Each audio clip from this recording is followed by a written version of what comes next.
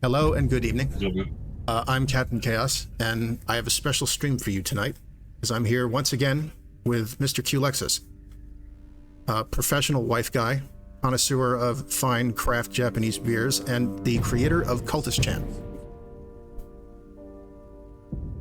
And we Hello are... there. Yep, there he is, the man himself. We are once again taking to the skies of Cascadia in Project Wingman. One of my favorite games, honestly, and certainly one of my favorites to come out like after the year 1999. Last time we were introduced to the world on fire, an Earth 432 years removed from the Calamity, a geothermal disaster in which the hypothesized Yellowstone supervolcanic eruption occurred. The entire ring of fire lit up at once and destroyed civilization as we know it. The world of today in this setting is largely controlled by a Pan-Pacific Federation, which is a resource-rich group of nations in what was Asia and China.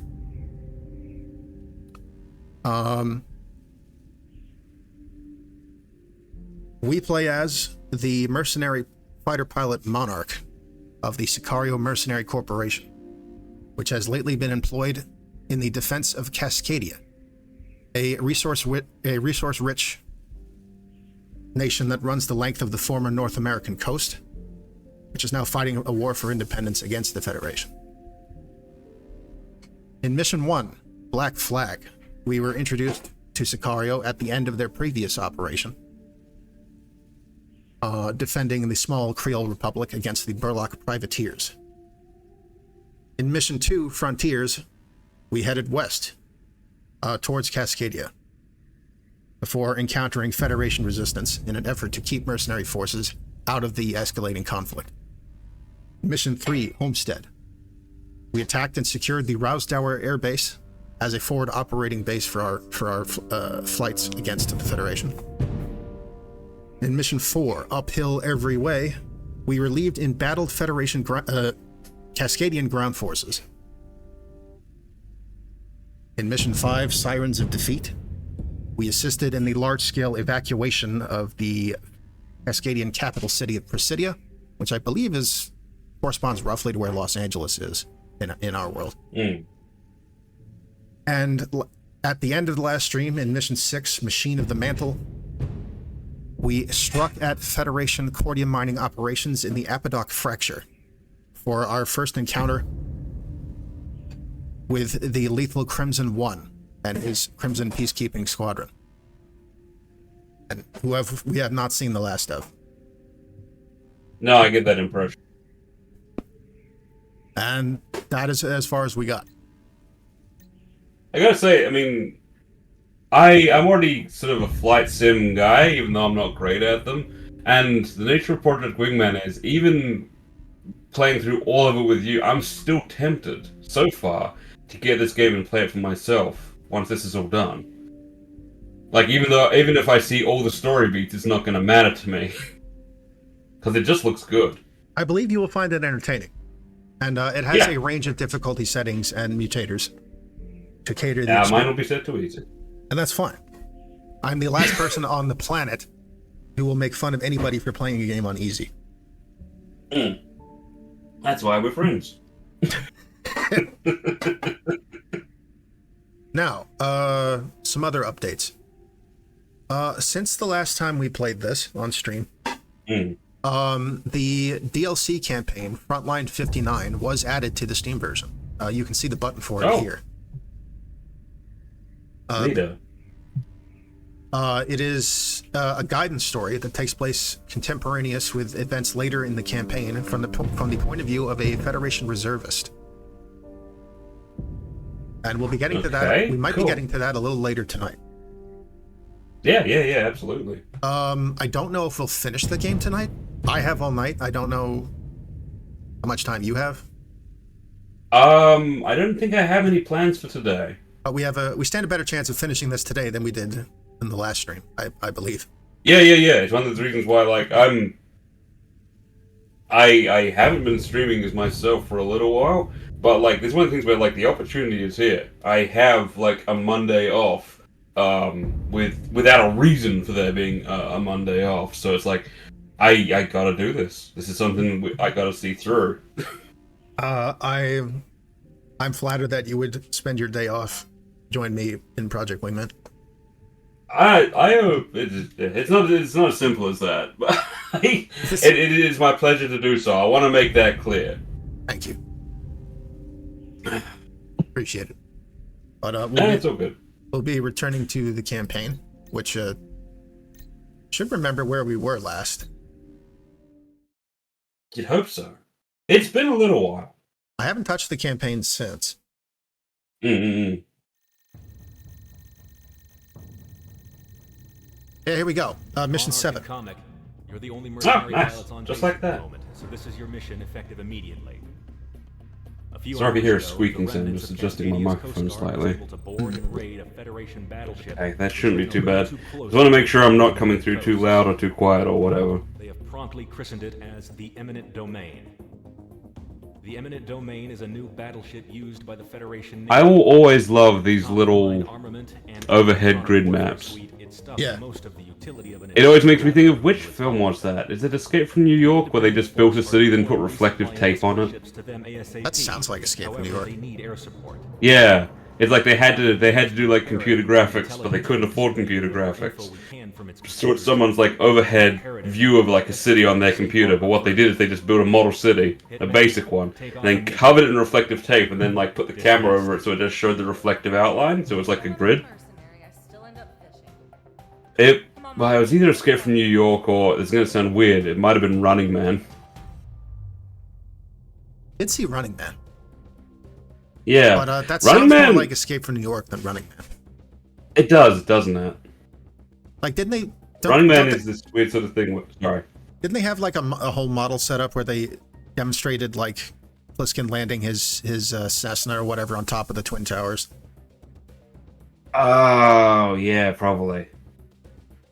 Um, You could not get me an Cessna. Rex, do you need me to turn the game up? The briefing dialogue sounded a little quiet to me, actually. It is a little quiet from my point of view, just a little. Rex says that you're coming in louder than either me or the game. Oh, good heavens! I will feel free to move a little further from my microphone. How's that? Sure. If anything, in the previous VOD, you sounded quieter than me or the game. Well, I've Certainly been through a very difficult relationship with the noise gate on my computer since, because I had this Sure. whole thing where there's one stream where everything's perfectly balanced, and then the next like 3 streams or whatever, it's awful, and I have no idea what I did wrong, and I had to like look up a tutorial for specifically my streaming software and specifically my microphone until I got it to sit right again, and now it comes through thunderously loud sometimes. Whoops. Yeah. So at the end of the last stream, I read out the lore entries that became available after the last mission, which was Machine of the Mantle, and those were after Calamity Era 2, Cordium Mining, Yep. Apodoc Fracture, and a page about the Crimson Squadron in general. Right. And as we discussed several times, as I originally said that the Harrier became available after Mission 5, and that wasn't correct. This is actually the point at which the Harrier is now available. Oh, cool. Which they call the Accipiter. And you explained to me that an Accipiter is a kind of bird? Yes, I believe so. Yeah. So we can get right into it. Excellent. I can take the Harrier out if you'd like to see it. I don't think I ever actually used it in my original run. I don't believe so. There's a few that I like the look of, I remember that. And that's But I'm a purely aesthetics-based guy Sparrow when it comes to planes. Game looks very dark on my end. Does it? It's coming through, but I mean, I can still see everything.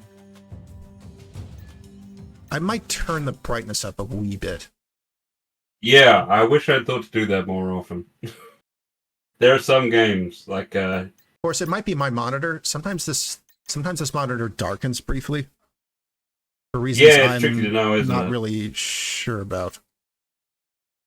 I turned up the gamma on Voices of the Void, for pretty much that reason. In some earlier episodes, I was like, I'm rewatching this and I can't see shit. I mean, Right. sometimes that's intentional. The game's but- actually already turned up a little bit, so we'll turn it up a little more. Whatever. Yeah, I may regret that later. it's possible. Rex says it also looks fine on his end, so Okie dokie. that looks a little better to me. Something that's now available that wasn't the last time you streamed this game, Rex says. Changing the HUD color. Oh, I love doing that. That's interesting. In Fallout, I always make sure everything's orange. Well, if you like orange, you're gonna like some of the later levels in this game. Excellent. Awesome. So, regarding mods, the last time we streamed this, I was using a singular mod that actually changes all of the aircraft models to be two-seaters, even ones that their real-world equivalents would not be, so that we could have Prez with us. Right. Since the last time we streamed and the DLC released, not only was that mod broken and not updated, but the mod it used as a dependency, which was called the Project Sicario merger, which a lot of other mods used as a dependency, was also not updated and broken, which broke essentially most of the mods for Project Wingman, and which have not been updated. But since I already told you this, I went and found another mod that all it does specifically is enable the dialogue from Prez and her equivalent in the Frontline 59 campaign. It doesn't change any models. Excellent. It just Yeah. toggles the dialogue flags. And I know that works because you'll notice that every single aircraft in this list has the icon next to it that shows two people, Yes. when normally that would only be the actual two-seaters. The strongest of which Yes. the strongest of which would be the F-14 normally. Yeah. But that's, that excludes like half the planes if you want Prez. It's got to be a compliment to a character that people make a mod so they can just have more of that character. When that character is literally the voice. Like, that's a testament to either voice acting or character dialogue or something. It's a heck of a thing. Rex says, a big problem I always had using first-person view was that looking at a bright cloud made the HUD completely unreadable with the white lines. That's fair. Ah. But let's look at the F-14 for a second, because there's something I forgot to mention last time we played this. How do I hand it around? Can I do that? Might have Can you to. go above it? Is that a Might thing? have to just Oh, wait for it to spin that way naturally. But hopefully you'll be able to see it, because I talked last time I talked about Monarch's insignia, the symbol that looks like both a crown and a butterfly. Appropriate. On the two-seaters, underneath that is a smaller insignia, and let's see if we can get a look at it as the camera passes by the tail. It might not. You can just barely see it. It looks like it's. You can just barely see it there, underneath. Yeah. It's a seal, like the animal sitting on a rock. Yeah. Because that is Prez's insignia. It's the presidential seal. God damn it. On any two-seater, Prez's seal insignia is visible next to Monarch's butterfly / crown. That's amazing. Yes. Yep. So we're going out without Diplomat this time. We just have Comic. I forget what Dip is doing right now. He might be deployed on another op. So we can take the Harrier or any plane preceding it for this next mission. Okay, I like the look of that one, but I would prefer to your judgment. Oh yeah, I remember we talked about that one a little bit because it's a Canadian plane that did not enter active service. I've got a real soft spot for those, actually. It's one of those things I feel like the last time I actually went to Canada, Scum hinted at this, and I just didn't friggin' get it because I'm dense. But right near where I land, like near the airport, there's this massive museum of experimental aircraft, including the Canadian-specific ones, some of which there's only like 5 of on the planet. Yeah. And she kept on like hinting at me, and I was like, oh yeah, not really listening, just staring out the window looking at snow. And then like when I get back here, I'm like, oh shit, we could have gone there. And she's like, yes, I was trying to tell you. Damn. Next time. But yeah, no, I I love experimental aircraft. I like aircraft in general, but As far as I know, the entire production line of this plane was destroyed, and I don't know that any survived today. I'm not certain. I know they've got one of those ones where they've got these massive jet engines in the wings itself, and then they swivel. So that it's technically it's considered a combination of a helicopter and a jet because they're like weird. the propellers are that big. So it's like an experimental VTOL. Wait, so like the Osprey? Similar. It's like a precursor to the Osprey. Yeah. So the let's see. It's much smaller. Right. The Avro Canada CF-105 Arrow. That's what this plane was based on. I wonder if they made a transformer ship like that. Cancelled February 20th of 1959. There's a full-size replica at which museum did you say you didn't go to? It would have been the one in Winnipeg. Okay, because there's a replica of the Arrow at the Canadian Air and Space Museum in Toronto. Aha, right. But specifically a replica. It's one of these things. I don't think when I go to Canada I'm likely to bounce around too much. If they had a Shinkansen, if they had a maglev train, I'd consider it. But they don't. And that country's a bit big just Greyhound around, frankly. Oh, this is interesting.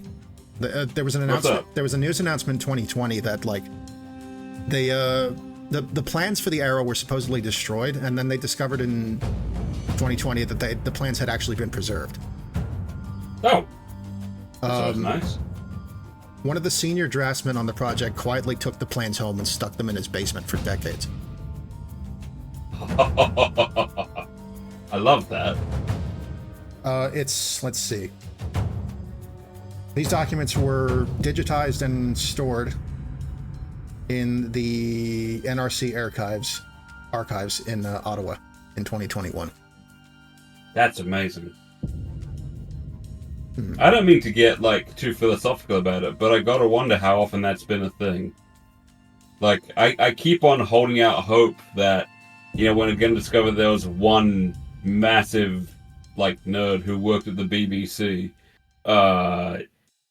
decades and decades ago, who took something home, died, forgot about it, and, like, we're actually gonna have, like, another, like, 5 or 6 lost episodes of Doctor Who recovered. Oh, yeah. I remember hearing a couple of years ago that the BBC had a standing bounty for anybody who had surviving, like, prints of Doctor Who episodes. Oh, yeah. I mean, it's their own fault. They were this thing like, no one's going to want to watch this show ever again. It's not going to be a cultural phenomenon. It'll never Just tape over it. It'll never catch on.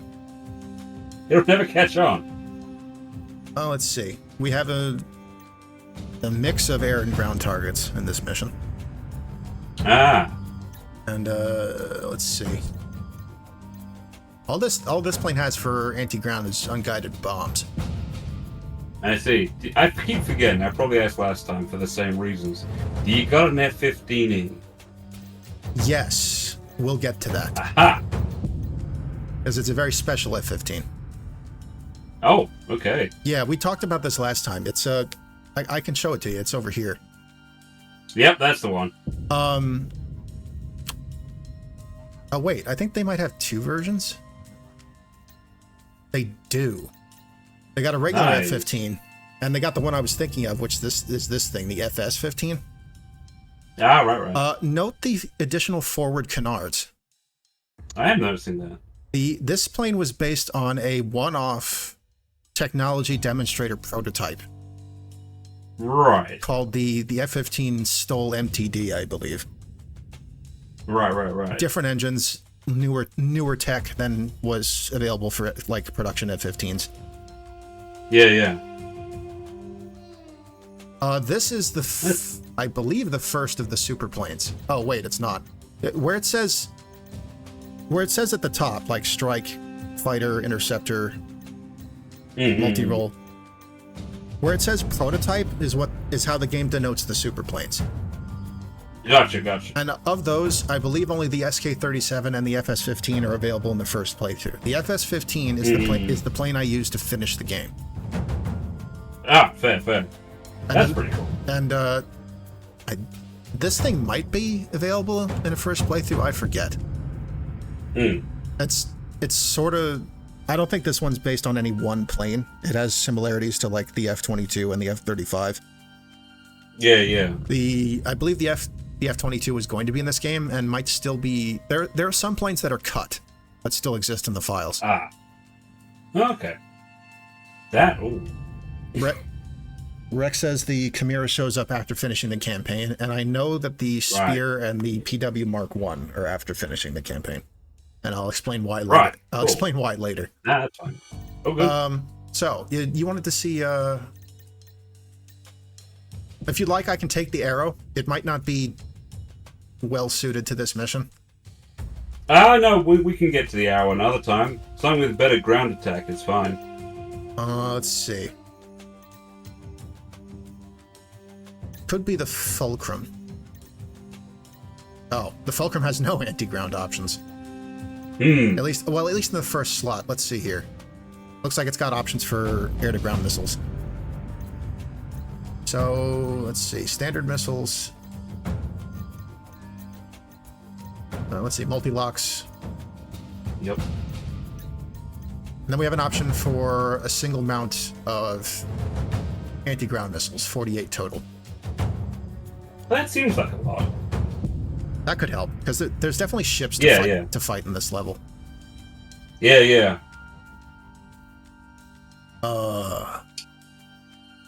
Ramming is always an option? Yeah, thanks, Psychic Hat. Rex says the VX-23 becomes available after mission 17, so fairly late in the campaign. I don't think I ever actually used that one either. But I mean, we can give it a shot. We're just playing on normal. Yeah. So I'll go ahead and take the arrow since you wanted to see it in action. I have to admit, I'm real curious. And that can take some multi-locks. And the air threats are the real problem anyway in most missions. I mean, I feel like they generally would be, right? There are a couple of notable exceptions. Yeah. Let's see. It's weird because I don't think I've ever played one except for an old Twitch stream where I played almost all of TIE Fighter, but that thing's got a massive the difficulty curve on TIE Fighter is literally a right angle. It's awful. I don't think I've played a flight sim since, but it's a shame because I found one that was okay because it's like it's biplane based. So, like, you're flying around in, like, a Sopwith, so it's not that fast. Oh. Trouble is, it's playable outside of it, but it's made for VR. So the controls are not great. Otherwise, I probably would have played more of it.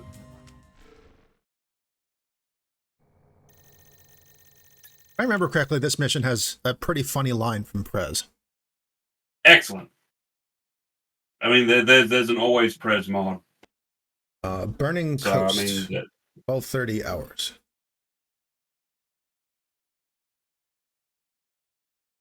Interestingly enough, every mission has an in-universe operation name. Oh, that's cool. This mission is Operation Seafarer. But I'm sure most people know it by the game name, which is Eminent Domain, after the ship we're intervening on behalf of. Well, that's the thing that I remember a couple people talking about it once, because there's a game. Rex says there's a game called... Sorry, you first. You're good. Oh, Rex There's a game called Operation... Sorry. I was just... Rex said he goofed. The Chimera is actually unlocked after mission 12, and that he used that oh, right, cool. That plane for his entire second playthrough. Anyway, you were saying about a game? Yeah. There's a game called Operation Stealth, and a couple of people were playing the game and pointing out that given that the game is about a stolen stealth bomber or an experimental Actual stealth bomber. The fact that the operation in universe is called Operation Stealth is a poor thing, because Oh yeah, that makes it I kind mean, of obvious, what they're doesn't doing it? here, yeah, the operation shouldn't be clear what the operation is about. Like Operation Paperclip, for example, that's really ambiguous. I mean, you can sort of say, well, a paperclip holds everything together. It's for gathering stuff, and it's there in an abstract sense, but it doesn't really tell anyone who's eavesdropping anything. But to their credit, the modern operations that you hear about, or I guess are allowed to hear about, or whatever you want to call it, they're not named much better than Operation Stealth. So somewhere along the way, the whole concept of what you name an operation was lost anyway. So Operation Stealth is a very, very strange game, because Yeah. they got like a licensing. They got like a licensing deal to make it a James Bond game, but only in the United States. And so in every other country, the main character is called John Glames. Let's see. John Gleans, okay. John Glames. The first mission, Black Flag, the unrelated cold open, was simply the Malinx incident. After the ship, after the ship that blew up. Mission 2, Frontiers, was the Battle of Fresnon Range. Right. Mission 3, Homestead, was Operation Carpet Dawn. That's not bad. Mission 4, Uphill Every Way, was Operation Water Stable. Yeah, that's good. Mission 5, Sirens of Defeat, was just the fall of Presidia. Not much of an operation, really. No. Just a hasty evacuation. And mission 6, Machine of the Mantle, was Operation Flash Hazard. Yeah, these are actual good operation names. They're better than the more recent ones you hear about in the actual world. And now Eminent Domain, aka Operation Seafarer. Yeah, that's good. That's genuinely good. Yeah. Alright, Galaxy getting on station. Hitman's down a pilot today. I want to say credit to this game for managing to make an evacuation mission still really fun. I get a sense of dread when I play those usually. Oh, I know he is. Normally I'd be able to monitor all of you at once, but this damn comm jamming is wreaking havoc with my capabilities. I would have given President a spare plane to run a spot, but I don't know if anyone else can stand being Monarch's Wizzo. That and I know the boss gets pissy when people start taking positions. Yeah, I've seen her fly before. Good call. Eat my ass, Galaxy. Anyway, heads up. This is resupply ship court. We'll remain on station for the eminent domain to link up with us. Roger all. Highlighting Federation ships One of now. the- Hitman, sync any and all contacts in the area before eminent domain gets here. One of everyone's favorite presidents. Oh, yeah.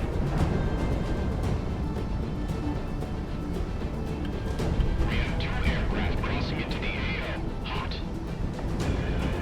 There we go. Awesome. Back in the saddle. Remain in current holding pattern. Do not stray. Then rally up and zoom out for attacks. We have to hold this position to trap that battleship. Oh, I got one with that. Nice. Yeah, you don't always hit everything shooting a bunch of multi-locks dead on into an oncoming wave. I think it's worth a shot. Affirmative. Oh yeah, we're above the storm. That's cool. Occupied. This must be a reconsider. So they think because we only sent 2 planes that this is going to be easy. Oh. They haven't figured out which 2 planes they sent. Let it fly. I love it. I line this guy up here. It's always satisfying. Yeah. Rebels can steal a battleship. Think about how that makes the rest of the feds in the region look. Yeah, that's got to be embarrassing. I think it's one of the things we lost with the modern arcades is that there used to be a bunch of games where you like actually sit in a cockpit. Oh yeah. I played a helicopter game that had like it had a seat that like rocked around on sort of like a movement cage thing. Oh, that's awesome. But was I about to talk about? Oh yeah, in Ace Combat Assault Horizon, the one that has the lock-on like dogfight mode pursuit system. Yeah. They did they rendered the explosion effects in such a way that it looks like the enemy planes bleed oil onto your camera when you shoot them. The tagline was like, "Make metal bleed." That's pretty hardcore, I guess. Yeah. I feel like it would get in the way of your view, but It's not as it's not as bad as it sounds. Yeah.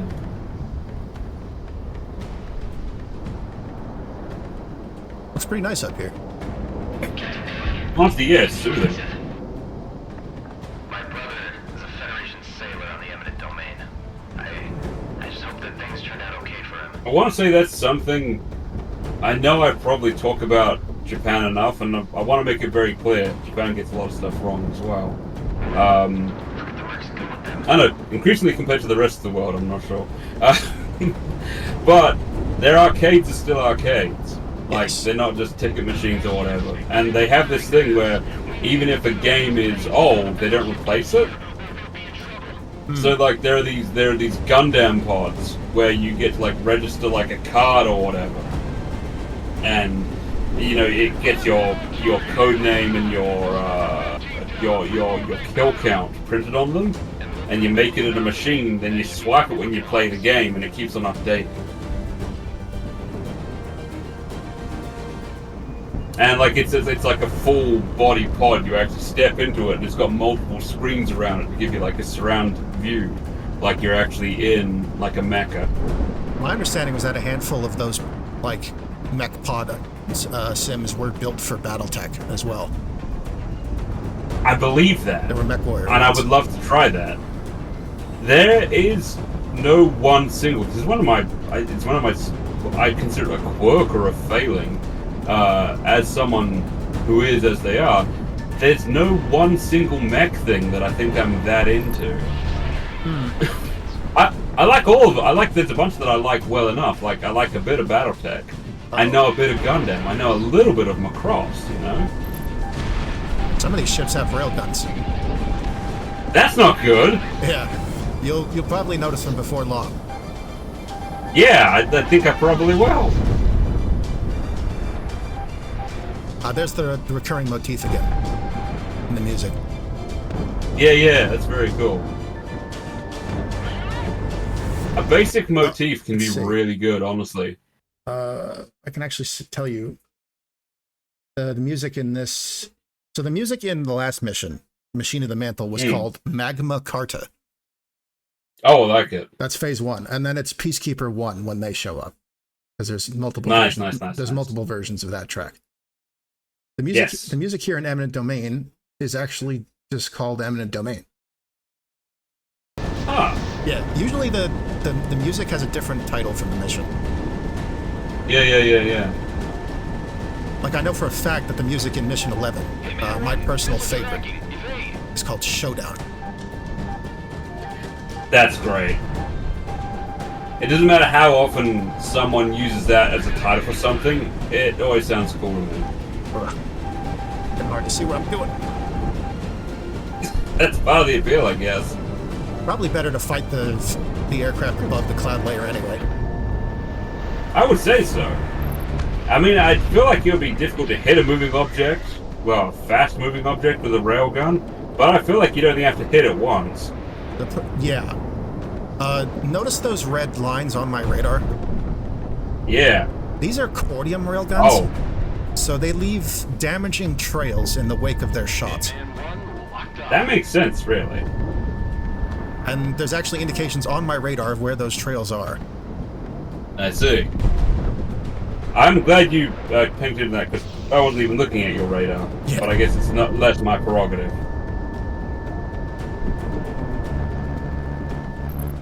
I think we need more flight sims, you know. By the way, here's what the cockpit looks like in this plane. I love it. Yeah, pretty traditional looking. Yeah, I'm a big fan of that. It's like it doesn't matter how old I get, if I go to like an airline or railway museum and they have like a cockpit that's just all the buttons and switches, I still go to town on that thing. Yeah. I've had the opportunity to play Steel Battalion before. Oh, jealous. There's a room at PAX East where they set up like 10 consoles with the controllers. Just Yeah. a whole room dedicated just for local death matches of Steel Battalion. I would literally just buy the controller to have. I have this thing. I actually won it twice in a row my first time playing it. Hey, nice. I mean, it's not like I have a massive amount of experience, but like, from a sheer getting the mission completed point of view, I consider you like an above average gamer. Well, thank you. I try my best. There's some games I'm really not very good at, including most platformers.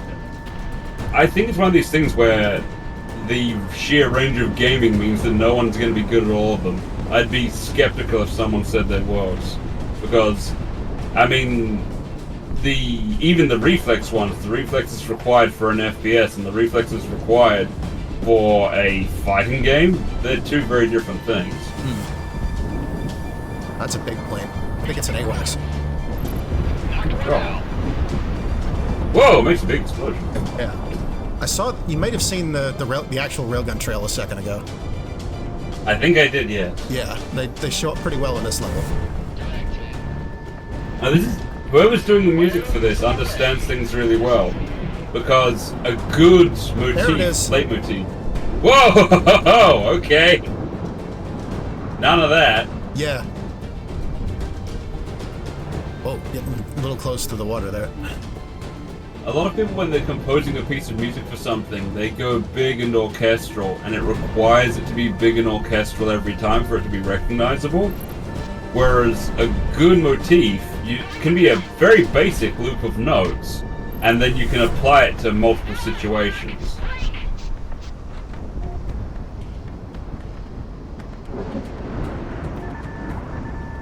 Like, I mean, the little Darth Vader series of notes, the Imperial March. Yeah. You can make that intense, but they've also they made a sad version of it, because the note progression is basic enough that you can just take those notes and go, okay, we're gonna make it adagio, folks, and then, like, yeah, that to me that's like a bit of musical theory that I worry that, because I mean, this game's not an example of that. Obviously, this game's getting it right. But there's a lot of games out there that, because they have access to a big sound, the fact that they can play any instrument they want, the fact that they have the budget for an orchestra, it's just this wall of sound. And it sounds dramatic, but if you actually had to recreate, oh, how does the tune to that game go? Like, what's the theme to that game? It's like, I don't know. I don't know how it goes. It's just a wall of sound.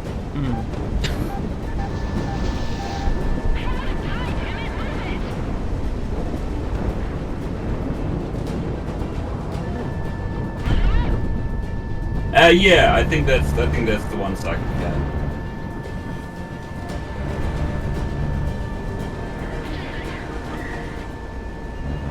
As cynical as I get about Star Wars these days, I still really admire the original soundtrack. Yes.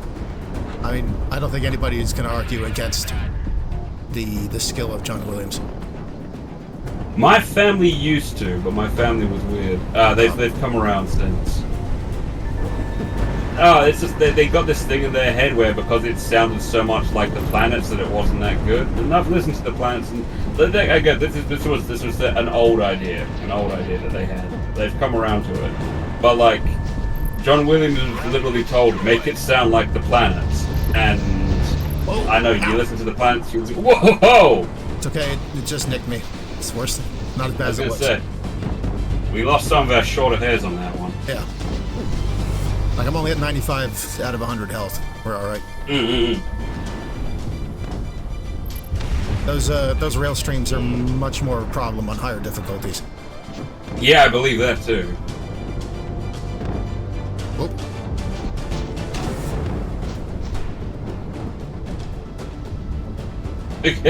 Do they not have much else to shoot at? It looks like they're really going for you.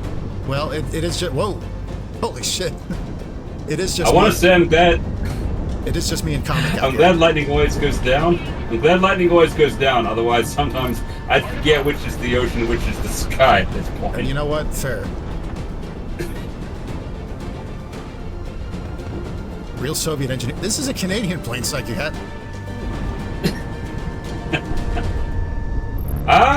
It's possible they got some Soviets to work on it, though. Oh, maybe. Because, I mean, like, the general story is that, like, at the end of WW2, there was, like, a split of engineers and scientists from the Germans.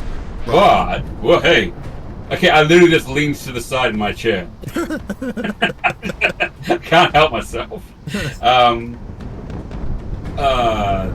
For whatever reason, Winnipeg and parts of Canada have got like a massive sort of population that evacuated.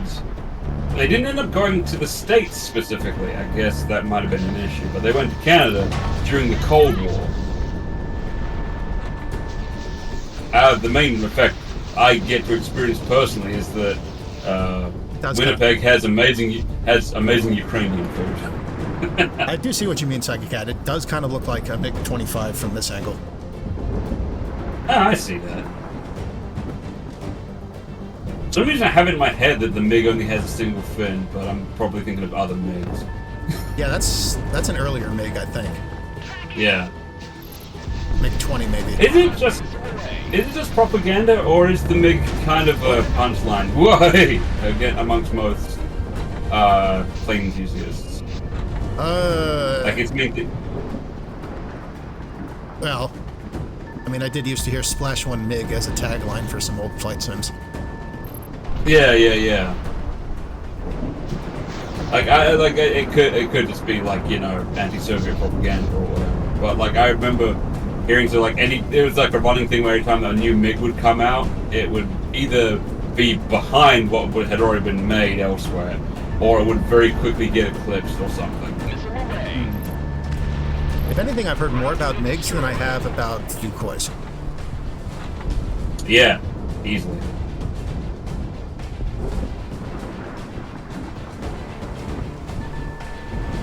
Hitman 1, good zone.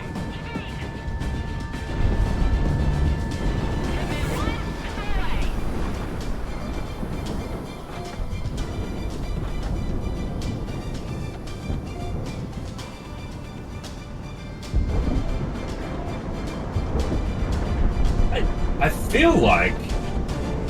Oh, Comet got that target, actually. Well, it's nice to have teammates that actually do something. Yep. That's one of the bigger flaws I have with TIE Fighter. When the mission gets difficult, you feel like your fellow TIE Fighter pilots are pretty much the same as the ones that appear in the movies. Monarch, you're locked on. Yeah. I mean, I think in TIE Fighter there's even a mission where you get to fly with Vader, and even he's fucking hopeless. Really? I don't think I must not have gotten that far in TIE Fighter. It's difficult, I'll be honest. I don't think I played X-Wing TIE Fighter and X-Wing versus TIE Fighter, but I don't know that I've finished any of them. I might have finished TIE Fighter once, back when I was a small child, and I only had like 3 games on my computer. I did my best gaming then. Like, I beat the original Rot. And I don't think I can do that now.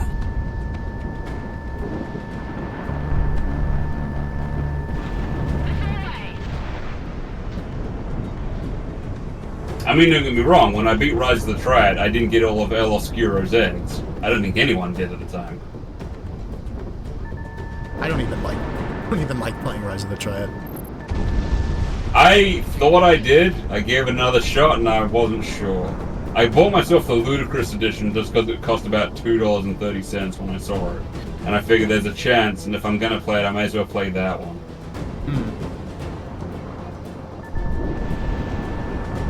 I mean, I had such nostalgia for Rise of the Triad, I bought the, what was it, the 2013, 2015 version? The one where the shotgun fires tiny missiles. You're talking about the remake, right? I think that was 2013. Yeah. 2013, alright, there you go.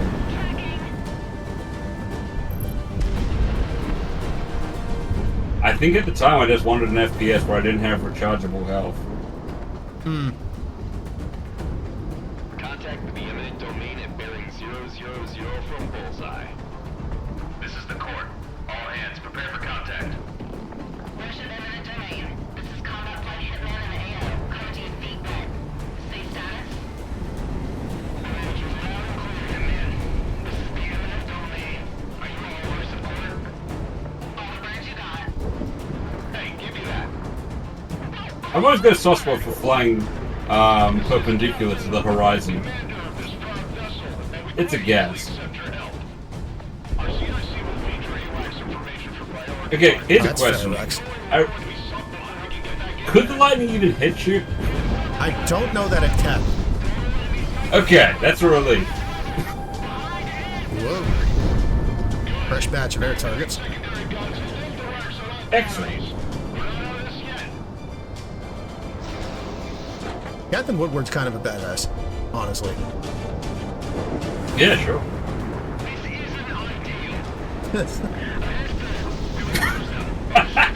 Sorry, I love call-outs like that.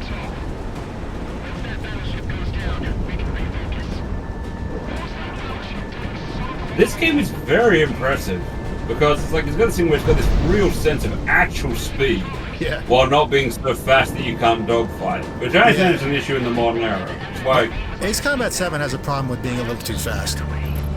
yeah. There's one thing that I always liked about TIE Fighter and X-Wing is that theoretically, you're meant to be going like even faster than any modern jet, and yet it still has dogfight mechanics. And I don't think dogfighting, as we understand it, has existed since, what, the 80s? Maybe the 90s, but like, modern aircraft, modern fighters are too fast for them to dogfight. You can't really... Yeah, I think we talked Like, about this. I think we talked about Yeah. this in the last stream. Like, my impression is I that think we probably did. you are not likely to even see your target in a modern air-to-air No. engagement. No, not at all. I also don't know how often those even happen since the Cold War. I'm not sure it's a thing. Like, I heard that there was some whole thing where like an F-22 shot down a Chinese like weather balloon or something, and that was the F-22's first confirmed kill. Yeah, And that seemed utterly laughable to me. Like, how much did that fucking plane cost?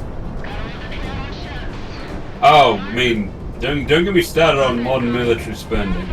Don't get either of us started, I guess. Yeah. Like,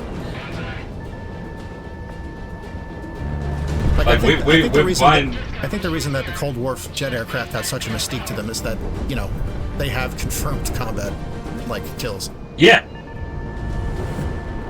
Exactly. It's. I mean, I keep thinking. I don't know if it's been done yet, but I think when it comes to flight sims, combat flight sims, we need to go further back, and I want to see one that's all about the evolution of World War I planes. So, like in your early missions, you don't even have weapons. So in your early missions, you literally have to like point a revolver out the side of your plane, like they had to. There's a... Let me look at the chat for a second here. Psychic missed a little bit because of an ad. Ah, yeah. Rex was saying that Project Wingman is a lot better about allies being useful in combat than most games. Yeah, for real.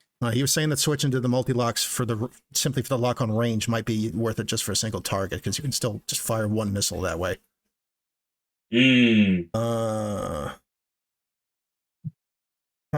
Psychic Hat says there was an air engagement between India and Pakistan jets recently. Sure that went Really? well. I'm sure that went well. Yeah, no, those guys are classically getting along with each other better all the time. As I understand it, that is a... I don't want to wade into that too much, but as I understand it, that particular rivalry is rather vitriolic. Yeah, it can be. The issue with it, I'll glaze over very briefly just because I know someone who's semi-hemi involved with it. A lot of the issue is that regarding the actual conflict, most people in those actual areas are not really looking to stoke that fire that much. They're not. It's not really a thing. Most people just want to coexist and get along with their lives and, you know, not have any more shit heaped on them. However, there is a contingent of the original people who split off back in the day who are living very, very safely in Alberta and Toronto, that because they were the ones who were rich enough to get away, they're still influencing the rest of the media and keeping everyone sort of shook up and mad about it, even though they're essentially the ones who were originally mad and their descendants are the ones who were originally mad. Everyone who's actually living, well, not everyone, but most people living in India and Pakistan, this is what the guy was telling me, for what it's worth, are just trying to live their lives. Whereas these splinter groups that are from the original Angry Bunch, that are now living safely overseas, are still trying to rattle cages and keep everyone mad. I theorized to him. That sounds oddly familiar. Yeah, I theorized to him that, like, the people who are keeping people mad have money involved with the weapons of war, and he said it was very likely. So. Oh boy. Yeah. Oh, no matter where shit. you go.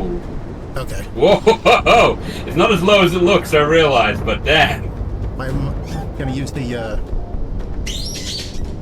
this HUD for a minute so I have the roll indicator. Give me a better idea of which way I'm facing. Whoa! Whoa! Oh, jeez. Sorry, I'm actually flinching. That's incredible.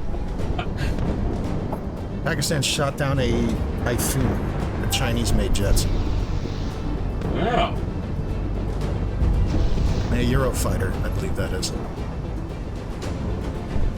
I think, yeah, all three of us would have different approaches to the game because, as weird as it sounds, I would probably be using the cockpit.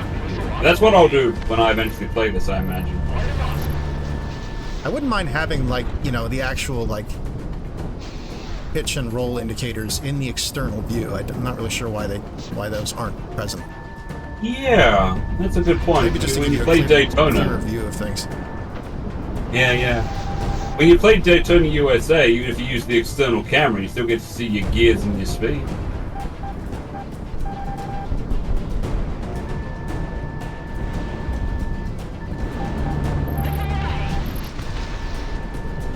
Ship down. I'm not saying it's something I'd Oh, actually want. Which HUD do you use, Rex? He uses the one that's just the open screen with just the... Yeah, that one. Okay, yeah. I mean, if you're playing with a big screen and a joystick, I think it'd be the way to go, yeah.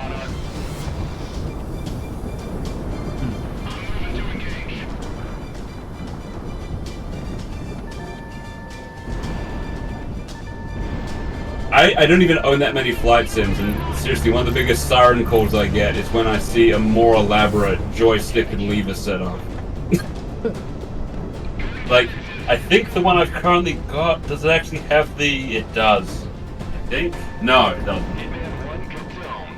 It's got like a lot of buttons and stuff, but I saw one the other day where it literally has one of the panels that you have to flick open before you press the button. That was like a mermaid on a rock to me. The Steel Battalion controller has those as well. Exactly. There's a lot of shit you gotta press on the Steel Battalion controller just to start the mech. There's the eminent domain down there. Oh. I feel like I mentioned this before, but isn't Steel Battalion the one that when they re-released it, they made it motion controls? Yes. What were they fucking thinking? Steel Battalion Heavy Armor used the fucking Kinect, and I tried to play it at PAX and it was barely playable. And when the game released, it completely bombed, like harder than the original. Yeah, can I be honest? Like the only motion controls game that I think really works for me, outside the WarioWare ones, which I'm not sure if they count. I played.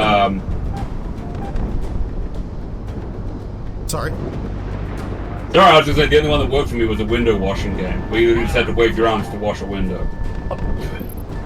I played a mech game for a VR mech game called Vox Machina with my HTC Vive that uniquely used your head movement to aim your weapons, and that felt very natural. Like the game played really well.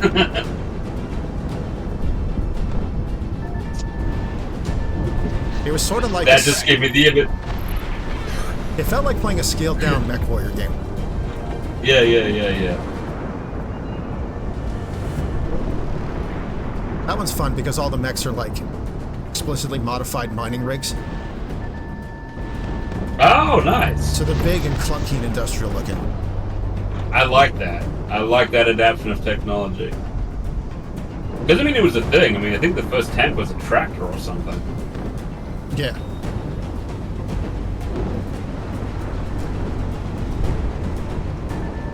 Certainly, depending on the country, it was a Like tractor. it's like the Lehman Russ in 40K. It explicitly is a tractor, if I remember correctly. Yeah.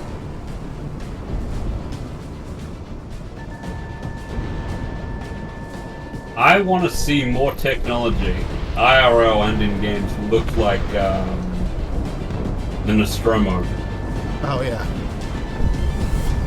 Like I can't stress enough. The first electronic vehicle company to ditch fucking touchscreens for your car controls and give me big chunky buttons that I can feel without looking at them is the one that's going to win. Because I mean, I need to be able to adjust my air conditioning while I'm driving without looking at it, and a touchscreen doesn't do that. Shouldn't need a co-pilot to go to the shops. Monarch, good luck. This actually has the option for VR as well. Actually, if I remember correctly, I talked about it during the very first mission. Right. I originally bought this game as something to play with my Vive, and I wound up enjoying it so much that I beat it before my Vive even came in the mail. Yeah, that's an indicator. Yeah, and then I tried it. It tried it in VR, and the issue with playing this in VR that I found was you can look anywhere with the VR headset, but like the crosshair is still like bound to the heading of your plane, and it's Right. It's harder to aim in VR. Yeah, it would be. And also the resolution of the like in-headset monitor like screens is almost not good enough for you to be able to read any of the text. Ah. Well, it's still emergent technology. Yeah. On some level. Oh, okay.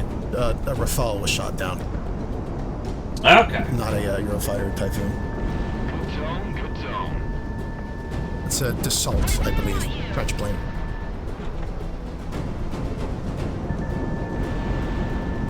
I don't think there were Rafales in this game, but Dassault planes have made appearances in Ace Combat, if I remember correctly.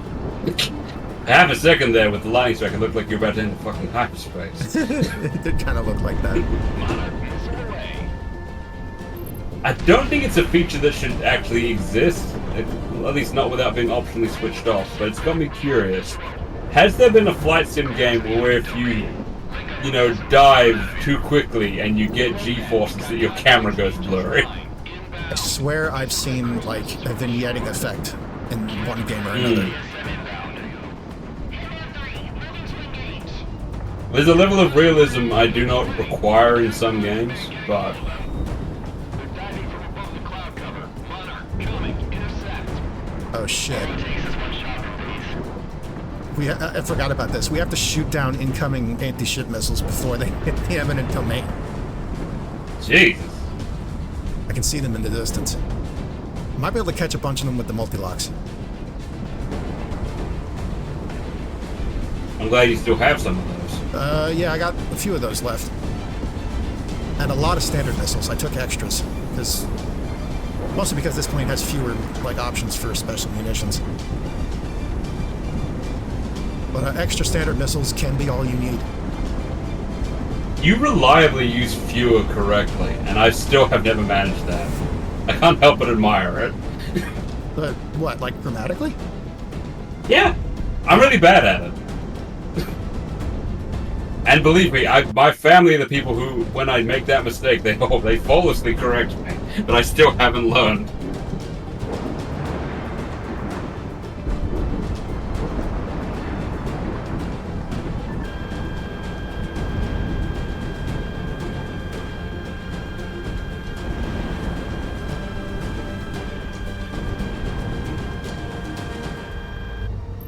Not one. Nice. We're almost off the map here, so I gotta be careful. Yeah. Baby dragons.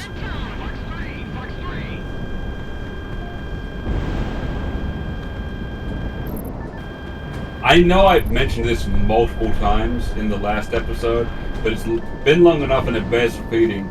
The explosions in this game are great. Really meaty. With a good glowing center.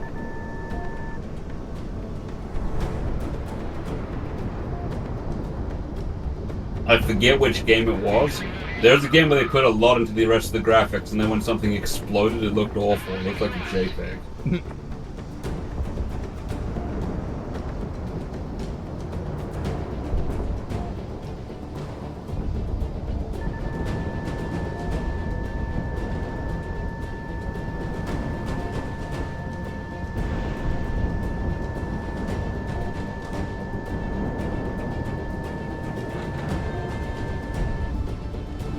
Here's the thing.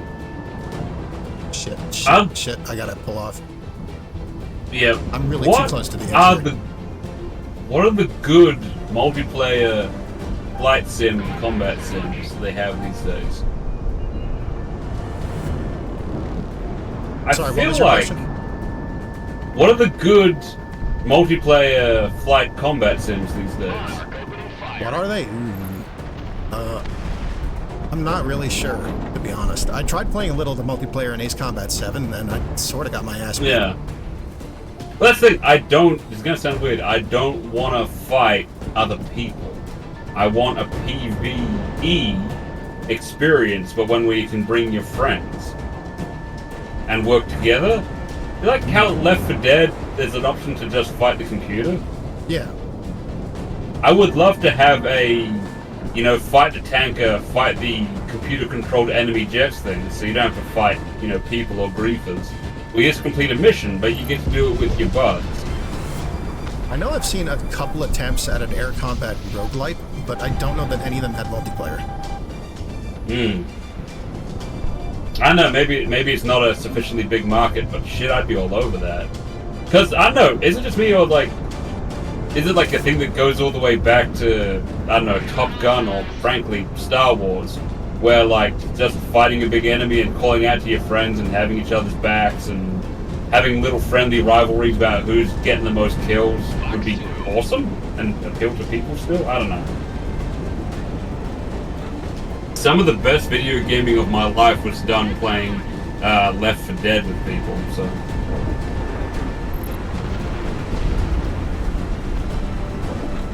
I keep on wondering if a mecha or jet version of that would be good. Whoa. What was that? Hey! Some kind We of got a subscription.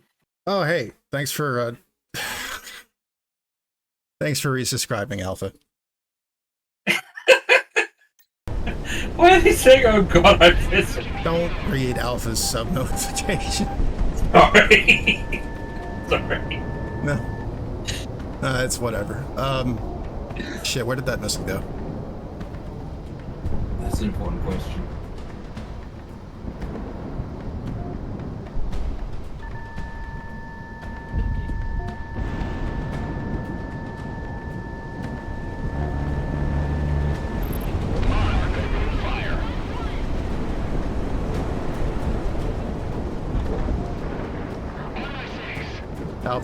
Alpha's a character. I get that. I'm getting that very quickly.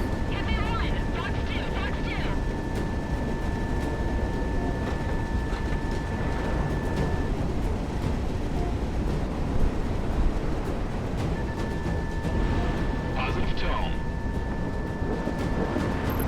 Thank goodness for active radar. I was gonna say, I can't see shit, Captain.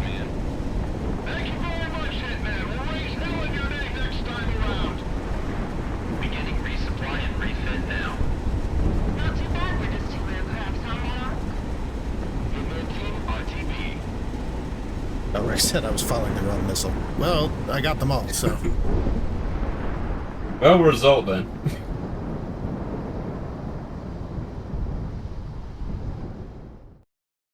So, hey, Made it through that. Nice. The eminent domain has made it to Allied waters safe and sound. Its repair and refit will ensure that we have the advantage near the coasts and at sea as long as it's afloat.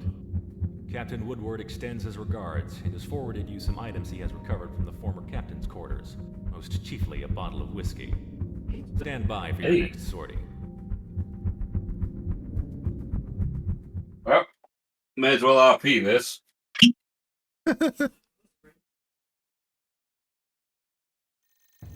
And cheers, bro. I'll drink to that. And there's the hydrate One redeem. of the vast advantages that the Hey, Federation nice. has over I'm not sure this Cascadia qualifies, is their absolute control but I do have a of logistics. Pocari Sweat next to me as well. Factories and states that we can't even touch are pumping out equipment and supplies for them at a pace we'll never be able to match. However, Okay. we all have to get in the country somehow. Okay, this thing I didn't realize. Train is one carried out Because it's an isotonic drink. now that the eminent Pocari Sweat can go off. I didn't know that. Federation ports. Whoa! Civilian traffic has remained largely the same thanks to Federation communication protocols. The reality of this conflict has been kept hidden, courtesy of the Solana communication facility in the Aitor Desert. This mission is as follows. Mercenary and allied pilots will be dispatched to various points along the airways, knocking out Federation logistics aircraft and grinding their resupply efforts to a halt. By striking in broad daylight, we can openly challenge the Federation when they think they're safe. Remember, it's imperative that no civilians are harmed in this this is that operation, mission. so engage carefully. Bit tough. Careful's my last name and safety's my Well, mom. this is the mission where Let's go there on. are civilian passenger aircraft in the AO. Oh, Jesus. So we need to check our targets. Right. I thought this mission came up early in the campaign, but this is this one. I know that even with sufficient warning, I'm going to bin this the first 3 times I do it. That's correct, Rex. This is a bad mission to take multi-locks to. Okay, yeah. How about we just have none? Well, I'll take as few as possible. But Yeah. to High Fleet. Wait, what about High Fleet, Sucky Cat? That you're talking about that's side-scrolling game with the massive blocky airships, right? On the Soviet-flavored, like Kazakhstan-flavored desert colony planet. Could still be fun. I've seen videos of it. Let's see here. It's time for some lore, once again. Yeah. After mission This 7, mission map is... after mission 7, the F-18 becomes available, as well as the SK-27, Nice. which I believe has the NATO reporting name of Flanker. Ooh. This mission map makes me really, really want some tinned pineapple. Let's see, files. Let's see, world entries, Burning Coast, which is where we were just fighting. Here. Remnants of the calamity dot the northern Pacific along the Ring of Fire. Volcanic activity and geothermal hotspots naming this region of Cascadia's territory. Yeah, fair enough. Well, that's actually a pretty sensible name for it, then. And then under pilot entries, we have the eminent domain. Named after its capture by the Independence Force, the eminent domain is a state-of-the-art Federation battleship, now serving as the flagship for the Rebel fleet. As fast as destroyers, able to perform hit-and-run attacks with its massive armament, its presence on the Cascadian coastline has created a new play for the naval war. Elsewhere, it is called the shell emplacements along the coast, further deteriorating Federation security in the region. So Alrighty. we've stolen ourselves a key asset. Nice. And a note about spy ship Cat Eye. There were a couple of those. Let's see. A Federation intelligence ship stationed off the coast of Cascadia. Cascadian spies, however, prior to its sinking, discovered that its goals in the region were entirely unrelated to the Cascadian conflict, and instead was tracking rumors related to the mercenary cabal, missing since the Oceania War. Captained by Captain Edwin Yu. Fucking cabal. So that was a specific ship that we sunk in the last mission that was not here for the Cascadian Independence War, which is interesting. Mm-hmm. Possible sequel hook? Frankly, I'm not sure if we're going to get a sequel. That would be cool, though. I don't know if the right games get sequels. But that's all for now. It'd be nice. Yeah. So I need to be careful what I shoot at here, which I'm sure. Yeah. I'm sure I can manage. Non-hostile targets are marked accordingly. That's good. That's very good. I think that's important. So the F-18 is available, the Hornet, which multi. I got a soft spot for the Hornet, I admit. Yeah, and the what is it? The SK-27. I like that one because it sounds like a droid. Yeah. I'm actually not sure that SK-27 isn't the name of the droid from specifically the Star Wars Hotel experience. Oh. So the Flanker is a fighter, and the Hornet is tagged as multi-role.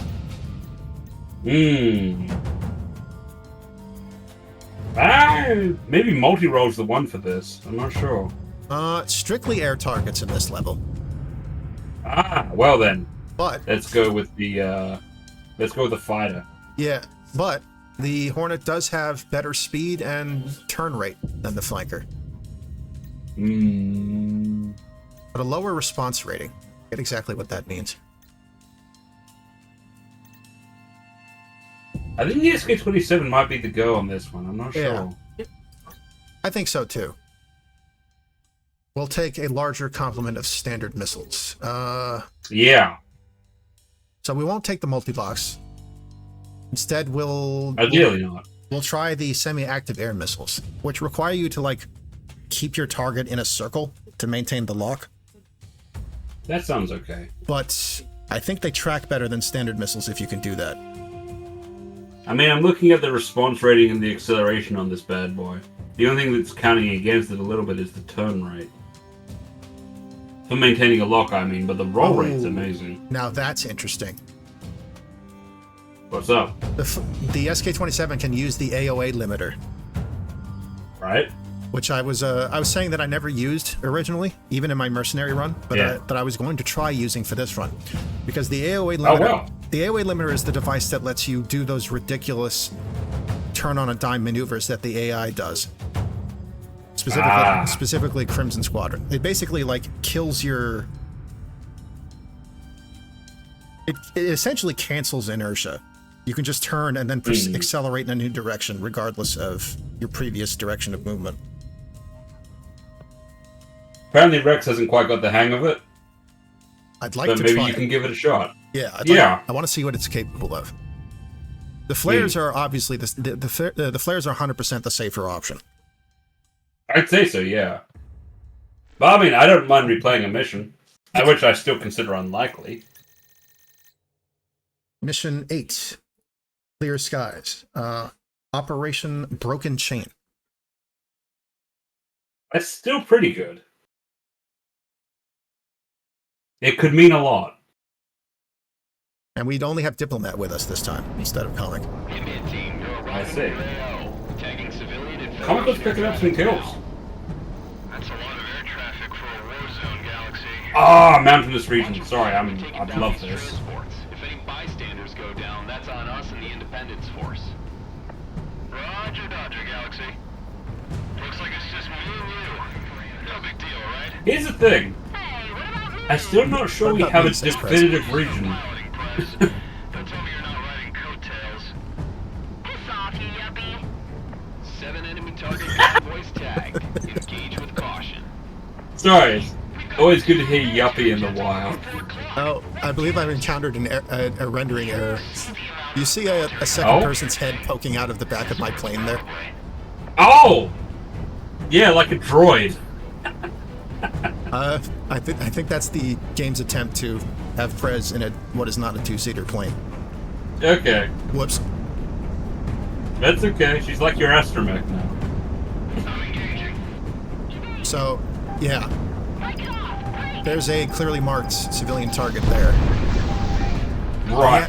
Oh yeah, the AOA limiter. How did you even do that? Well, that could be an interesting experience finding out.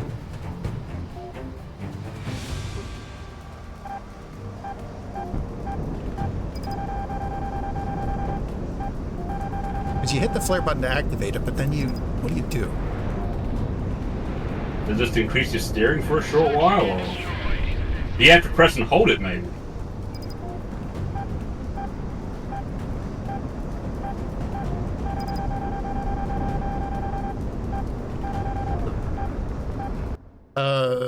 Let me look this up. Just find out real quick.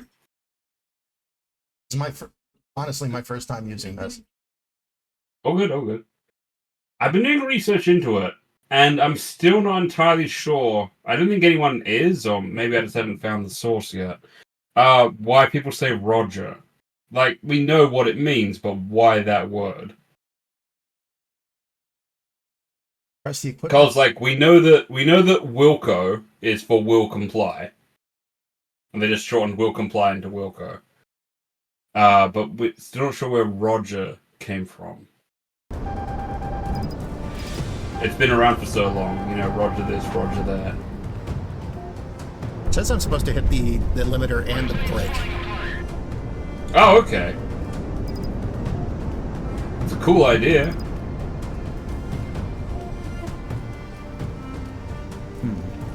Not sure I did So it's that like a correctly. handbrake. It's like a handbrake turn. Effectively. But I'm still Yeah. not sure I'm doing it correctly. You seem pretty maneuverable. Maybe I'm doing it and just not noticing. Maybe.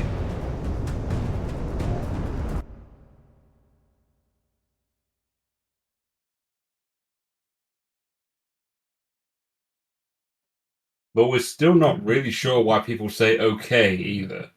Oh, Like, yeah. we've been saying okay for so long, where it's like it's a struggle. Like, the best guesses is it's a derived from another language. The theory I like, that I think makes some sense, is that if you say oh yes, as a Scottish person, it comes out as okay. And I'm wondering that people just heard that as okay. Oh, that was it. Because it means I just did it. Whoa! That was sick as hell. Okay, you gotta.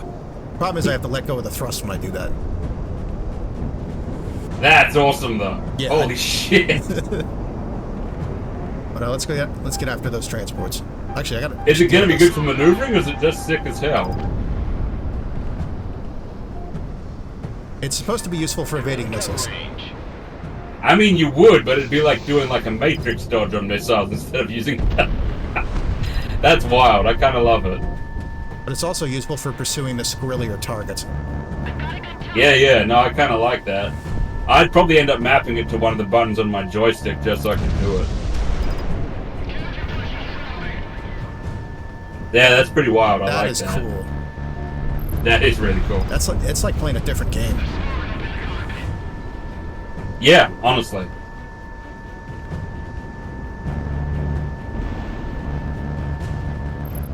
Was it Star Fox where you just have a dedicated roll back to the mission button? Roll back to the mission. There was some game I was playing where if you like lost track of where you were going, you pressed a single button and your fighter went like lurched around and you were suddenly pointing back towards the next closest enemy. Uh-oh. I don't It remember was that. I don't remember convenient. that in Star Fox. No. I think Star Fox had the one where if you hit the boundary, it just slingshotted you back. The only thing we have to watch for is the thing where it automatically cycles to a new target after you're destroying something. Doesn't know. Yes. Doesn't know. That function does not know not to target the civilian planes. Yeah. So I just. What just happened? Oh, I'm tracking a cargo plane that was just shot down. That wasn't you though, no. right? No, I shot down I set up a military cargo transport. Get the attendants to shut all windows right now. What? Got nicked. Whoa! It made a very satisfying clang, but Yeah. still. Oh, goddamn! We're caught in the crossfire up here. The Federation Charter denotes that all civilian AOEs are subject to military traffic. You know that. That was dip. Yeah, okay, fair enough. Enemies marked by good tone.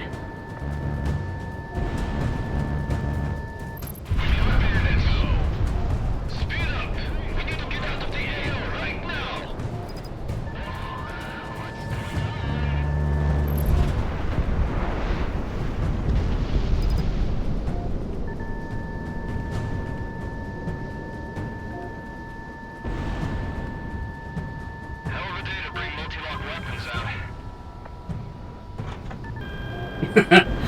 Right, so they specifically addressed that in game.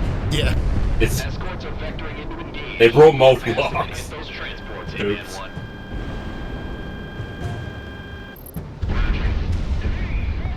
So this is the semi-active missiles. Mm-hmm. Better tracking. That's probably the way to go. Better tracking, provided you keep your target in that circle that showed up. I always consider that part of the fun. Like, what is it? Like in Star Wars, where Vader maintains locking, he just goes, "I have you now," and that's sort of part of it. So the Federation just grounded all civilian flights. Probably should have done that sooner. That's smart. Yeah, yeah. I'm gonna say there was some sort of communication error. Why would the Feds send us up if they're expecting something like this? Yeah, good question. Hmm.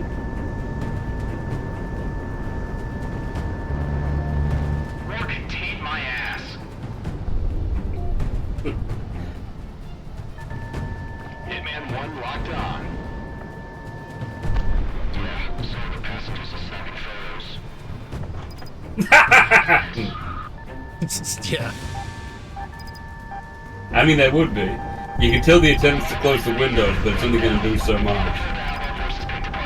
Somewhere in this mission, that you hear a thing where the Federation air marshals are going around like confiscating people's fucking phones, like on the on the civilian flights. Forces reconsolidated, but we're gonna spend the rest of the war disorganized. I love this AOA thing. Yeah, yeah. Did you ever take a flight in the 90s? Like did I ever like actually an get on a international plane flight? in the 90s? No. Yeah, oh, right. I It's like- taken many flights at all, really. Oh, fair enough. You get that. I mean, I probably only have because I'm from a remote island that's not really near much. So I mean, we barely have the concept of a road trip. I mean, I think if you take the Great American Road Trip, if you drive for 8 hours, I could be wrong about this. If you drive for 8 hours, depending on the direction, you might drive into multiple states. Yeah, I was expecting that. Hitman 2 Whereas, I mean, 8 hours is the shortest distance between any capital cities in Australia. Stay close to us. We got the head for one Lex up But no, I only mention it because before everyone had their own little screen, the way they would, the stuff they gave out on flights used to be awesome. There's this thing, I still have one somewhere.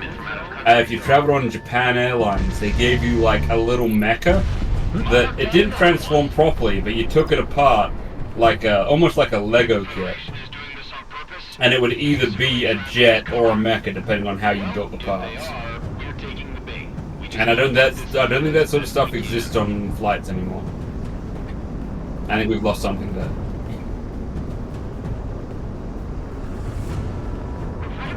I would have liked Also, a they used to give you a Happy packet. Meal toy from with my in-flight meal.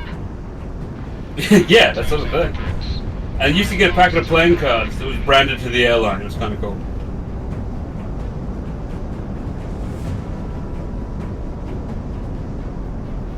We're sitting ducks.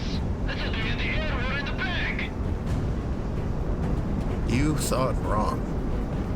Make sure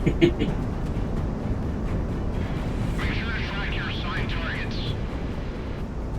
We went back to Roswell. It's the only book big enough in this damn country for us. That's a great lock. Got him. Yep, got him. Man, what the hell else has the Federation lied to us about?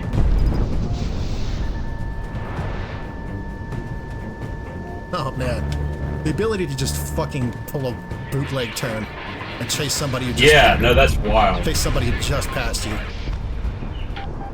It's experimental, but I think it's kind of sick. Mission status sick. Yeah, pretty much. Of course, I gotta avoid the missiles the old-fashioned way. That's true.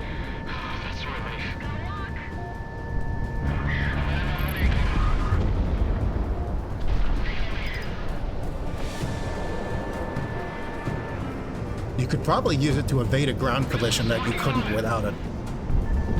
Yeah, honestly. It's like an extra dimension of maneuverability. That was close.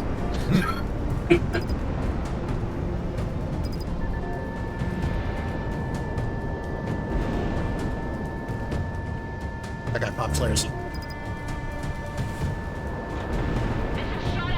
He did it again. Oh, not soon enough.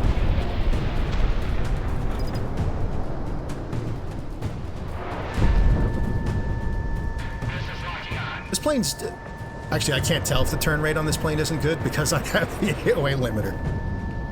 It makes me think that if you were flying the Hornet and you had the AOA limited, it might be fucking insane. Have to see if it can use it. We should check if it can use it, I guess. Yes, sure. Because, I mean, one of the things I noticed was this plane has a good roll rate. Oh, yeah, Rex didn't know that you had not to a good turn rate. hold the... In my case, you click in the left stick and hold left trigger at the same time to use it. Yeah. Because that left stick normally activates the flares, but it's the button for where that equipment slot is. And then left trigger's the brake.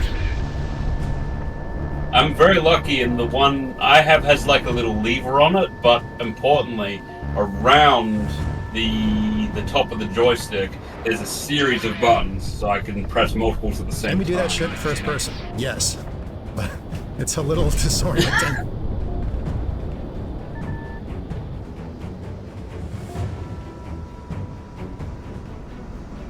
Oh, could you pull turns like that in Hawks? Tom Clancy's Hawks? Oh, shit. Good thing you can clip through fighters. Okay, good. Not the transport planes, though. We gotta watch out for those. Oh, right. I mean, those should look pretty different. And the airships, of course. Honestly, I would have thought the passenger jets... I would have thought the passenger jets would be traveling at a fundamentally different speed to everyone else and no longer be visible. Yeah, it sounded like Federation Air Command advised, like, the civilian flights and the military flights to go to different altitudes while this fight was going on. That's a good idea.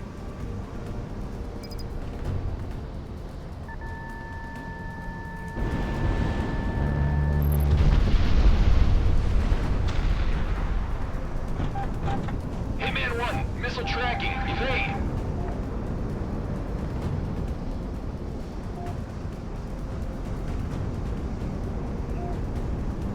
And it's kind of nice up here. Yeah, I mean, it's not what we're here for, but the scenery's really nice. Yeah.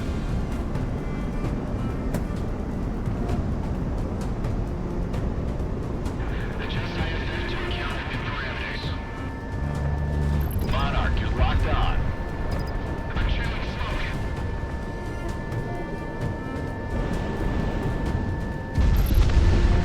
smoke. Whoa! Sorry, flying through an explosion is always awesome. Always gonna get me. Fox 2.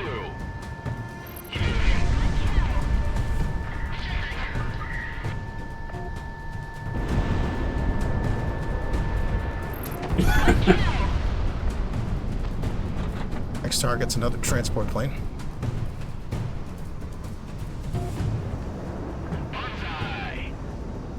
A little earlier, Dip asked Galaxy if he thought the Federation was deliberately flying through civilian air traffic as cover.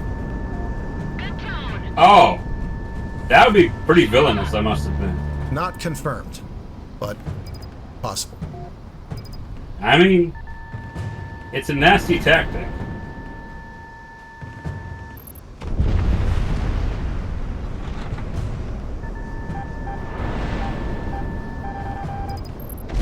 That guy flew right into those missiles. Holy shit. He was eager.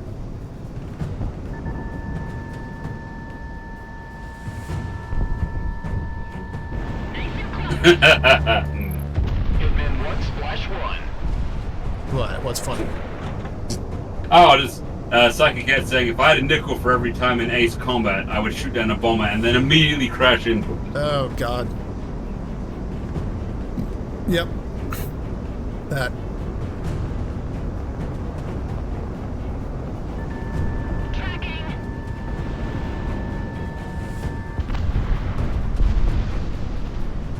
I mean, that's one of the things I liked about TIE Fighter, but it was also one of the issues with it, is, like, honestly, doing an attack run on a ship, like, that's 100 times your size is awesome. Yeah. Because you're, like, flying along the surface and, like, firing all the laser bolts and taking out their gun turrets. But it's also got the issue that if you time your angle wrong, you just go smack into it. I feel like the radar in this was updated to more easily show targets off the range of your current display. Right. Because I'm seeing like some red marks at the top here of like targets that are off the grid. It occurs to me what I was describing earlier about I think what's killed me the most in this game is crashing into airships. I think that's how it goes generally. The game I was describing earlier, where it would be good to be like PvE versus teammates with some sort of vehicle. I think the closest thing that exists to what I'm describing is Earth Defense Force, but that strikes me as a little too chaotic. It doesn't really have the sense of teamwork that I've seen. EDF is a little wild, yeah. Yeah. I played the simplified arcade version. With the simplified, it's basically the same game except you only have a tank. And it's called Tank. And it's a lot like EDF. But it's really good. It's one of the ones you actually sit in. And you get like your tank unlocks different weapons. Wait, I think I might have seen the game you're talking about. Yeah. Was it it really takes a colorful photograph and of your face. cartoony Yes. looking? Yeah. Yeah. Color palette I played a game. I played an emulated game for the Sega Saturn that comparatively recently got a full English, not just English translation, but an English fan dub. Oh wow. Yeah, like as a patch available for the ISO file. Wow. Called Bulk Slash, and that had a very colorful color palette.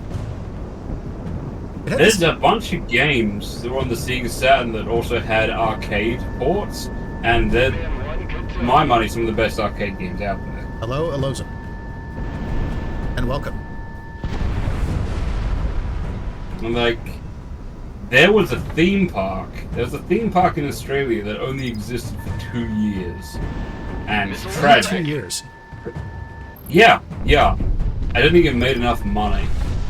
But it was called Sega World. And I realized, Sega, wherever you go. Right. But it's a hard habit to break. It's called Sega World. And it had like these massive statues of Sonic, Tails, and Knuckles out the front. And it had a bunch of old arcade games, but they weren't old at the time. This was like 96, 97. Boss fight time. Oh, holy shit. Lock in. The airship Gladius and its intercept specialist escort. Hang on. I gotta say, Haven't given up this airspace quite unless it's one heck of an airship, I don't know how it's gonna go against a fighter. yet. Entering the airspace Well, alongside presumably that's why I brought escorts. shoot down the enemy. Yeah. Let them build Okay, yeah, that's that. Because generally the flea can move the donkey can't move the flea. now. Line 'em up good, Monarch. It says comms pilot. Real shark keeps on my hot spot. Confirm this launch. Some seasoned pilots we've got here. Damn. I don't like it as a level some pilots like this out there. What Crimson One was talking about makes sense now. Dragonflies are I killed it while he was pulling an AOA. Nice! That's a flex. Definitely can't make enough money back if you're only open 2 years. That definitely. Well, no. They just abandoned the project. It's a shame. Because it had some fun shit. I mean, it's not just that it was full, and I mean full, of arcade games, including a really good mecha combat arena game where you just fought other players, not other like enemies. It was like a fighting game, but everyone got their own screen. Does that make sense? Oh, yeah. As like a mecha fighting game, and it was called Virtua On. Damn. Damn. Hard rock, let it fly. It also had a bunch of like built-in rides. Like there's one where it's like the Haunted Mansion ride at Disney or whatever, but you had a screen in front of you and guns. So it was like a genuinely built set but then they would project stuff onto your screen, so it was like a Ghost Hunter Ghostbusters ride and shooting gallery, where you got points at the end. So the sets were real, but the ghosts were projected, and you had to shoot them with like a gun that was mounted to the front of your ride. So it's like a rail shooter, but like you were actually on a literal rail. Oh, stall. Oh, gee, didn't even know that was possible. Yeah, it's possible when you're using the AOA limiter, apparently. Yeah, I guess so.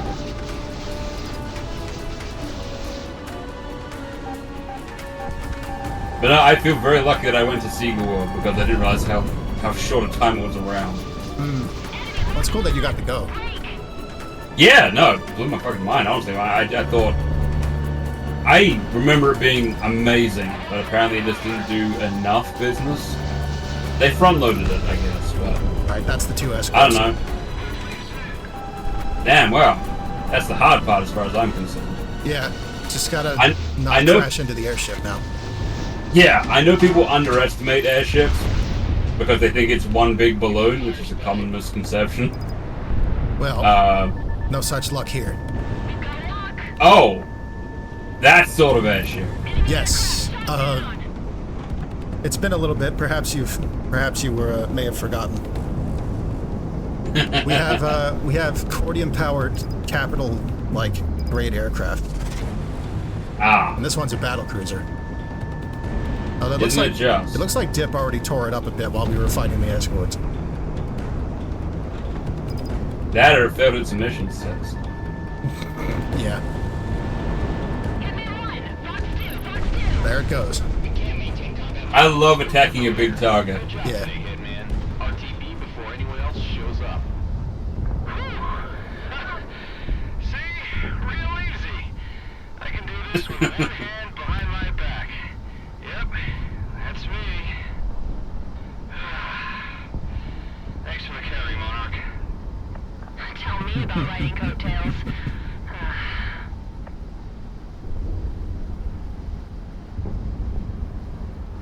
Where's that plane gonna land? Probably not in anything important. Didn't look like there was anything down there for it to hit. A mountain, Yeah. maybe. Yeah.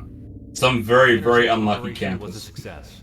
Worldwide, news is breaking out about the Independence Force's calculated and precise presence on the international stage.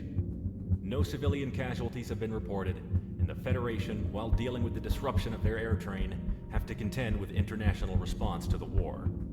Hitman 1, your flight was the most successful of these intercepts, and the Federation is currently scrambling to find alternative ways to maintain logistics. A clean execution of that operation. Very, very nice. Very nice. And now the Federation looks stupid on the global stage. It's true. And cowardly, I might say. Never a good look to intermingle with civilians to protect yourself. Ew.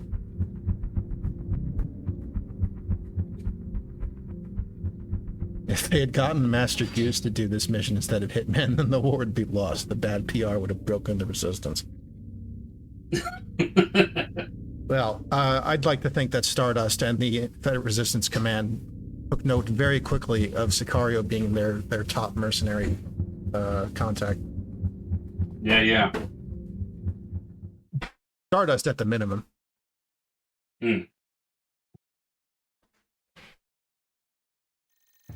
Our man Jay Griffiths. Monarch, Stepping stone. this is an op just for you. You know I don't like admitting this, but mercenary pilots in this world are among some of the best. Well, this is Stardust giving the briefing, actually. More time on target Oh, nice. than any of us national pilots outside of the periphery. In truth, you get the glamour we all thought fighter pilots were supposed to have when signing up to the academy. That and you're making. Okay, I'm not a geography expert, but this isn't a real map, is it? It's the world after the calamity. Right, okay. Because I was saying, I don't recognize any of this. Not to me, anyway. What I'm trying to say is, you're capable. More capable than most, getting this far in. And because of that, we need you on deck for a one-man mission. Cascadia's southeastern deserts hosts the Solana Communication Array. It was a Federation and Cascadian telecom venture meant to expand Cascadia's networking capability, regardless of any thermal interference that traditionally plagues long-range communications. With that facility, communications between various Federation units are streamlined, while limiting, jamming, and interrupting our own. Nothing to say of the censorship abilities that are used to enforce the civilian information flow. This is one of the Independence Force's top targets. However, it's been outside our strike range until now. Due to its distance from our front lines, no fuel can be wasted dodging or circumventing Federation anti-air systems en route. In short, we're sending you alone to clear up the most disruptive defense systems before we engage in a full-scale operation to knock out the facility. You will insert into the Keohord defense region in the Raver Mountains and take out all critical defense systems under cover of night. The defense system is calibrated for mass aerial strikes, but a lone aircraft flying relatively level with the mountains should be able to slip through and take them out. Dismissed. It's time for a solo op. Yeah, I want to say this game is taking the correct approach to this sort of game. Because with a lot of, things where they use real aircraft or real weaponry, especially in the modern era or the near future or whatever, there's this ongoing sense of like, okay, but aren't we the evil empire? Aren't we the ones who've got all the big tech and the best weapons? Whereas this game, you actually feel like kind of a scrappy underdog comparatively. Yeah. Yeah, I think there's a lot to be said for alternate future, present day stuff, just to make it feel, I don't know, for lack of a better description, less icky. Yeah. Yes, very much so. I think that's why Ace Combat went with an alternate reality. Yeah, I think it's probably the way to go. We're gonna do some aggressive recon, Psychic Hat, taking out some defenses in advance of a larger attack. Mm. And yeah, the other airships you saw in the last mission were the civilian airliners. The boss fight was against one hostile airship and its 2 escorts. Mm-hmm. Bet whoever made that calculation flies a desk. That's a good line. Mm-hmm. I like that. That's a very good line. So, at this point, let's see. No new planes available at this point, actually. Okay. But well, we're still curious about the Hornet, right? But we're talking about... I nearly said procure on site, but fortunately I don't think that's a thing. No. Don't believe so. Let's... I don't know how you do that with a plane. Let's see, a couple files. Pillars of Communication. Under World Entries. Here we go. So if you remember those colossal, thin needle towers, like the ones in Presidia. I do, vaguely. Yeah. Seen throughout most of the Cascadian territory, the Pillars of Communication are a Cascadian logistical project meant to amplify communication signals throughout Cascadia. This was to combat the rampant geothermal interference that affects such communications throughout the continent. Conspiracy theories abound about them. However, the Cascadian and subsequent Federation occupation government opine that they are nothing but regular, if not grandly scaled, telecommunication towers. Right. But the populace is saying they give you cancer, they're reading my thoughts. Yeah, probably. Yes. There's you might have seen from all the electrical storms, there's a lot of atmospheric activity as a result of the cordium and stuff. And that and they built those towers to counteract the effect of that activity on communications. Well, yeah, they're like lightning rods, basically. Let's see. The Long Cold. Okay, so this is about the period of time between the calamity and the rebuilding of civilization. Okay.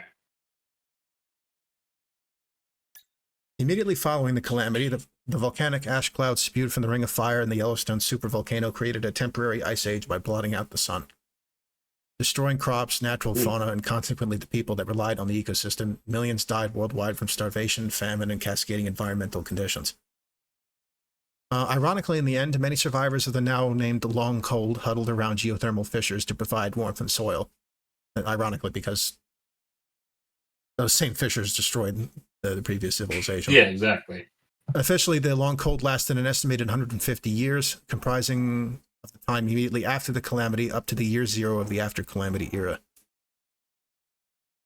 That's pretty good, and I wasn't going to say likely, but more likely scenario that we may actually face here. And then a note about the Wensleydale Mountains, where we were just fighting.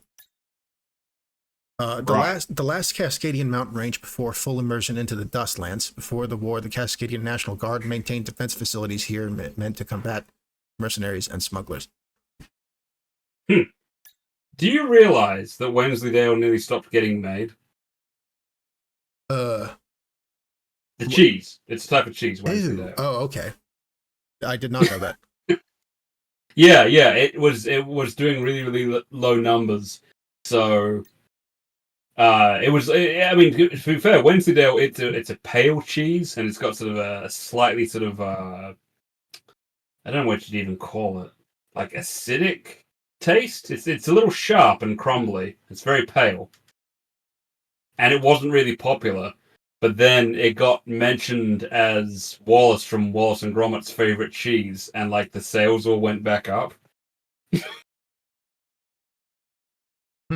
So yeah, like now Wensleydale is back because of Wallace and Gromit. Wallace and Gromit. Yeah. Because can always have more cheese, I think. Yeah, I think so. But it flips the market around. Never underestimate the power of art, honestly. Yes. I don't think we do, honestly, but it keeps on changing things or bringing things back. I mean, like, whatever anyone thinks, I got various opinions, but when it comes to the work of James Gunn, I gotta wonder how many younger people James Gunn has introduced to really, really good music. Just because he shoehorns it into his work. Good question. Yeah. So you wanted to see the Hornet in action, correct? Yeah. I'm curious about the Hornet with the AOA. I feel like that'd be sick. Well, I guess we should see if it has the AOA. Oh, good point. Let's see. It doesn't look like it. We're looking at a much more ground targets in this mission. That's true. So there's no harm in taking multi-locks at that point. I'm going to take the multi-lock air-to-ground missiles. Yeah. It does have the option for the AOA limiter. Well then. This is because mission I'm looking at its roll rate, and it's your rate, and I gotta say, pretty good roll rate. Yeah. Let's see. This is Mission 9, Stepping Stone. It doesn't have an operation name. It's just Raid on Wensleydale Range. Okay. There's a. Well, I mean, it's just you. Yeah, it is just me. There's a fun bit of dialogue in this. The officer in command of the Federation Air Defense in this mission is able to correctly identify simply from your engine noise that A, there is only one plane, and B, that you're a mercenary, because the mercenaries use cheaper imported fuel that burns differently in engine. Oh, that's pretty good. Yeah, it's a cool bit of dialogue. I'll point it out when I see it. Sure. Oh yeah, and Prez. It's us. It's not just Monarch. Always Prez. Don't forget Prez.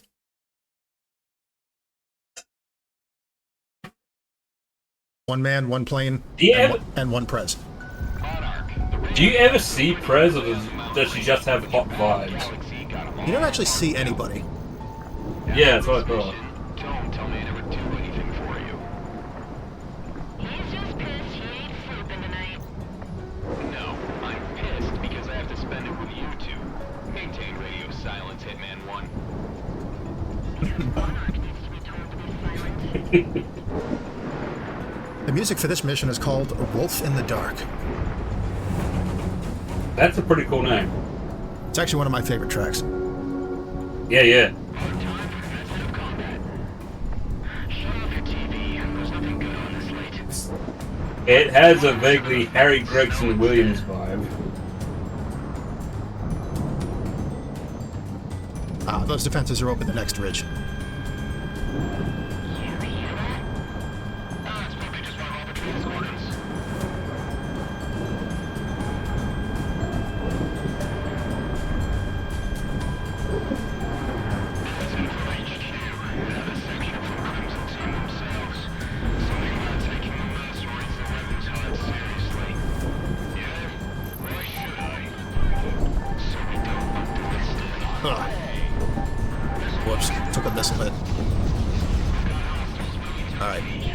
more careful.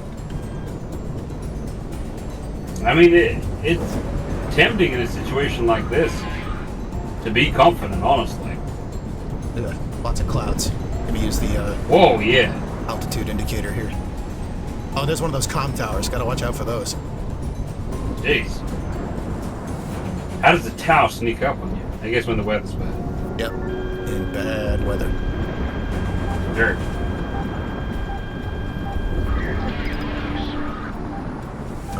They do have air assets in the area. I better take care of those. Rats.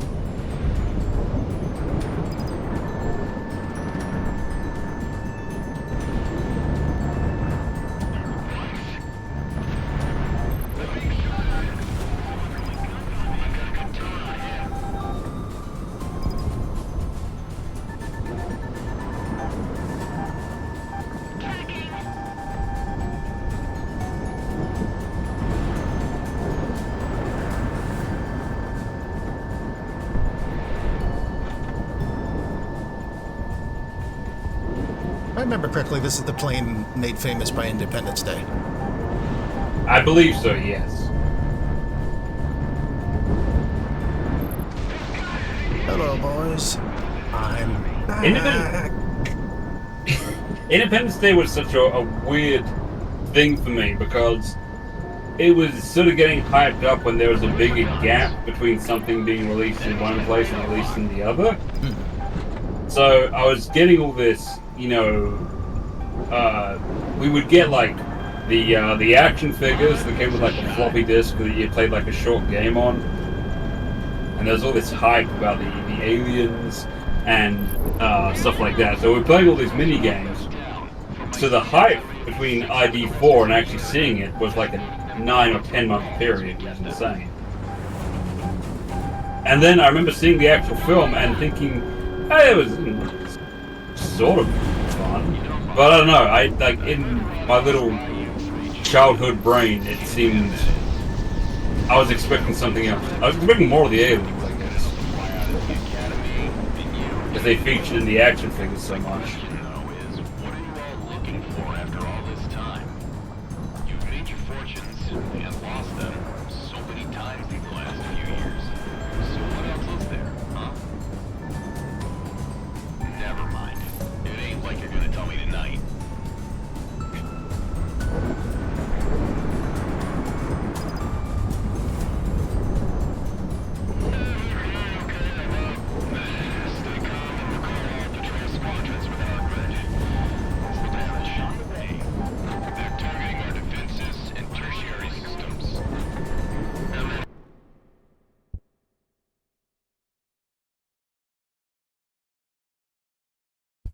I've received some food. I'm gonna take a bite of that real quick. Ah, yeah. Yeah, I feel that. I'm gonna take a very, very quick break. Okay. I'll be right back. Alrighty then.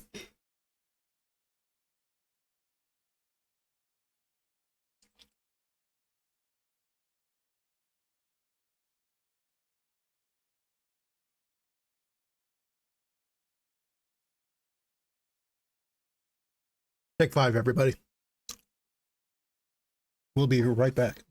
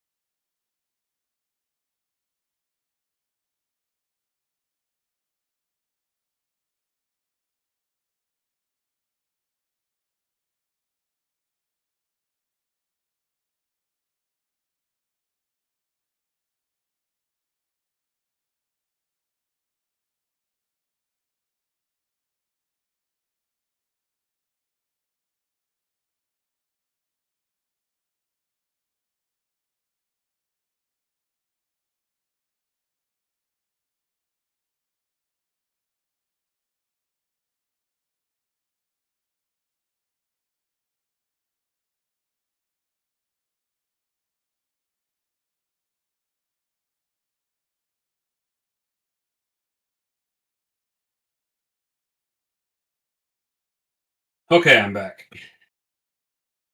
No worries.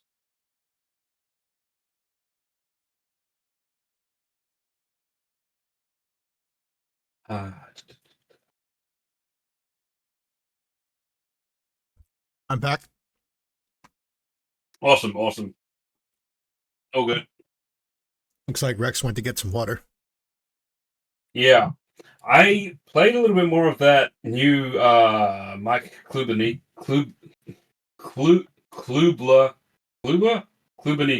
Mike Klubanika game. I'll get the hang of it eventually. I think it is fun. I do not think there's any point in anyone streaming it. I'm not sure. I'm not It's familiar with frustrating because Mike Klubanika.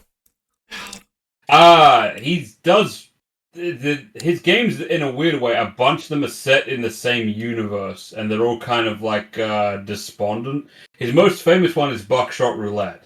Oh, okay, yeah. Yeah. That game with They've got like semi DOS prompt. yeah. That's the one. Yeah, where it's like DOS prompts, but it's slightly off, and so even though it's like, geez, 30-year-old muscle memory from the last time I was doing much of that, like I kept on defaulting to stuff that I know works IRL, but it doesn't work in the game. The game just has very slightly different prompts, which was a struggle. But no, I mean it's rewarding to play. It's rewarding to play because of how little hand holding there is and how much you just have to figure stuff out. Oh, they're Unix prompts. That explains it. Oh, That would explain it. I don't know Unix.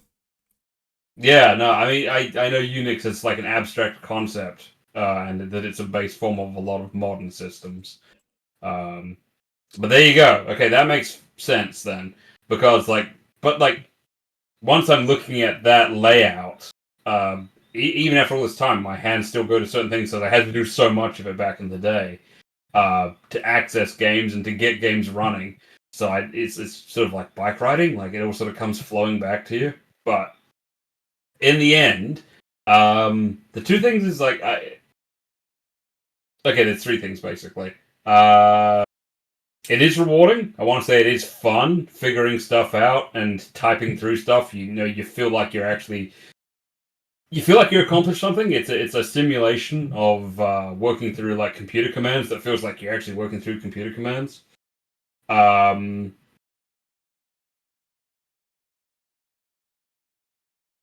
It's got this sense with all the stuff that's on your character's computer, there's probably hidden gags in there.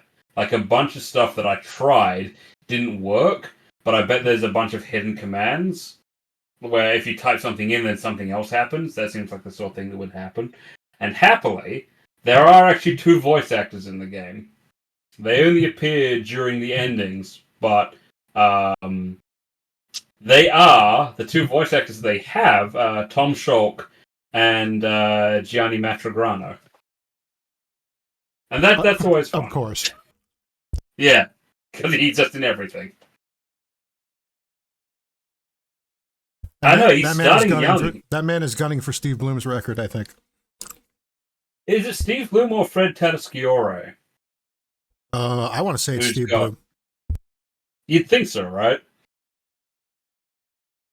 The only reason why I would suspect Fred Tatasciore is just because he's older and he's been in the game even longer, so to speak. And he has the advantage that I don't know if he gets used for archive sounds, but like Fred Tatasciore's, he has more range than you'd think. He doesn't have Steve Blum's range, even though most people don't use Steve Blum's range. But he's capable of doing like the big like Hulk monster voice without really modulation. So anytime like the Hulk has appeared in something, there's a very good chance it's Fred Tatasciore voicing him. And like any similar character in any sort of monster. But I mean Stephen Blum's probably caught up. I imagine Fred Tatasciore is probably slowing down these days. I want to say, looking back on it, I'm not saying they sound like mistakable for each other necessarily. But I think Doom 3 is wild for having Neil Ross, Steve Blum, and Philip Clark all in one game. Because they've all got a similar feel. Like, again, you can tell them apart, but it's still like, ugh.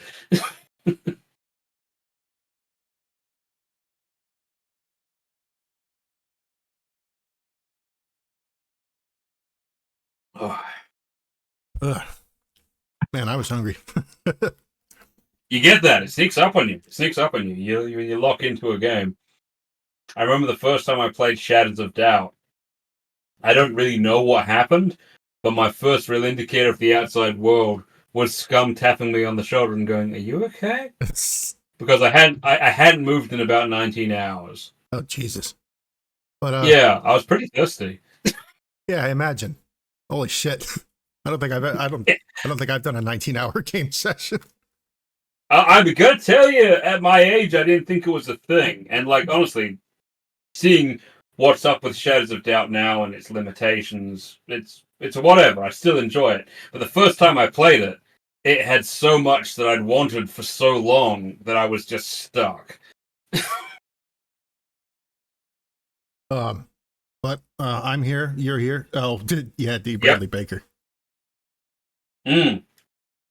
Speaking of range, actually, in terms of record for most video games or things acted in, yeah, he keeps showing up. He's another one like Steve Blum and Neil Ross, where I think I know I mentioned this last time, or at least in something else. I don't think we're ever going to get a cast like the original Vampire the Masquerade Bloodlines ever again. Maybe not. It doesn't have any, like, celebrities, like, the ones that Hollywood cares about. But in terms of sheer voice acting talent compressed into one game, it's insane. Because it's Phil Lamar, Michael Goff, the younger one, not the one in the Tim Burton films, Steve Blum, Neil Ross, Grey Delisle, and they're just all in this one game. It's fucking insane. And yeah, D. Bradley Baker's in it as well. To afford that cast for Bloodlines 2 is, they can all ask for more these days, all of them. We'll keep seeing Star Trek VAs until the sun burns out. That's probably true. Yeah, it's true. That was one of the things I remember about Mass Effect. A lot of Star Trek alums. You get that. And especially Armin Shimmerman especially gets around. Yeah. A lot of stuff. Rip, sadly. Wait, Armin Shimmerman died? Yeah, I think so. Really? Pretty sure. I'm pretty sure Armin Shimmerman died. It sucks, because it was like around the time a lot of people were dying, but I'm pretty sure Armin Shimmerman died. I could be wrong. No, he's alive. Oh, really? Phew. He's 75. Man, who am I thinking of? Okay, it's like you can't remember last year. That was a huge release. I have no idea who I'm thinking of. I did not know that Armin Shimmerman was Andrew Ryan. Holy shit. Yeah, no, like, it's... BioShock. Honestly, both him and his good friend and on-screen rival, Rene Aubergenois, they got range that people don't even realize. Like, okay, did you ever see any of the Saw films? Nah, not my thing. Okay. No, I mean, they're not mine either. It's just one of the things that came up. But for what it's worth, there's this little puppet in the film or whatever. And occasionally for one of the traps, Rene is there. I have his autograph and I wish I'd met him. Scum got to meet him. Yeah. He threw me a bucket. He voiced the doctor in the Little Nemo movie. One that Miyazaki worked on briefly. The Little Nemo movie has got an excellent cast as well, honestly. Yeah. And he's also the French chef. Yes, he sung Le Poisson from The Little Mermaid. But there's this stock sound that gets used everywhere, but it's famously in the Saw film. So occasionally the little puppet thing plays like a little electronic like clown laugh, like a high pitched laugh.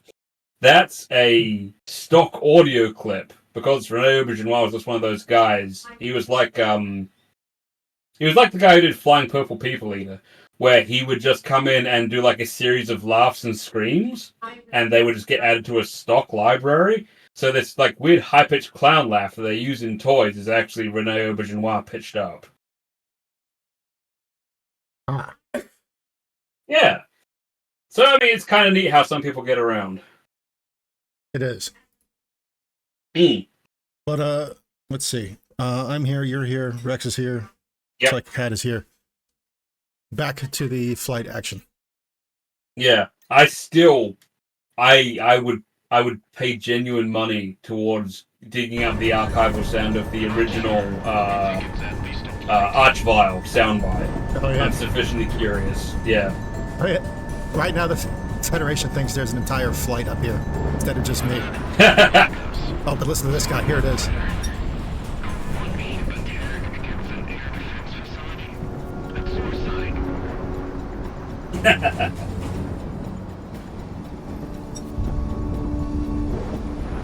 I guess he says the. Oh. Message from the rest of Hitman.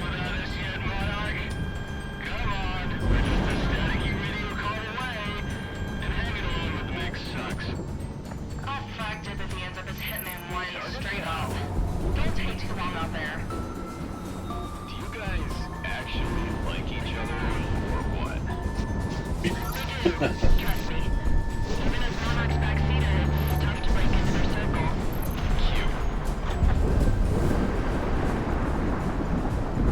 Thanks, Prez, for clearing that up. Yes, yes. It's a single fighter. Too dark to visually ID. I've got a good tone. That's a mercenary. How can you tell? Oh, here's the line. The Lex have been using fuel from out of country. Cheaper for them than the Burns and differently. I can hear it. Oh. Enemy on radar. Who'd the Rebels send a single fighter? Maybe just for the hell of it. Don't they get paid by target? Oh, right. This fighter's on me again. Some peacekeepers speak about a pilot like this. It might be him up there.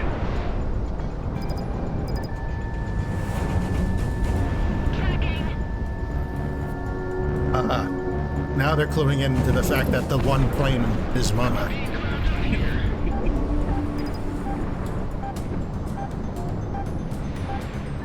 Stacked up. Missile shot off. Easy to failure. But, somebody was saying earlier about a particular mission, Ace Combat 5. Many of the Ace Combats have a mission where you're forced to fly down a narrow canyon.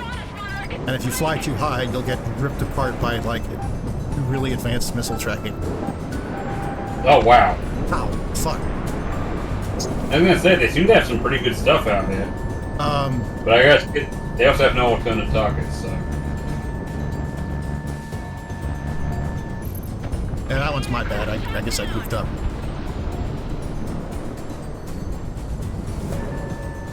There are long-range, like, SAMs on this level. When we're done with these fighters, I should get back to a low altitude. Hitman 1 locked on.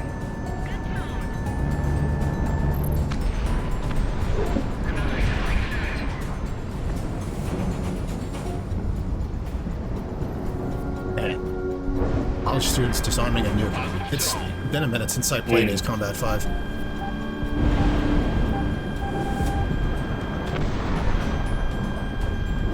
it sets me back, but I feel like the last Ace Combat I played was the first one.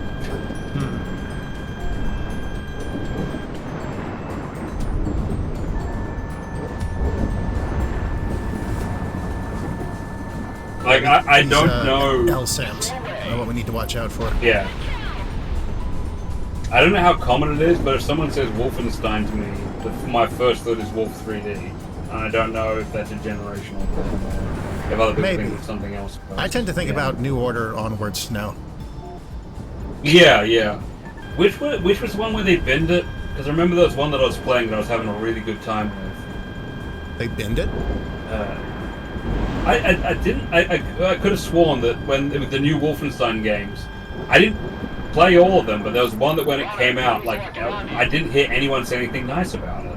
Oh yeah, Youngblood, the one where you play as BJ's daughters. Right, which I would have thought would have been awesome. I think it's pretty good. The problem is that it has some very different mechanics from the rest of the New Order games. It's more of like it has like RPG mechanics and stuff, and more of a free-form progression. That sounds like it could be fun. I think it's pretty good. But, Yeah. I guess it's not what people had come to expect from that series.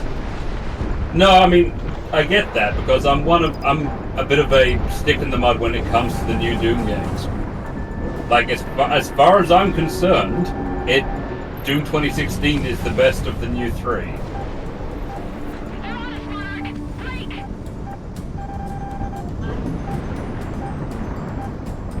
I admit I haven't played any Dark Ages yet, but I don't know. Me neither.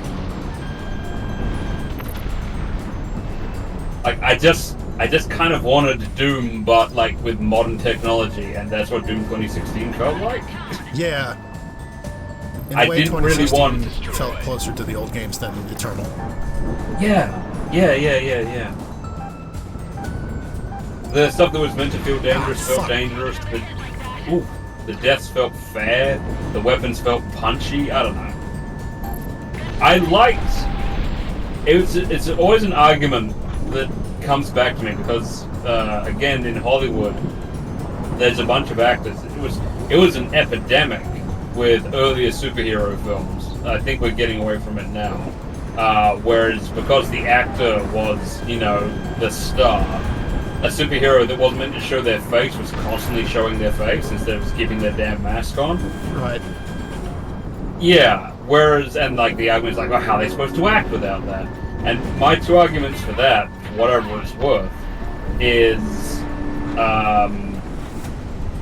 honestly, I think I haven't seen much of it, but I saw the first season of The Mandalorian. And the first season of The Mandalorian, he manages to convey stuff just by moving his head around. Alright, we might be in trouble. Really? Yeah, I got 10 health left. Oh shit. We might need a different plane for this one. No, I need to pay more attention to those damn missiles. Yeah. I'm not one to judge. You look like you're pretty locked in to me. But also, I mean, in Doom 2016, the Doom guy never says anything.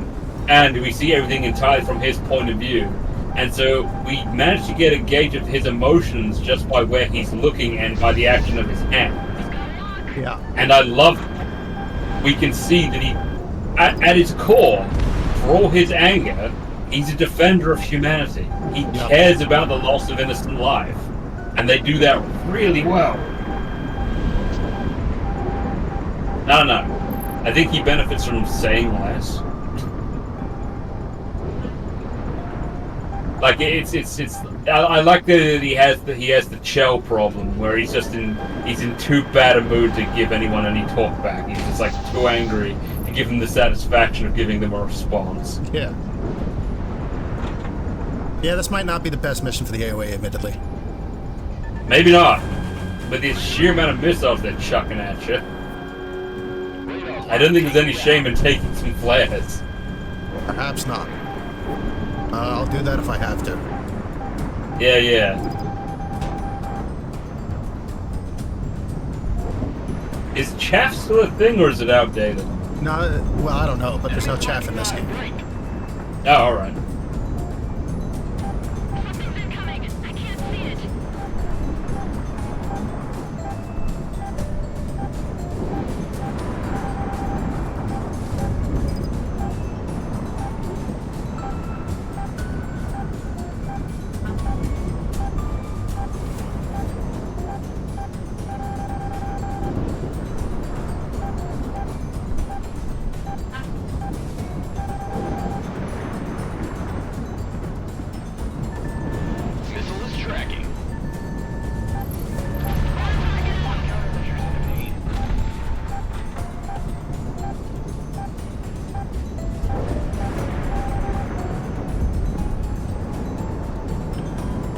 Basically, out of the ground, air-to-ground missiles.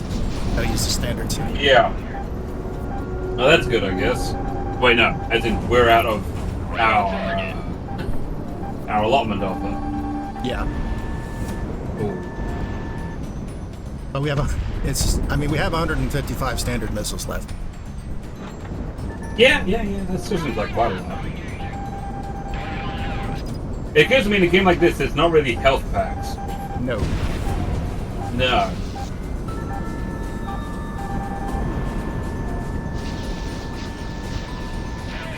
There's a series of games that I'm intimidated to go back to because I remember enjoying them, and I'm worried that I just had massive nostalgia over them. Because I remember thinking Wing Commander 3 was fun as hell. Within gun range.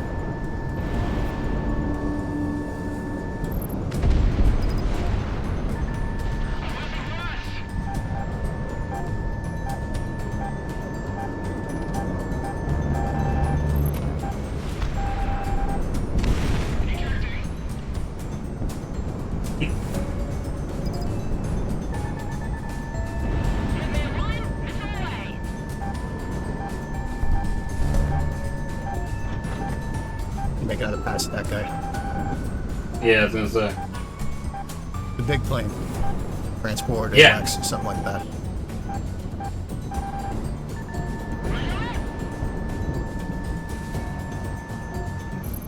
Got it. Gotta get Prez to spit out our gum so we can get some of our hull integrity back. Yeah.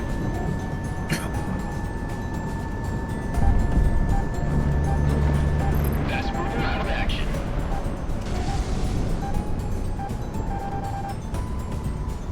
Alright. It's got more ground targets to take care of.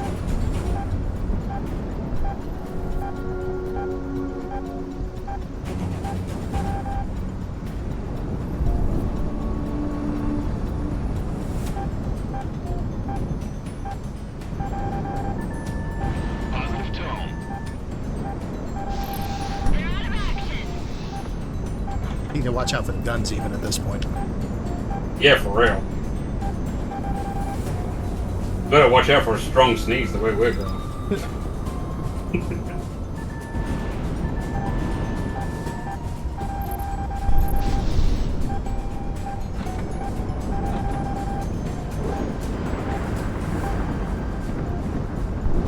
A lot of containers. Those fire back? No. I don't Okay, believe that's- so. Over there is what we need.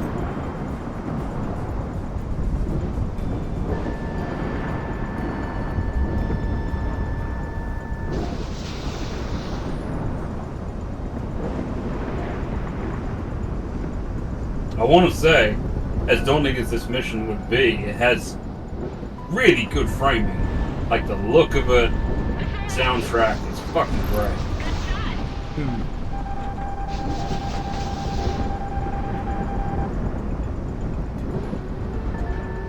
Monarch, you've got a good lock. These turrets are kind of tucked into the Whoop. into that hillside there, mountainside.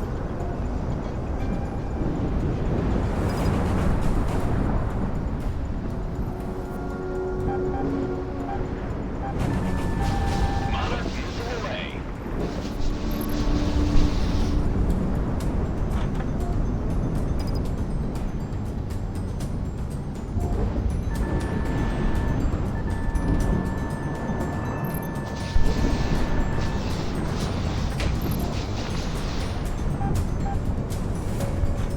There is an LSAM down there. Okay.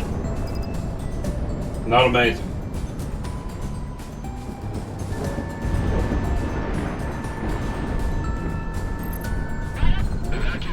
Okay, we did it. Holy shit! One hell of a pilot around. Monarch RTB, that's one for the books. I'll say. We need to break out the duct tape and Pritt stick to get this thing put back together. Yeah, my execution was a little sloppy there. I apologize. Come with us tomorrow to hit that. Hey, it got the job done, and it was exciting as hell, frankly.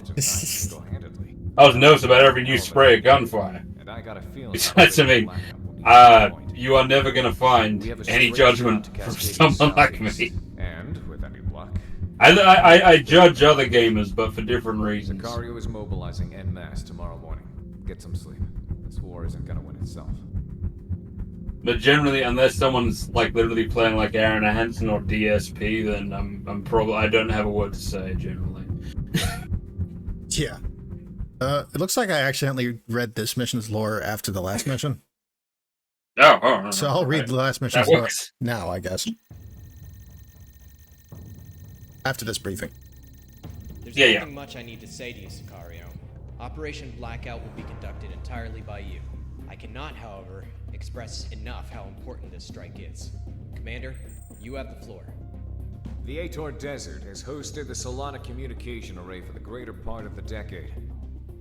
It was a Federation project in-country that was meant to boost and maintain the communications infrastructure of Cascadia. However, during the war, it has served as a jamming and communication facility. The very basis of a unified command structure is built on the pillars of communication.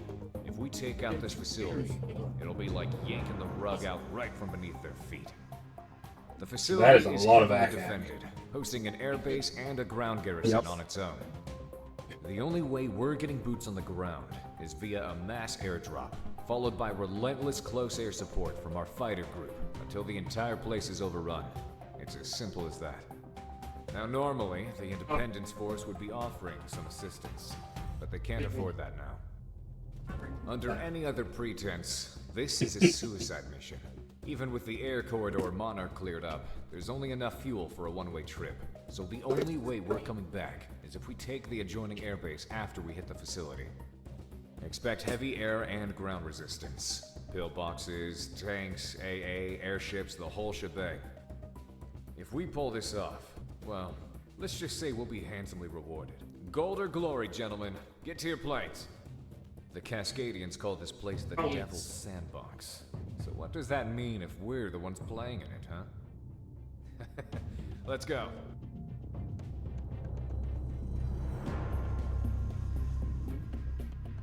Time for a major op. Yep. But first, some lore. Oh, excellent.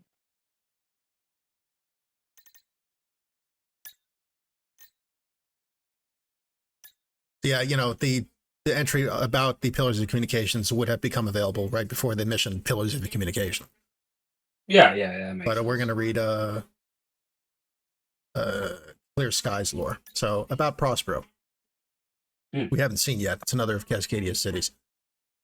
Yeah. One of Cascadia's founding cities, Prospero is the main economic commerce hub in the Northwestern Hemisphere, between both naval and air traffic, which use the city's massive transportation hub.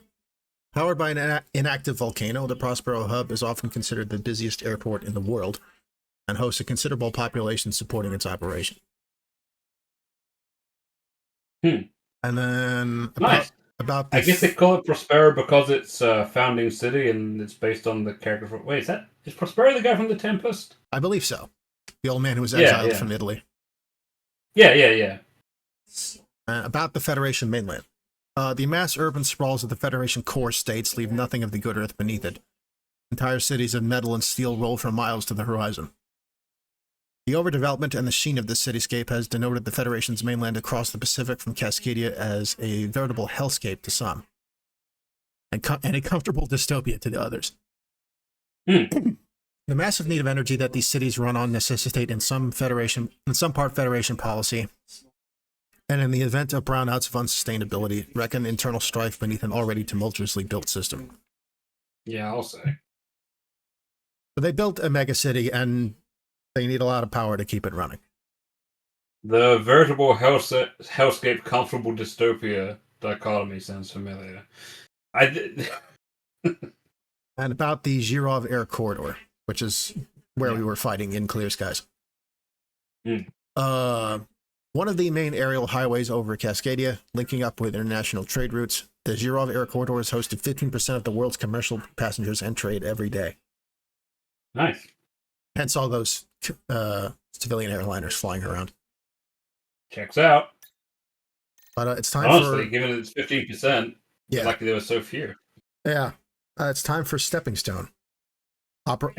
AKA, wait, no, Stepping Stone is the one we just did. Next is Pillars of Communication, which is We're doing Operation Blackout. Operation Blackout, which Rex denoted is a little on the nose, but the Federation probably knows we're coming. Yeah, especially after that night raid just now. Can I be honest? Coming up with the name of something is often the hardest thing to do. Oh, don't I know it? Yeah, but like even times I've been proud of something, I've looked back and go, "Oh shit, that's why I did that." Yeah, the music for this level is also called Operation Blackout. It's a pretty good track. Yeah, nice. No new planes. That's fine. Predominantly ground targets. I'm gonna take I'm gonna take something that has those multi-lock air-to-ground missiles. Yeah. And I might take the flares if I'm being honest. Yeah, the AOE is thick as hell, but yeah, if you're dealing with any amount of ground targets and with the amount of ACAC I saw on the fucking map, fuck it, flares. Let's see. Yeah, the Hornet has air-to-ground missiles. There's one that seems to be just called a Spear. Yeah, I mean, it's written in Leap, but that's one of the post-game super planes. Ah, right. There's no worry about that. Yeah. Harrier strictly has a lot of like ground munitions, but it's mostly bombs. And we still have air targets still have air targets to contend with. That's true. You don't have to machine gun all of them. Let's see. I think this is the Fulcrum. Fulcrum has a mixed loadout. That thing's fucking huge. Yeah, the Russian planes are big for the most part. I've noticed. So is the F-14. Yeah. There is this plane we used before, the SK-25U. Still pretty cool. Frogfoot was the reporting name of this one. Let me check that. Did we use this one or the SK-27? Either way, I mean, I like the look of this. Unfortunately, the SK-27 does not have air-to-ground missiles. Ah. Well, let's have those. Yeah. I like the look of the SK-25U, honestly. It looks good. Yeah. And that can contend with air targets. Just not well. I think the F-18 may still be our best bet. Honestly, yeah. I mean, you've got squad mates, but let's not depend on them. It's not right. We'll take the multi-locks and the air-to-ground. So we have all... I think that's the way to go. All options covered. Yes. And yeah, we'll take the flares. I'm pretty sure there's going to be SAMs and rail turrets on this mission. Yeah. Let's take versatility on this one. Yeah.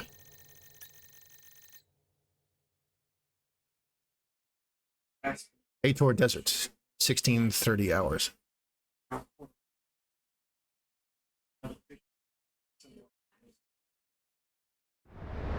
Galaxy to all Sicario elements. We're go for Operation Blackout. Total destruction of the enemy communication facilities are our primary... It's kind of nice having a day mission, honestly. Yeah. It lets you appreciate the flight and the scenery a little Deliver the more. ground forces to the DZ. Over to you, boss. This is the largest deployment in our history as a mercenary group. The Independence Force put a lot of faith in us for this operation. Let's not disappoint. So I guess that also means large terrorism, right? I wish I could say the same. Monarch, you've got a good lock. Okay, all flights. Looks like the alien defenses aren't the only issue now. We have bogies inbound from the north toward our transports. That means you, Hitman. Intercept and engage. Back off, Galaxy. We're going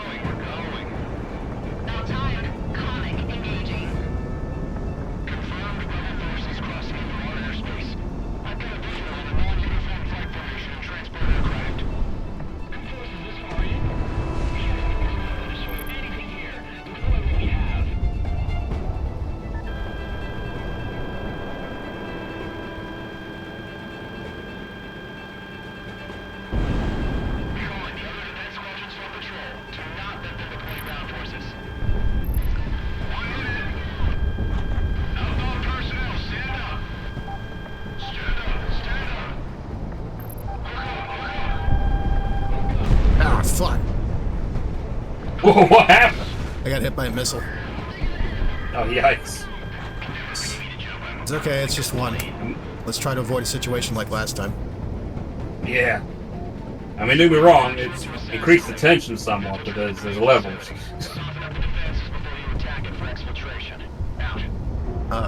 Ronan's already on the ground. That's Sicario's ground troops. Right.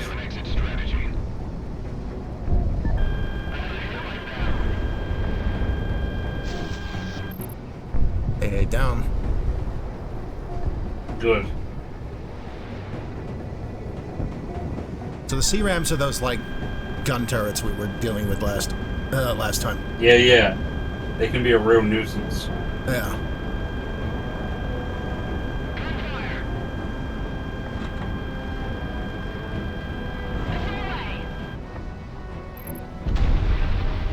And then there's some regular flak turrets. Got an M-lag for him. Yeah, I was gonna say, there's only some maneuverable. Whoa, hey, okay, alright. Incoming air elements. There's only some maneuverable the flak's gonna be, but still.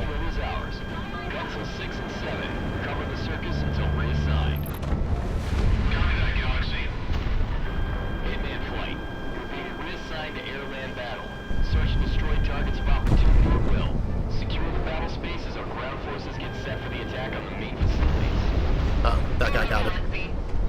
A lot of friendly planes this time. Yeah.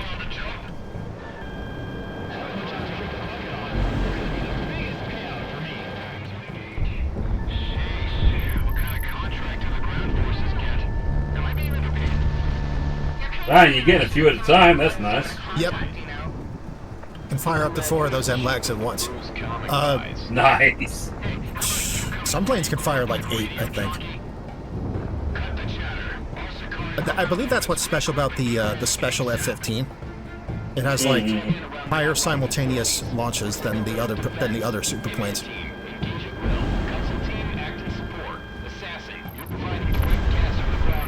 In my head, I'd like to believe that's a reference, but I don't know. What is?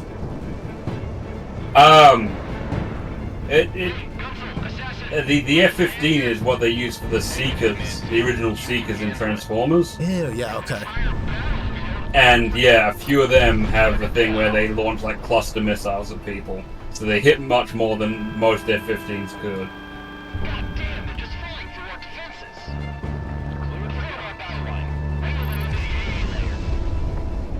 I don't know what my favorite sort of attack is in a flight sim, but I got a real soft spot for careening low towards a ground target. I wonder if those are going to connect, actually.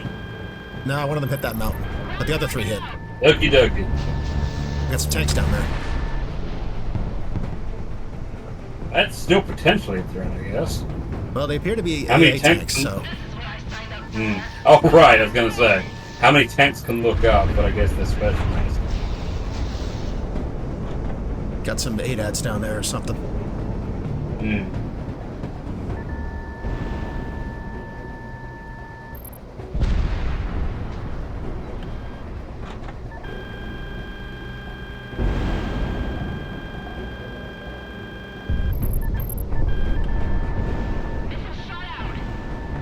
There's a whole tank column down there. Yeah. I know, I think sweeping low is just awesome. It does look cool. Yeah. This mission's a fun to bring a heavy gun pod to. That makes sense. Monarch, you're locked on. It's kind of refreshing after the solo mission, which was fun in its own way. Yeah. This is a very different sort of mission, which is nice. Very different. Good tone, Yeah. good tone.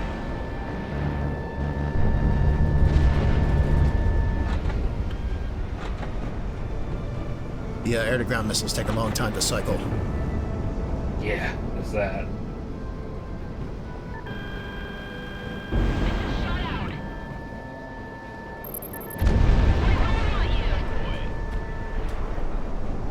I will say, before I play this game myself, I am going to check and see if they have mods to give you Transformers relevant paint jobs. Oh, I wonder. Monarch, opening fire. Yeah, because I mean, if I can fly around this Thundercracker, I'm doing it. Tanks are tanky, they take 2 missiles. That's true. Yeah. That's another nice thing about the air-to-grounds. They can kill the tanks in one. Standard missiles takes 2 shots. Well, I mean, you'd hope so. I mean, the air-to-ground missiles aren't designed for, like, soldiers. They're not for infantry. They can destroy a tank in one shot. What are they doing?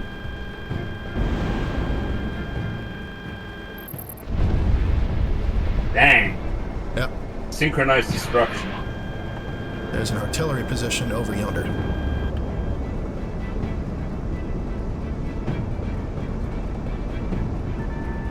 They're gonna wish they were more maneuverable in a second.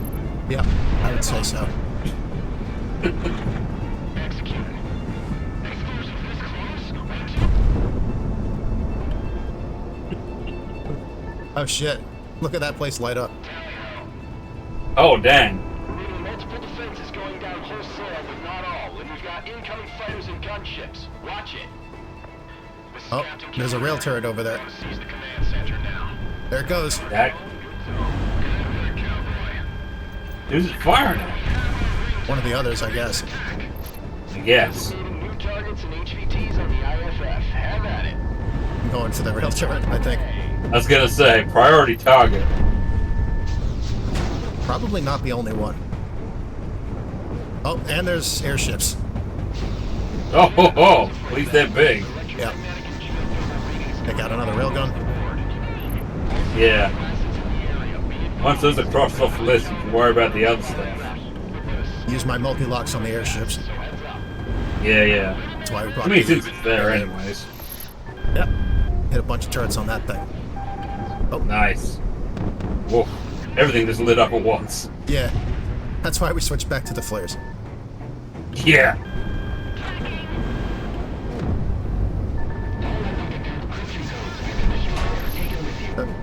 Gun nicked me.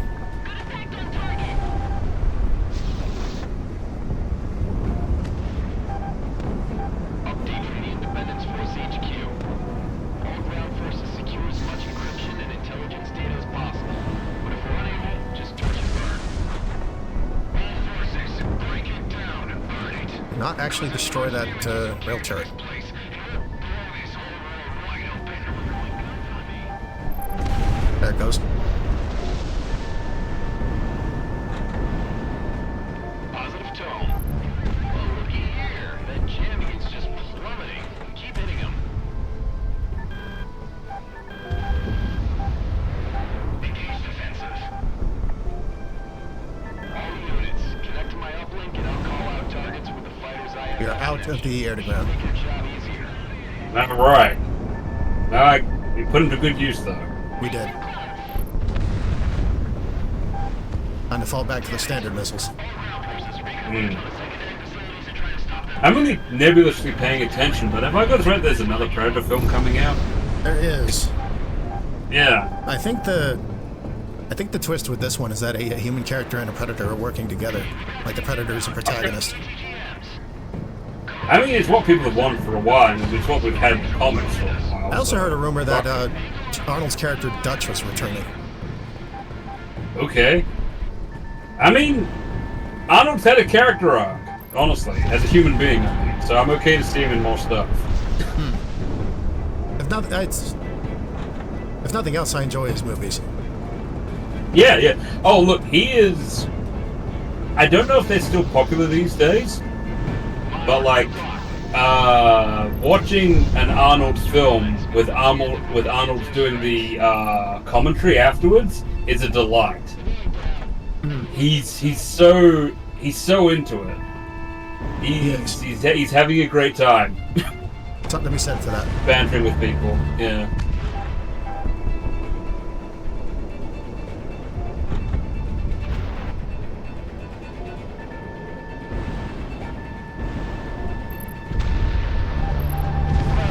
Knocked out.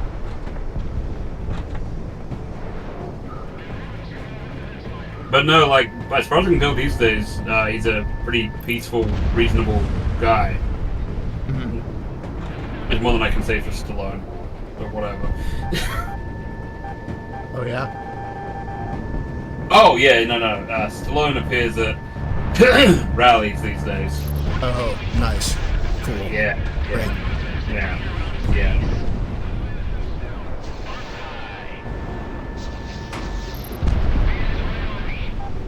Pop countermeasures.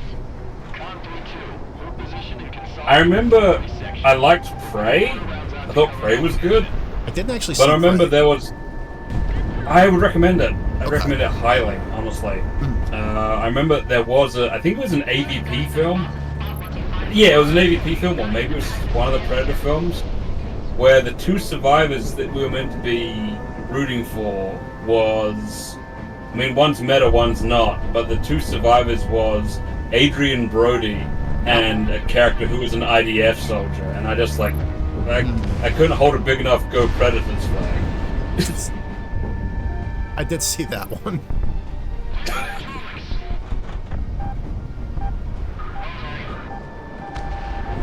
Did Adrian Brody do something not cool?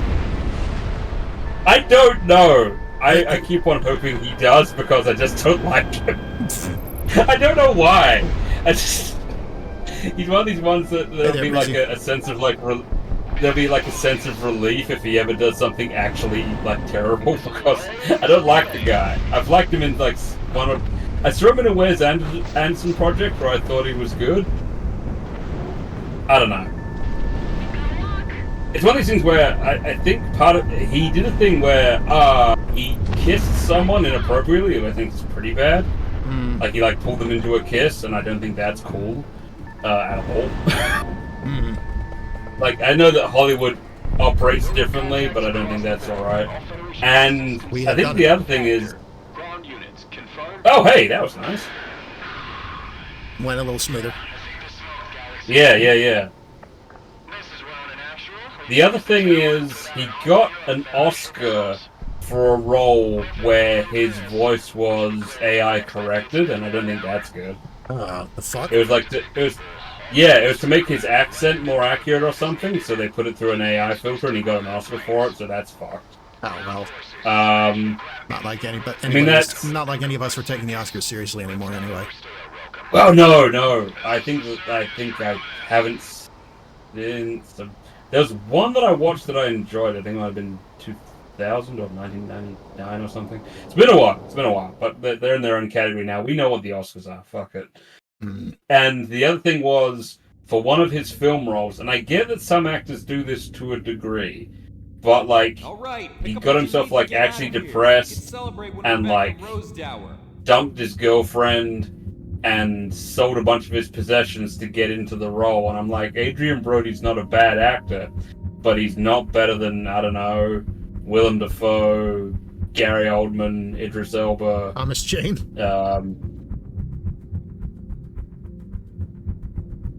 I don't know about Brody Quest. But it's like, he did all this stuff, and it's like, he's not a better actor than all these people who didn't do all that stuff. Yeah. I don't know. I always think it's just like a bit of a wank. You know? So, the next mission is mine and Rex's favorite. Oh, awesome. It is... I think Max Hoare put it best. Mission 11 is Project Wingman. Oh, alright. This is the mission where this stops just being a jet game and sort of turns into like a mecha anime. Oh, hell yeah. I'm fucking invested now. Welcome to Cold War. We got a new briefing music and everything. Oh, wow. Allied air power not currently predisposed in other operations are to be scrambled immediately and make their way to the Bering Strait. In the days since the destruction of the Solana communication relay, the Federation has been disorganized and subject to our own electronic warfare countermeasures. It is because of this, our first conventional victories up and down the front lines are being reported, and the Federation is dealing with losses it hasn't had to deal with in decades. Recently, in order to improve individual unit combat effectiveness, the Federation has been discharging Cascadian manned units and replaced them with soldiers who aren't nationals. Subsequently, many of our once misguided countrymen have defected and are providing us with invaluable intel and manpower. Earlier today, one of our patrols caught a group of transports using the cover of an Arctic storm to get unorganized and underpowered Federation units out of Cascadia, probably to regroup and redeploy later. The patrol engaged, and the Federation sent more fighters to cover them. Seeing as these transports represent the bulk of Federation forces who have experience fighting us, we did not want them to regroup, so we sent more reinforcements. Squadron leaders and base commanders on both their side and ours have been escalating force deployment ever since combat began. High-profile squadrons and our forces in theirs are currently present. This snowball effect, however, has inadvertently created, by all accounts, what is turning out to be the most expansive aerial battle in the war thus far, and is steadily falling out of control. We cannot let the Federation have any more of their forces escape and regroup, even if it means the largest furball in history. He's not kidding. Like, the majority of air power in the Northern Hemisphere is committed to this fight. Holy shit! We are heading into the largest furball in the AC timeline. I love the sound of that, frankly. This is Mission 11, Cold War. Yeah. This was the thing that I think Scums played a bit of this game while she watched someone play, and she was like, ho, wait till you get to Mission 11. Like, it's what people have been talking about. I'm very sorry, I gotta be right back. I'll be very quick. Okay.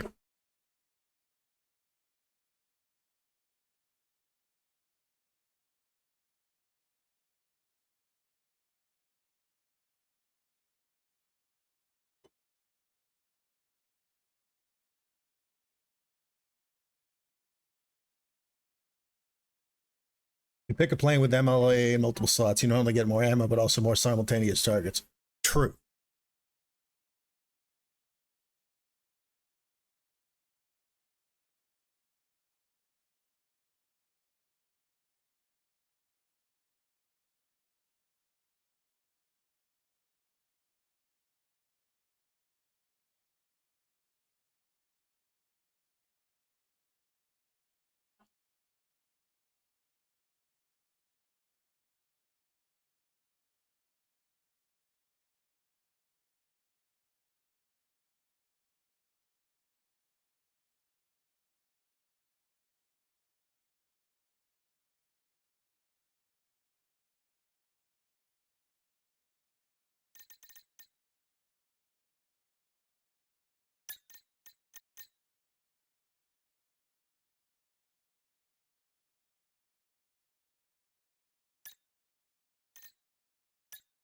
All right, yeah, I'm back. Hey, a little bit of lore for you.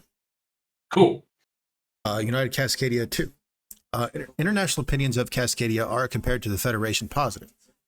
This is much due in part to Cascadia's willingness to host periphery nations on the world stage from its capital, Presidia. Although many periphery nations publicly support Cascadia's attempted independence from the Federation, to offer quantifiable support would risk the wrath of the Federation, of which many cannot afford. Mm. And then there's a world entry about the Ring of Fire. Accounting for nearly every tectonic event, volcanic eruption, and geothermal exclusion zone in human and prehistoric history, what is otherwise known as the Circum-Pacific Belt is a horseshoe-shaped nexus of tectonic activity that has been otherwise known by its more sinister moniker, the Ring of Fire. The origin of calamity itself, the Ring of Fire has remained active, albeit at a much more sustainable level, ever since the beginning of the AC era. Volcanoes and earthquakes along the Ring of Fire remain a constant presence to those who call the Ring of Fire home. Well, ironically, despite the devastating consequences of the geological zone, it has also provided a wealth of geothermal veins and cordium deposits. This readily available, powerful energy source has, for many modern nations, outweighed the cost of dealing with the expected natural disasters stemming from the ring. However, many experts warn that human endeavor into prodding the open wounds of the earth, that is, the geothermal fractures, is a dangerous, if not inevitable, catalyst for further disaster. That's pretty cool. Yeah. It's time for Operation Guillotine. That's a good name for an operation. Yeah. And a little ambiguous. It's not too direct. Ring of Fire is what they call a certain type of sausage in Australia. Yeah. So, there's a special little thing about this mission. On this mission and this mission only, when played on Mercenary difficulty, the highest, there's an alternate opening title. Oh. That I think you should see. Okay, sure. Now, I think what I'm going to do is just show you that, and then quit out and start the mission over on normal. That'll be the I think that's probably the way to go. that'll be the fastest way to do this. Yeah. Oh, does Rex not know about this? Oh, this is interesting. Mercenary. Death awaits. Yeah. That's the impression. It's like, I don't know why it's called that, but there's a version of Metal Gear Solid 3 called European Extreme, and I don't recommend it. What? Sorry, what was that? There's a version of Metal Gear Solid 3 called European Extreme, and I don't recommend it. There's also extra dialogue over the credits if you beat the game on Mercenary. Oh, okay. Yeah, let's see. Psycho Hat says, so if the Ring of Fire has remained active for years, does that mean Asia and America are getting closer and closer? Possibly? Are those moving together? I forget which way the plates are moving right now, Yeah. geologically speaking. I know I saw on the map a place called the Creole Republic, and I want to go there to eat. Oh yeah, that's where we were in the very first mission. Nice. That's somewhere in the Caribbean, I believe. If not off of somewhere off of Louisiana or Florida. Yeah. Chow would be through the roof. Yeah. All right, let's see. Difficulty is on Mercenary. Start mission. We can pick any plane, I guess. Yeah. Strictly air targets here. It's- So let's see. Maybe we want. This might be the time to try the SK-27. Yeah. Wait. Yeah, that can take 2 mounts of multi-lock air-to-air missiles. I mean, we can still make that decision on the plane now. Yes. So two hard points of multi-locks. Also an option for the AOA limiter, which I really want to try using on this mission in particular. Okay. But let's take a look at these alternate opening titles, because I think you'll love them. You might even be able to... Hell yeah. Well, let's see.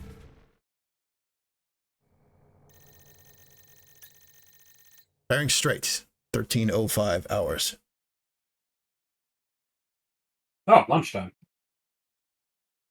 Now, Breezy says that the European extreme difficulty was because Western audiences found the original hardest difficulty too easy.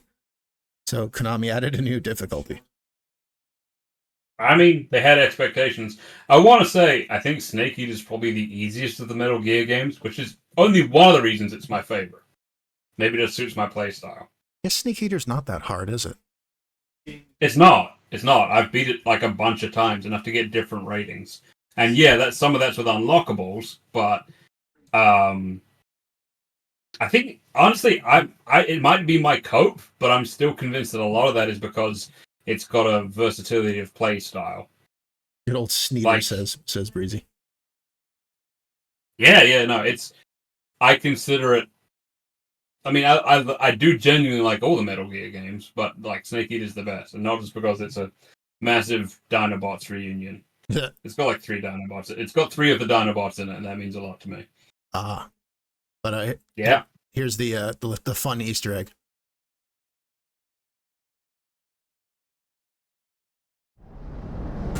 Behold.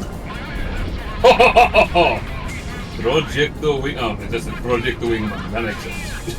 Episode 11, Cold War. Showdown over the Bering Strait. I love it.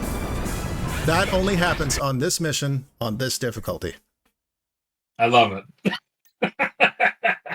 Anyway, back to the hangar.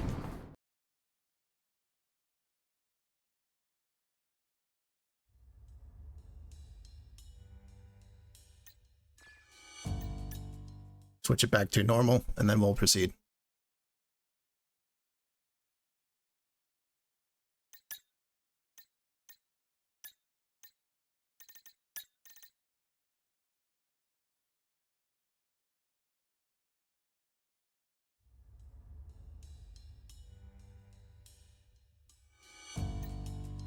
Take the SK-27 with 2 stacks of multi-locks and the AOA limiter. Away we go. Mm-hmm. Yep. My favorite mission, my favorite music. Showdown. Hell yeah. And I'll take this one in. I used a screenshot from this mission for the thumbnail. Listen. Ah, nice.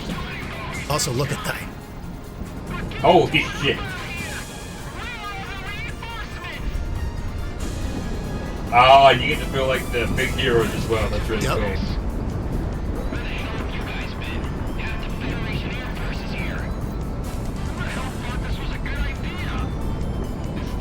Now consider that you can play this with double the enemy aircraft if you use that mutator. Okay. I'm feeling okay with the current amount, if I'm honest. Galaxy's like, what do you mean I'm the only friendly AWACS in this AO?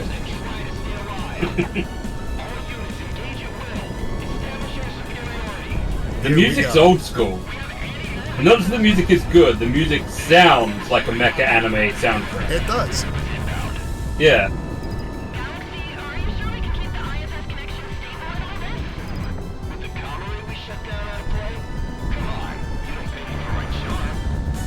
What the hell shows this route of evac for the transports? I've always felt like the coolest / scariest thing that can happen in a mecha anime is when a mecha reaches for the other pilot. Oh, And you see like the hand crack into the cockpit. Doesn't matter how many times they do that bit, it's always fucking terrifying, but like awesome at the same time.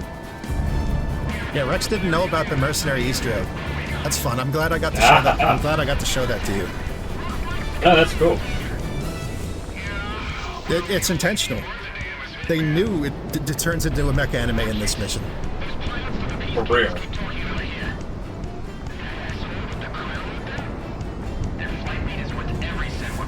Is what the cockpit looks like. That's cool.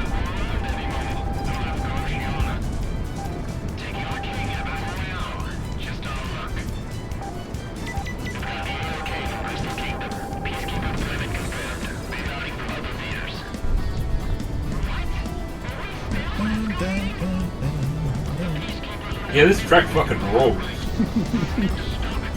The best part of it's coming up. Oh, this is coming.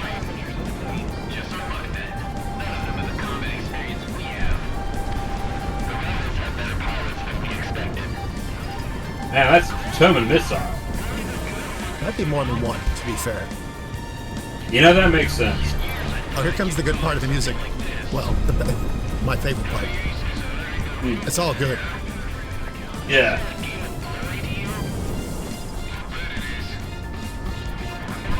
Oh.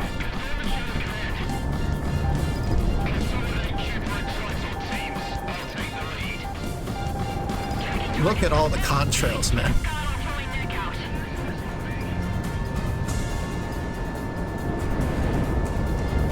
This was the mission where I was like, yeah, this game's pretty cool. And then I was like, wait a minute. This game fucking slaps. Yeah, I was gonna say. This track's channeling the Weather Girls a bit, and that's no bad thing.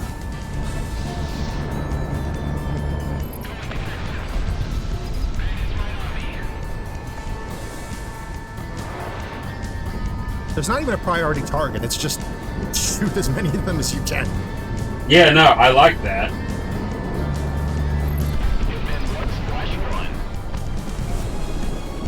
Oh, this is so fun with the AOA limiter. Holy shit, yeah.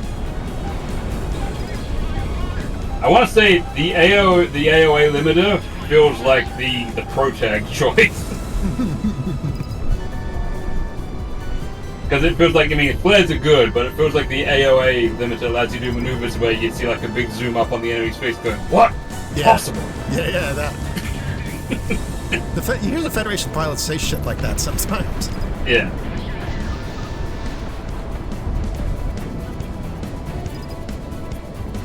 Oh yeah, Strike Suit Zero. I played that. I never finished it. It had a horrible memory leak problem.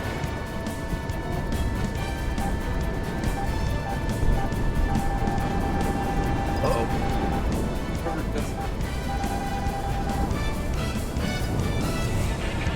One problem of not having the flares is that I have to break off pursuits that I might not otherwise. You gotta keep the missiles off of you.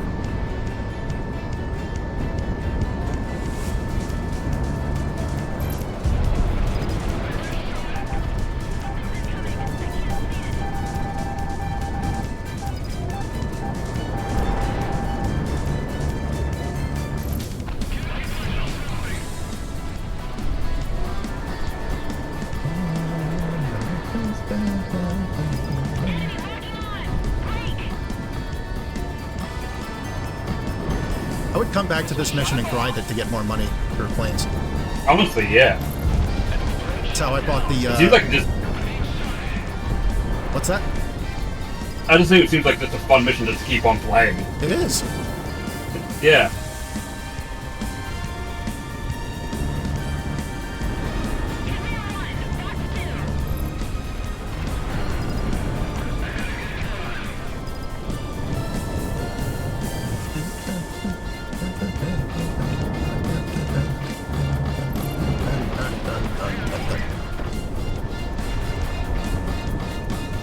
Monarch ready to fire. Guns, guns, guns.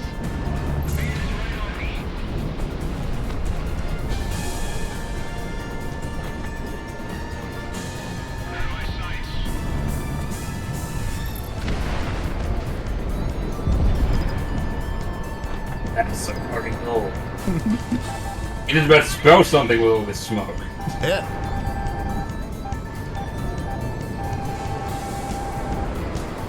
And it honestly makes it cooler that it's really not just you fighting. Like you'll see the score light up. Yeah, no, sometimes from honestly. the other pilots getting kills. It's got a similar feeling to that one mission in Strife, where you're actually fighting alongside people. Oh yeah, when the front assaults the Order Castle like halfway through. Yeah, it feels fucking cool. Yeah. Strife is one of these things where I have been enjoying playing it, but I haven't been streaming it because I spend so much time lost. I don't want people tearing their hair out when they watch it. Not that much. Fair enough, I guess. It's the same reason why I've been enjoying playing it, but I think it's called Only Lead Can Stop Them. I spend so much time backtracking and getting lost. I'm fucking hopeless, and I think that game has a map.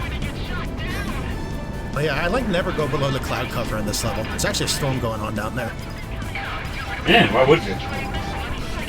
It's kind of Storm's like out here. It's kind of like the eminent domain level. Yeah.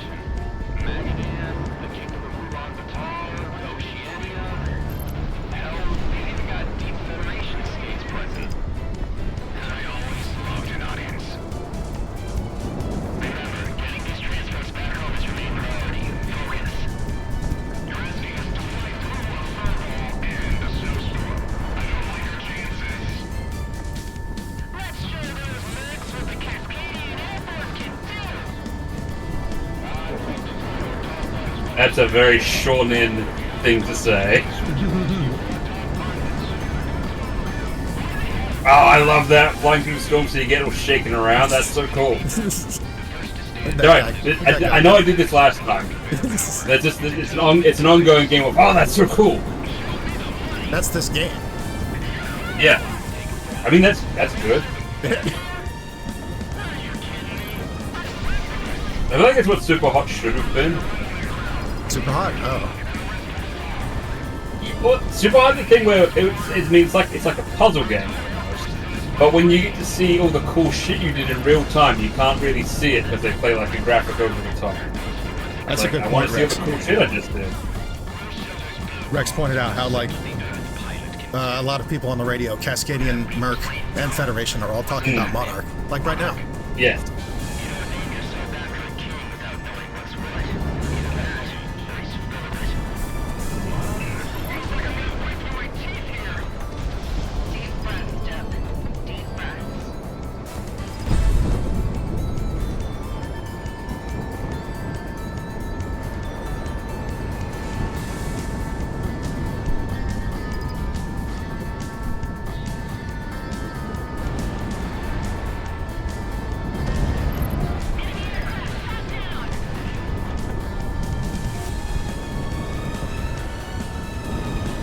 I feel a lot more comfortable with the guns than I did before.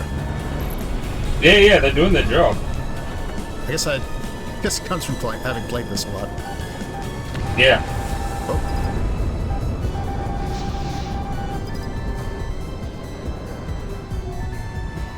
Good tone, good tone.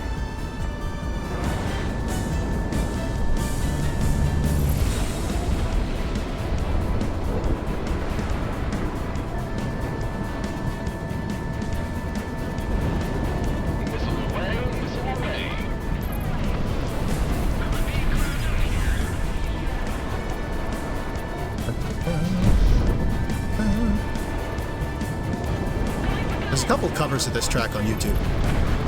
I believe that. They Seems also, like someone would want to do a guitar cover and stuff like that. also for the game's 1 year anniversary, they did a live orchestral rendition of several of the tracks, Okay. including this one.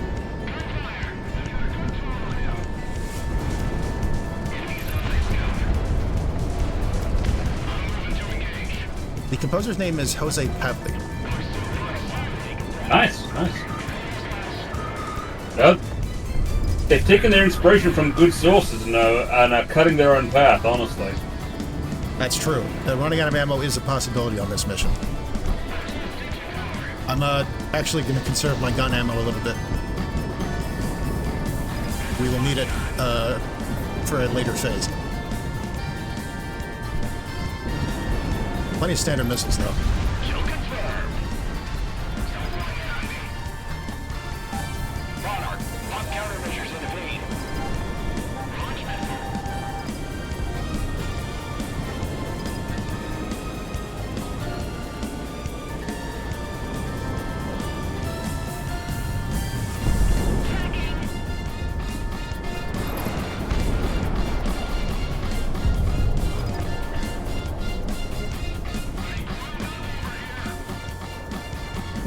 Not too many hostiles left on my radar.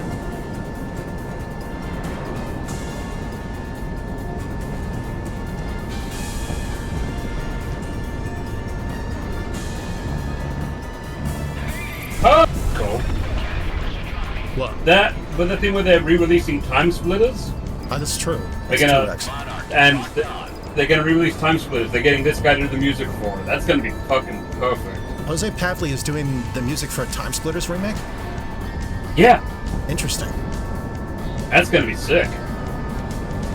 That reminds me. honestly- I gotta go back and finish the last level. I played through the first and second Timesplitters, but I left off before like the last mission of 2. Oh, right. I hadn't played through them before. I did not own them growing up. Ah, that's the thing. For me, I was from a Timesplitters household more than a GoldenEye household. Yeah, I had GoldenEye, Yeah. as did my friend. Yes. And Timesplitters, I like because. Nightfire later. Oh yeah. I like that the story mode in Timesplitters Future Perfect had a co-op mode, which I always thought was cool. That is cool. I like co-op versus the computer. Yes. And, like, seriously, spent so many nights just playing 4-screen multiplayer with, like, the different tag games. And, honestly, I like the sheer amount of character design variation that they had in multiplayer. So that was very cool. Hey. I mean, like, and obviously I love Cortez as a main character because he's competent, but he's just enough of a boob that he's endearing. It's time for phase 2. Excellent. Federation Peacekeeping Squadron Crimson identified with more reinforcements. Guess who? This is it. Ah, shit. Crimson Squadron, ready the MRAs. We're putting an end to this party. Looks like it's those mercenaries. Think they might turn tail and run again? Are those all, Those are all Crimson Squadron. that's a lot of bogeys. It's time for round 2. And this time it'll take Holy shit. more than taking out one of them to scare them off. Yeah, I get that impression. Holy shit. And they have AOA. Also, nice little shift in the music. This Yes. is some Donkey Kong shit. Back to Peacekeeper 1 is the track. Yeah. But apparently it's the same track as when we fought them in Over the Apodoc Fracture, but it has a different intro, apparently. Yeah, it's good to have a callback, honestly.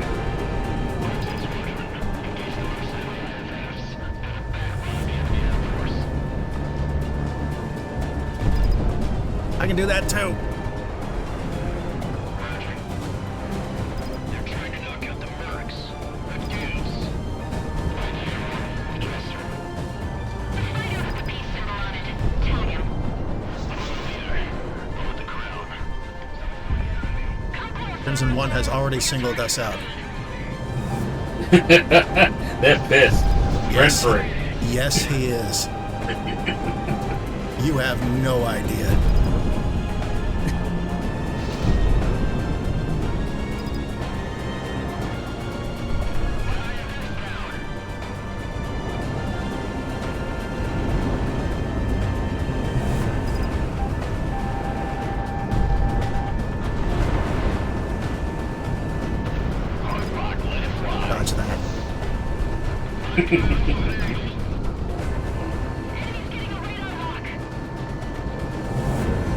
these guys are squirrely.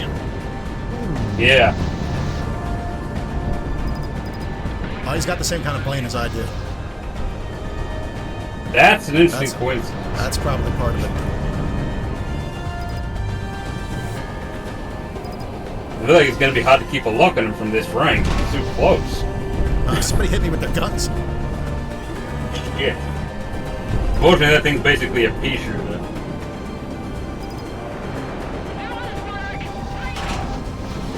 Oh, okay, but enough pea shooter. Yeah. Still hurts.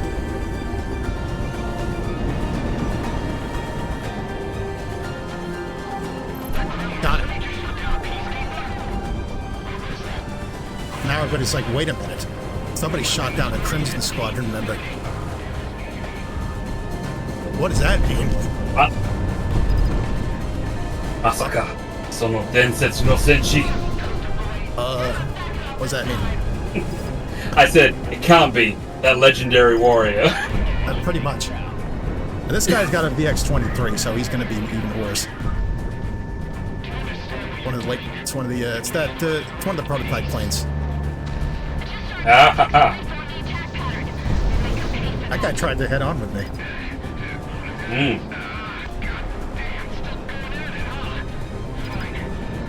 The Ops want some initiative, blow up their entire squad. Pretty much. Smith and Wesson's got me moving like an invasive species.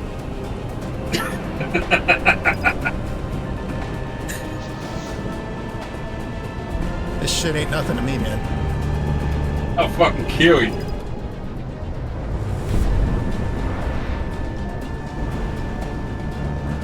Ah, I hit him. Nice. Looked like he crashed through him. That was nice timing. Yeah, it hit him right when he was going for the AOA turn. Nice. Oh, okay. Let's do one of these. I have no idea what this biscuit is.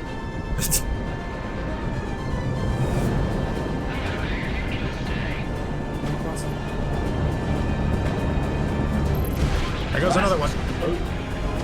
Nice. On higher difficulties, you have to take more of them down in an encounter. I didn't want to think about this on high difficulties. This is where Mercenary starts getting tricky. Is this level, I think. I believe that.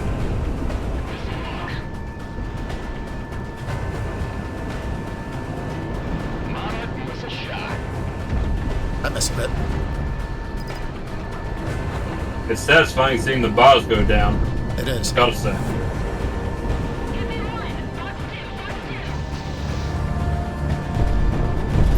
Oh, caught him on the turn.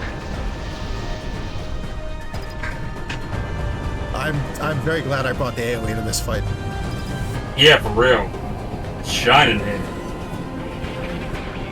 Definitely taking it to the last mission, and let me tell you. Oh, yeah.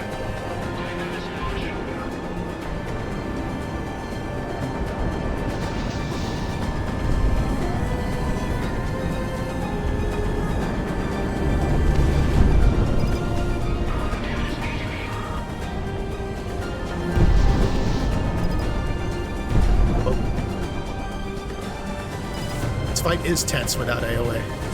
I did it without the AOA on Mercenary. What was that like? A lot of circling. Yeah. I want something with the best turning circle money could buy. Cleared for guns. I think I originally did this level with the F-14.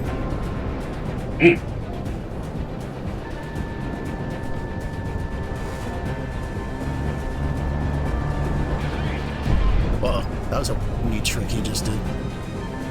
Yeah. Yeah, Crimson has like video game powers. I was gonna say.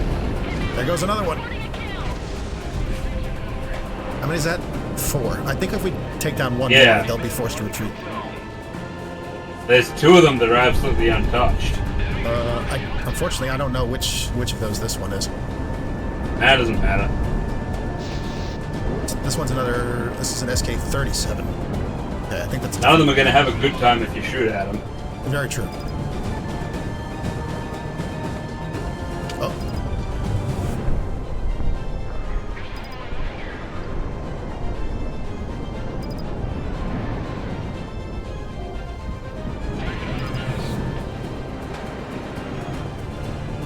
hell is he?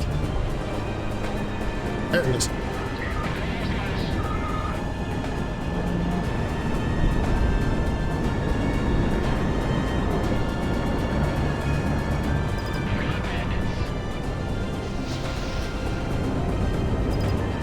I haven't been given a whole lot of natural leg ups in life, but I gotta say, I am super grateful for the fact that I get no motion sickness ever. Hey, Mr. Bad Guy. Welcome to the party. That's so good. Good to see you, MBG. I'm also grateful for not getting motion sick playing video games. Yeah, for real. I got a friend of mine, he really wanted to play Harrot, but Harrot kept on making him vomit. I remember listening to The Rock talk about playing the original Doom and getting sick in the special features for the 2005 Doom movie. Right? There's a bunch of stuff that when it comes to motion sickness, like I guess I'm grateful for it. Oh, there we go. We've taken enough of them down. Nice.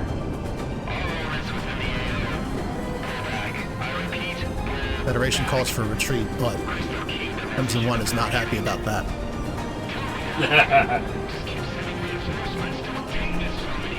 Let him go back and suck their thumbs.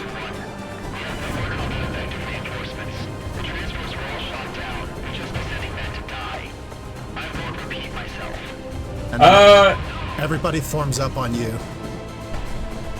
I don't want to say that I'm super up for streaming this myself, but I saw this as an opportunity and I'm taking it.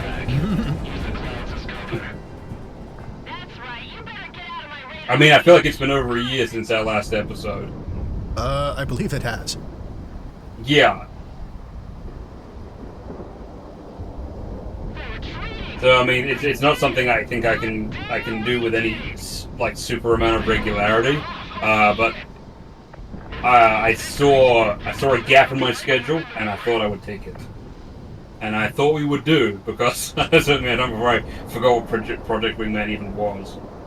So my brain don't hold much. In God's name, are we not dead?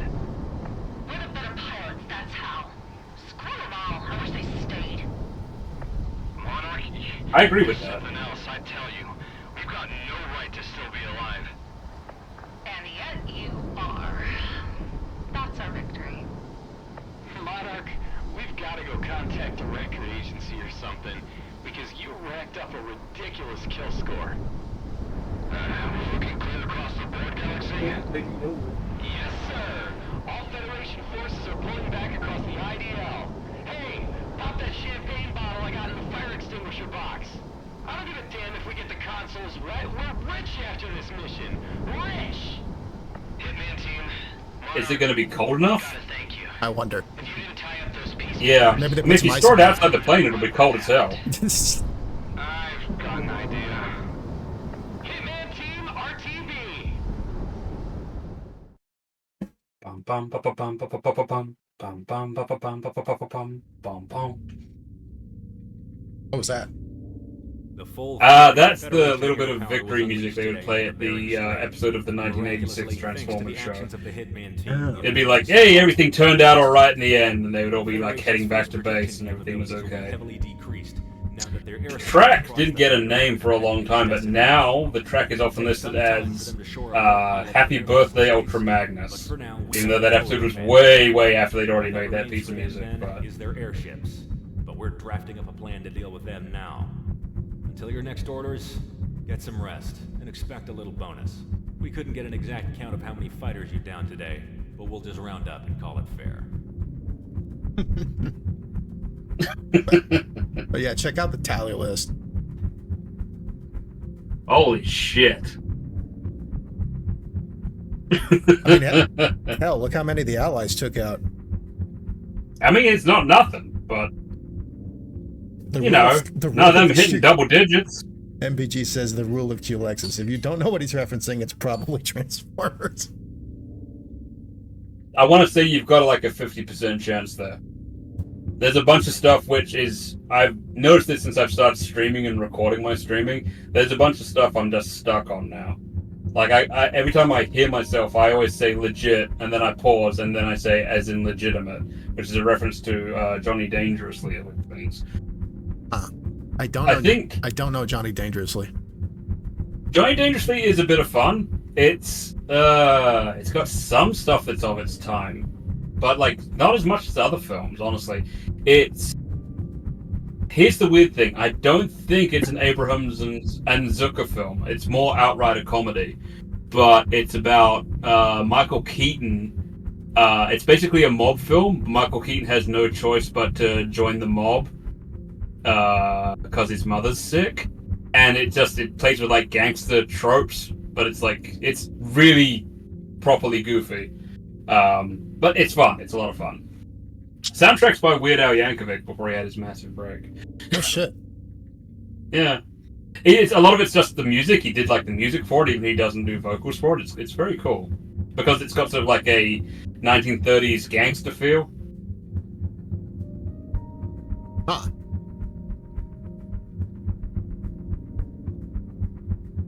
But yeah, so much of everything I say is a reference, even without me realizing it these days, that you do have an even chance. But the trouble is with me is spotting what's even a Hitman reference. team, an interesting hit Oh, here yeah. on available taskings. Yeah, And I don't because think it's so ingrained, I don't even know I'm making a reference anymore. Take this on.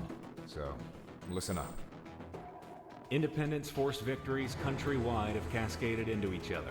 The Federation, now having lost a great deal of its air forces, are falling back. As their front lines fall, however, activity from the more unknown elements of the Federation here in Cascadia have started to stir. Several fishermen within the last week have reported intense bursts of light emanating from the Harkema Industrial Park off the coast. This rig is part of a naval-based private ownership property leased out to several international companies, including a firm called Icarus Armories.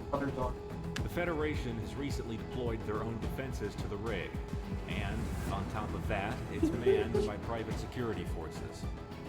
Your objective is to wipe out any Federation presence on the facility, providing a distraction for Sicario's SOF to uncover what they're doing. Ronan will be clearing some of the radar buoys, giving you a way into the airspace undetected. When you make it through, be prepared for anything. We have no idea what else might be being worked on out there.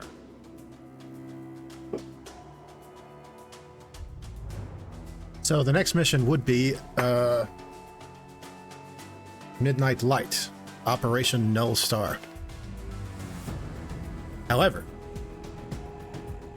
this is the point where we are going to shift gears for a little bit over to the DLC campaign. Because that picks up right where Cold War leaves off. Okay, sorry about that, I'm back. Oh, shit. I was talking to the air. Sorry. I was just... I thought I heard something fall over, so I very quickly Oh, shit, moved. okay. I was just telling chat that the next mission is Midnight Light, aka Operation Null Star. However, we're going to shift gears for a little while over to the DLC campaign, because that begins right where Cold War leaves off. Okay, nice. That's a lot of targets to hit. It is. I guess we'll see if we get back to Midnight Light tonight. Yep. There's 5 missions in the DLC campaign, and then it would be back to the main back to the main campaign. Sure. I can of course keep going, but we can always like stop if you're. We can do one more mission. Does that work? And then we do the rest another time, or? Well, it depends on whether you want to keep going, because I can keep going. I can keep going. Yeah. Yeah. All right. Let's keep going. I'm good for another mission. I like the look of the amount of shared targets compared to how many people you have. I'm a big fan of that. But we'll be getting to that a little later. I'm just qualifying here. Mr. Bad Guy said, if you want to do a gaming stream, I'd be happy to join in sometime. Is that like for both of us, or? Because I mean, like, it's something that's going to be coming up relatively soon. Ever since I've figured out Discord on another computer, like I've tried to rejig things. Rex needs a break from more. I mean, honestly, I'm happy enough to play more co-op games with people because there's some good shit out there. I know a lot of it's the stuff that's like just popular with, streams and whatever. But like, the fact of the matter is, Lethal Company is genuinely fun. And I know that no one's playing Lethal Company anymore, but like I've had a really good time playing Lethal Company, so when it comes to like Lethal Company or Peak or any sort of co-op game. Or, I mean, I've got invited into this cadre of other VTubers who VTubers characters with green skin, so they're all orcs or they're all goblins. And I'm trying to figure out stuff. Because, like, honestly, like, Goblin Cleanup is fine by yourself, but Jesus, it would be nice to play it with other people. So, same with some of the other, like, management sims, like Ale and Tail Tavern and stuff like that. That's something I'm going to figure out with Max at some point, but certainly, Mr. Bad Guy, if you want to play Ale and Tail Tavern as well, I'm fine with that. I pick a game, you pick a game. Let's see. I mean, yeah, no, that can work. I'm probably going to end up installing Twitch on the same computer as I'm currently on, as opposed to the other one. Because in addition to all the other stuff, that was why I haven't been doing art streams. My second monitor just bought it. Oh, fun. About like 2 weeks ago. Damn. So I don't really like it's weird because I used to do it, but I don't think I can go back to doing art streams on just a laptop screen. I've I've tasted the alternative and I'm finding it very hard to go back. having a devoted screen for Twitch chat and a much larger screen to actually draw on was really nice. But yeah, in terms of just like Twitch gaming, yeah, I can imagine that. I can imagine setting up Twitch on this computer and just having a casual play around. It's a thing. 2 more lore entries open up after Cold War. Oh, cool. Yeah. Sorry, were you saying something? I was just gonna say, but in terms of like YouTube gaming, as weird as it sounds, I'm always gonna be talking as Shiokata for that, so it's not really good to. I mean, if people are okay with that, but I'm not really going to be good to like hang around with. Like, it won't feel like socializing with me as much. I don't think. So I mean, it's a matter of Twitch gaming or YouTube gaming. Twitch gaming might be more your sort of thing. Because YouTube, I'm not breaking kayfabe. Let's see. Federation Air Academy. On the plains of the kingdom of Ulaanbaatar, a Federation core state, Federation Air Academy trains the next generation of pilots in a world where air travel is the main method of transportation and commerce. Those pilots who instead are recommended as combat pilots are trained here as well and deployed back to the State National Guards where the excuse me, where the Federation's influence are now spread through them. Compounded with classroom lessons, simulations, and real flight hours, most combat pilots in the Federation have traced their training back to the Academy. Right. Let's see. And a note about the Bering Strait.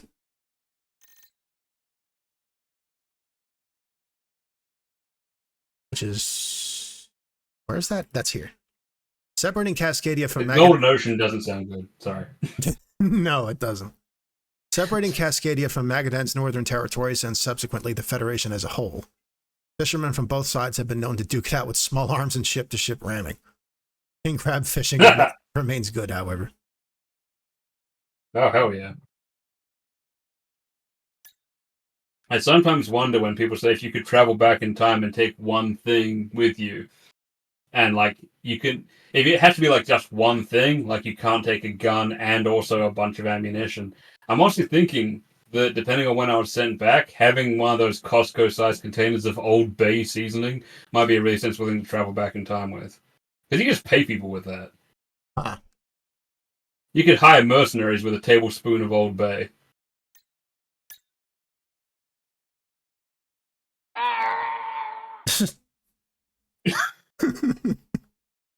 Fuck played that. Oh yeah, Psychic had. I didn't That's one of my sound routines. I didn't even know what that is. That's the sound of Lego Yoda falling off a cliff Right. in one of the Lego Star Wars games.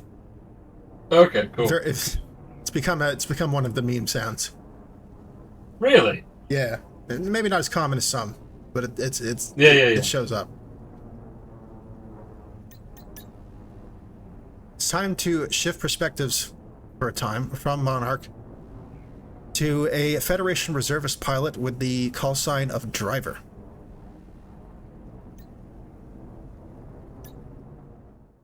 Okay. You know, honestly, just based on the context of Lego Yoda Death, I think I actually know the sound file you mean. I never put the pieces together. Yeah. It sounds it's because it sounds like somebody falling. It's like how a bunch of people use like the shin breaker scream, but I didn't know it was the shin breaker scream. It was just something that people use. It says commence on this screen instead of start. Okay.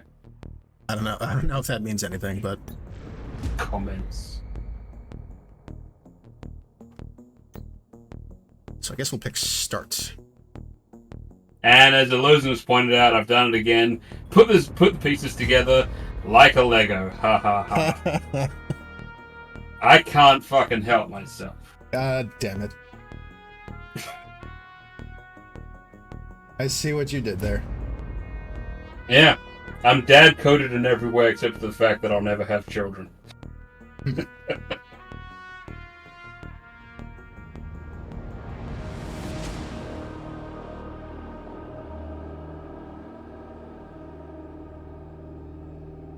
Normal.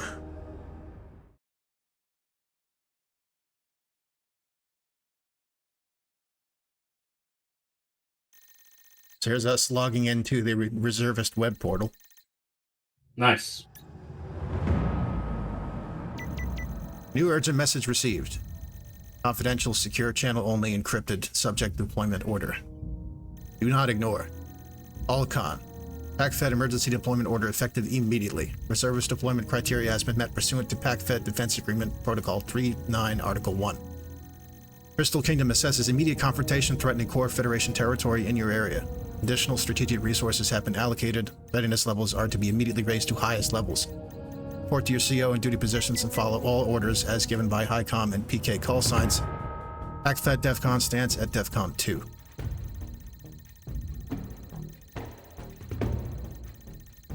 The DEFCONs count up or down? I believe lower number means higher state of alertness. Right, that's what I thought. Well, DEFCON 2's a comparatively nice, I guess. Deployment location. Frontline 59. Yeah, Title drop. confirm they count down. Hey! Is that the Heinz number? No, that's 57. So basically, Federation Command is shitting their pants after Monarch whipped their asses over the Bering Strait. Yeah, exactly.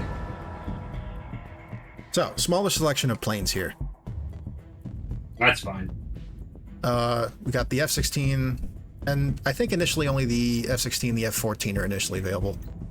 You can also use the SK-25U, the F-15, the SK-37, and the VX-23.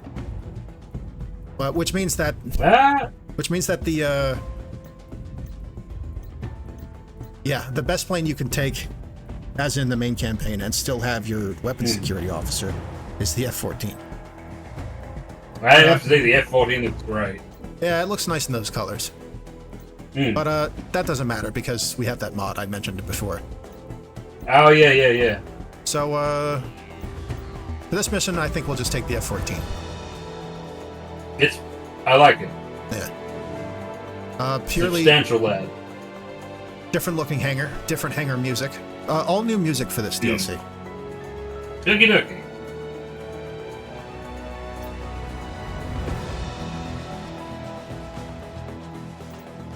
We'll take some... Let's see. We want the high velocity?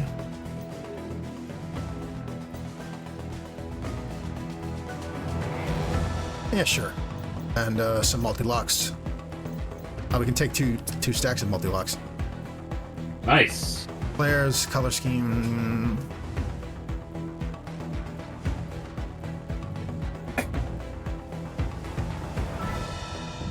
Yeah, they just write SK when they mean SU. Serial numbers filed off and all that. They're not using real names to avoid paying royalties. Smart.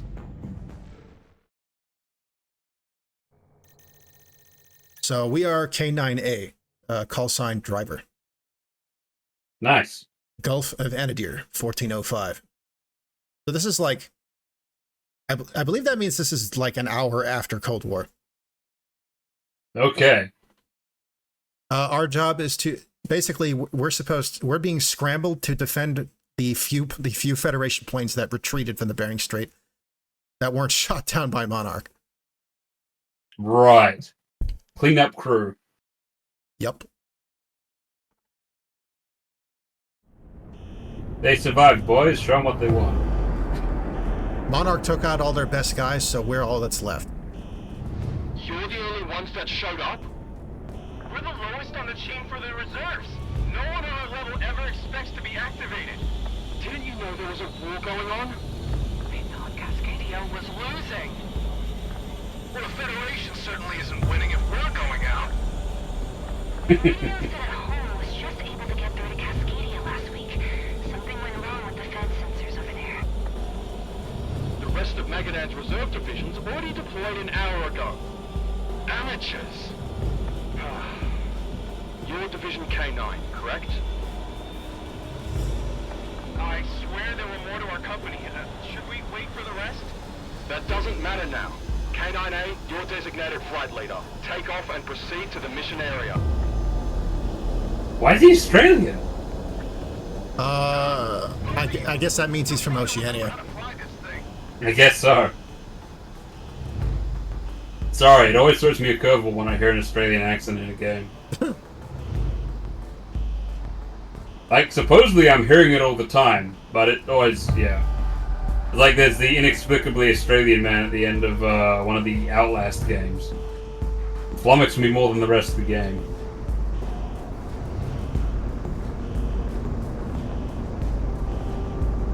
It is kind of nice seeing a takeoff sequence, though. I dig that. I love a launch procedure. Can I just say that? In a video game or just in a narrative sense, I love seeing a fucking launch.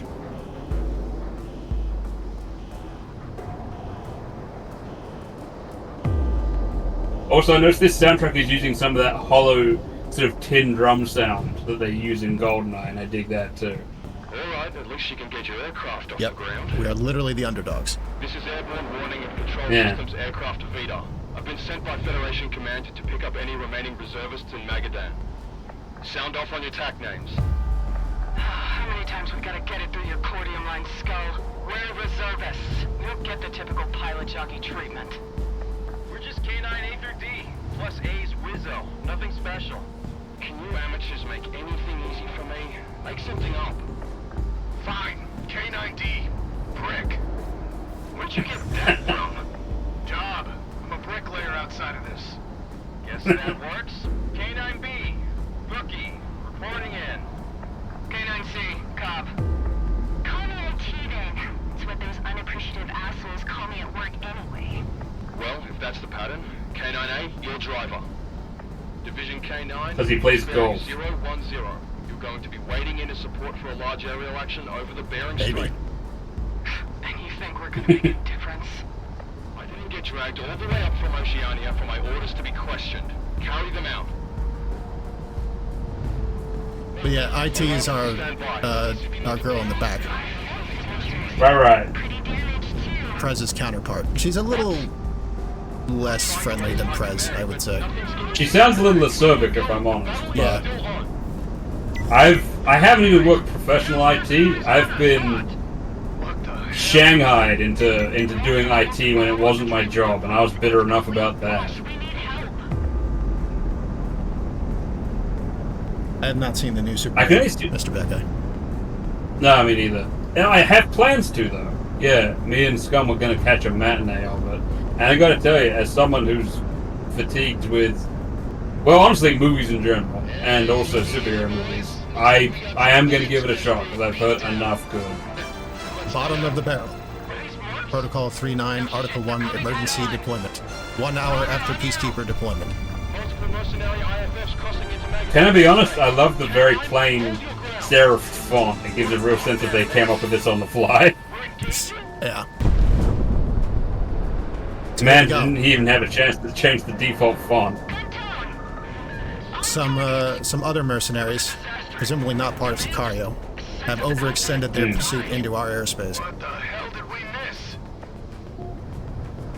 So those are our opponents for this mission. Slap the shit out of him. One flight of 4 seems combat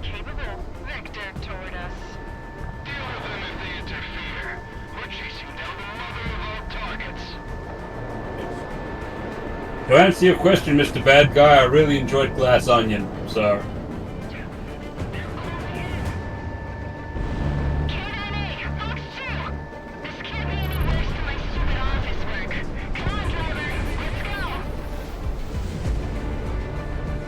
There are no checkpoints in Project Wingman. Calculate your every move. Driver locked on. Okay. It's true.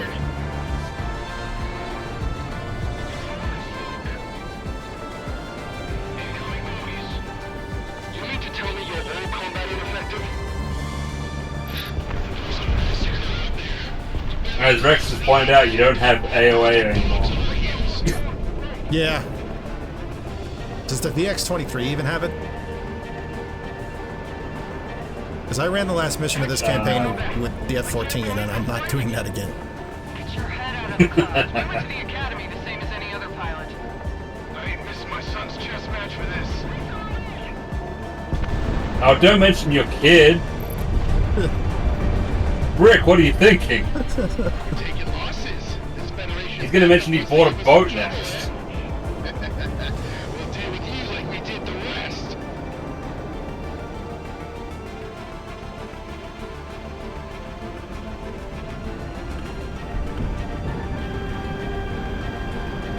Hey, Lex, you mind telling us what the hell is going on? It's chaos right now. Command screwed up somewhere. Cascadians rousing our forces and we lost the entire transport operation. What air transport operation? Don't worry about it. Okay, Brick sounds like Andrew Holsholt, and that's sending me.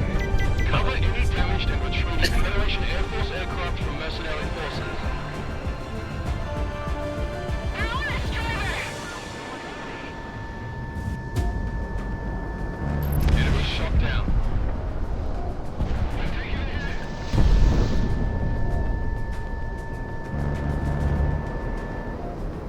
I'm being shot at.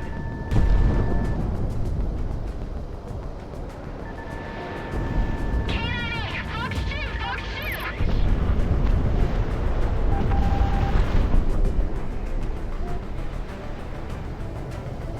Driver locked on. Enemies get on the radar lock. I wonder if someone made a mod of this game where you fire your guns by yelling fire like that old Nintendo thing. Probably not. I don't even know that'd be possible. Fire, fire. You can say anything. Fuck. Shit. A monarch to gunner. Uh-oh. Positive lock. Oh boy. What's the big deal? It just looks like a ball sack. Yeah.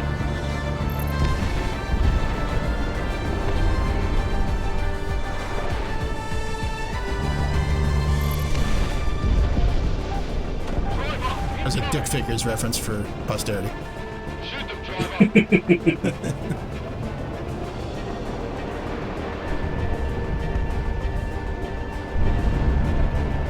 Locked on I target. just shot down a duck by saying fuck.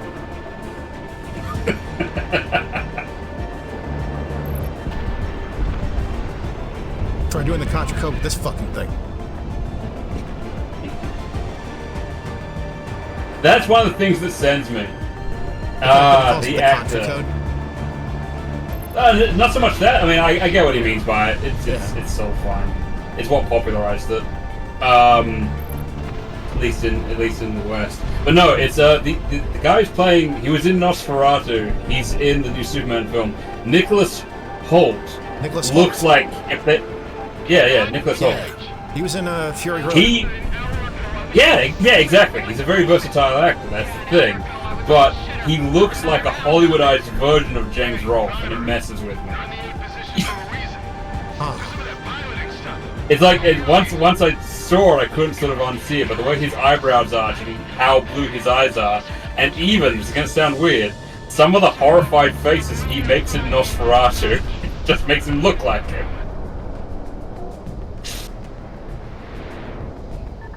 It's not obvious in every role he's got, but. About $300. Now lie up and die.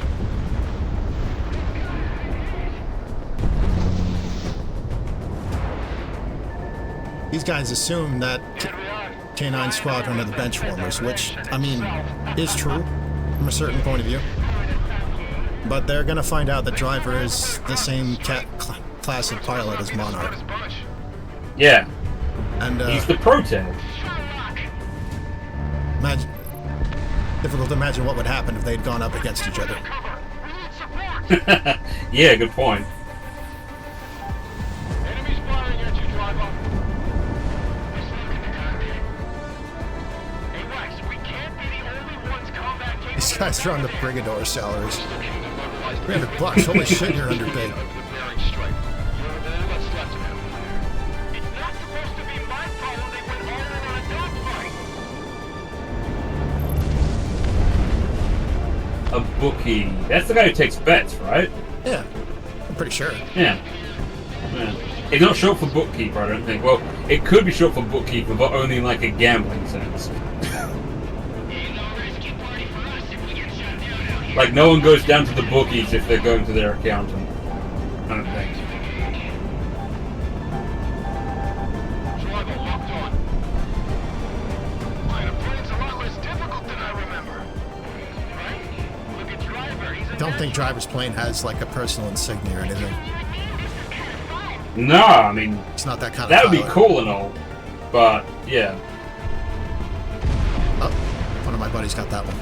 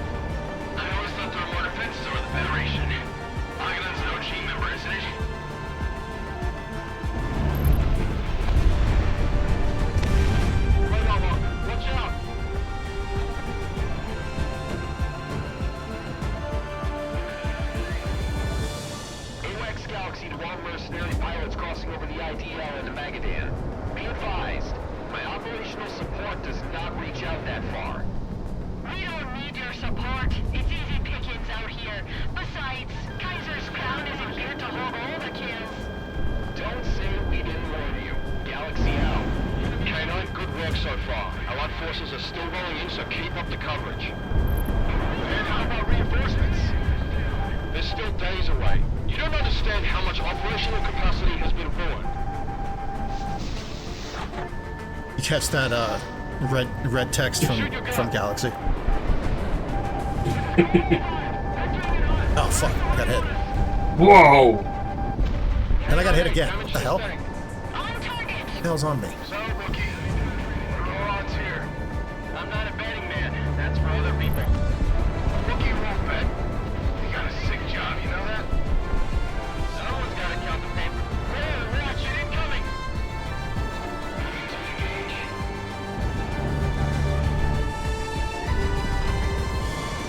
We saw how the enemy fell apart over the strait. The Federation isn't invincible. On target! Enemies getting the radar lock. Don't count Like, it's more than just a perspective flip. Yeah. I like it. Like, these mercs are a different breed from Sicario. Yeah. Oh shit! Ow, that hurt. Yeah, for real. It's still holding at 38. You've certainly been worse. Like, these guys should have broken off. They're here for the blood as well as the money, and they're gonna pay for it.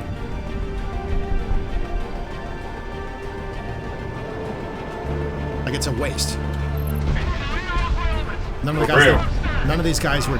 guys they were chasing could have put up a fight.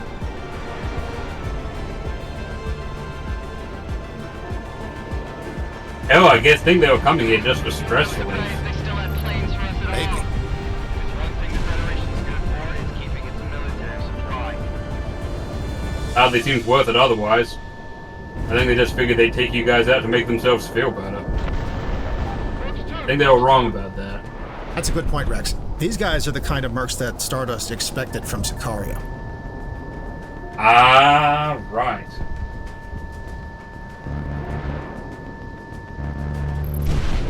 Punks, basically. Yep. Across the line. Designate. Punk's in it for a paycheck. Crimson? No protag energy at all. Here comes the retreating Crimson Squadron. About to cook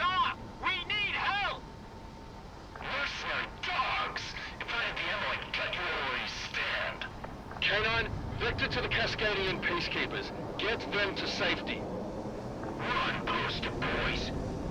You'll die tired. This isn't for business. This is for Oceania. I don't like this. Incoming Federation fighters. There they go. Get these criminals off our back. We're putting you into the ground, peacekeepers. We won't let any mook get in our way. Thornrose gang, engage! Sherlock. Oh, shit. Shit. This ain't us, man. Driver, what are we Time for a boss fight. All systems are clean. I was wondering about that. They got a logo and everything. K9, shoot them all down. Let the resurgence cover us. Not out of juice yet. Take them out. These guys are here from revenge from the last war. I believe that too. Tailcoats seem like bed reservists.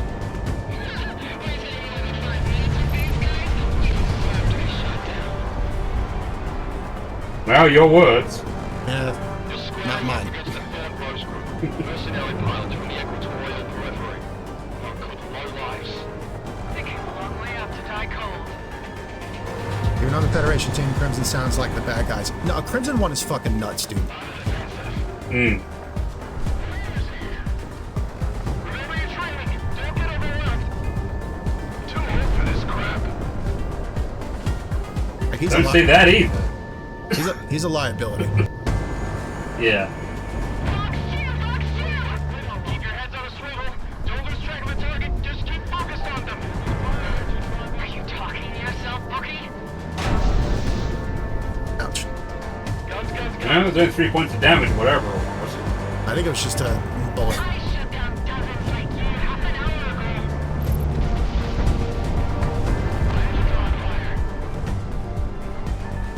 These high velocity missiles are pretty nice. You think you're hot shit, Yeah, not bad.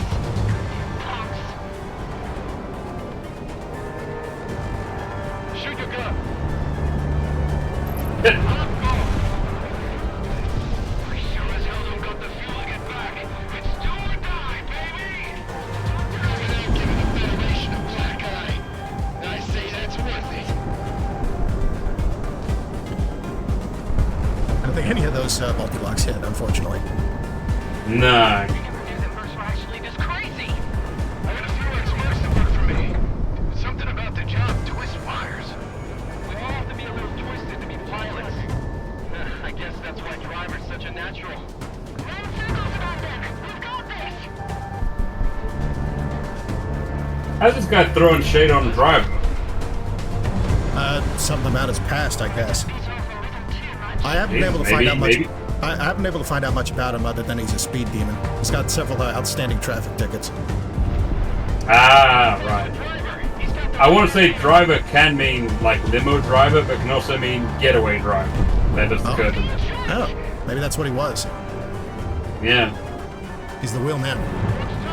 Yeah, exactly.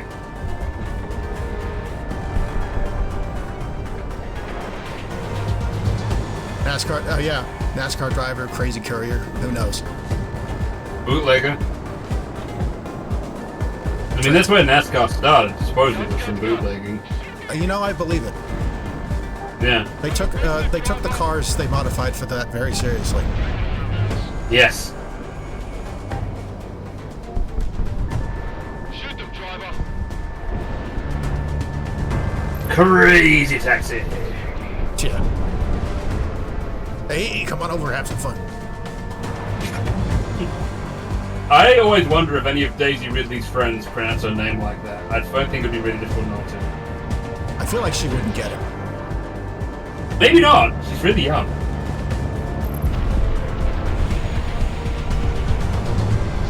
I remember the Crazy Taxi arcade game especially was fucking awesome. Yeah, 'cause you gotta like sit in with like pedals and a steering wheel. I actually had one in a bowling alley that used to be near where I used to live. Hell yeah. Said bowling alley Soundtrack is by The Offspring. long gone, unfortunately. Yep, Offspring. Yeah. That's a very mid-90s sound. Oh yes. But I like it. Listened to them a lot in high school. Oh yeah, yeah, yeah. Hostiles getting radar lock. Oh, I think somebody else got that one.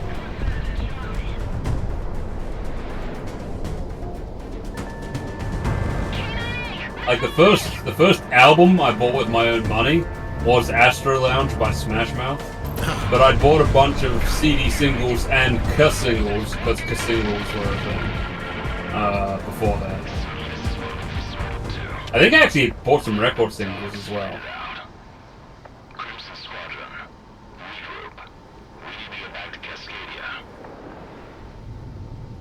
Reserve Division, thank you. Crimson out. Captain Griffiths to all mercenaries. This is an order, or else your contract and pay are null and void. Back off. We can't risk extending the front line this far. I disagree, Griffiths. This is an opportunity. How does striking Magadan help us liberate Cascadia? That's not the type of war we want to fight. Think. For the first time in 100 years, the Federation itself can be attacked directly. We are not conquerors, but we can give the beast a bloodletting. And I know a lot of men willing to volunteer for such an operation.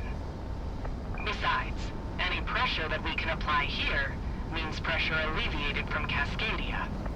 We'll consider it, General Faust.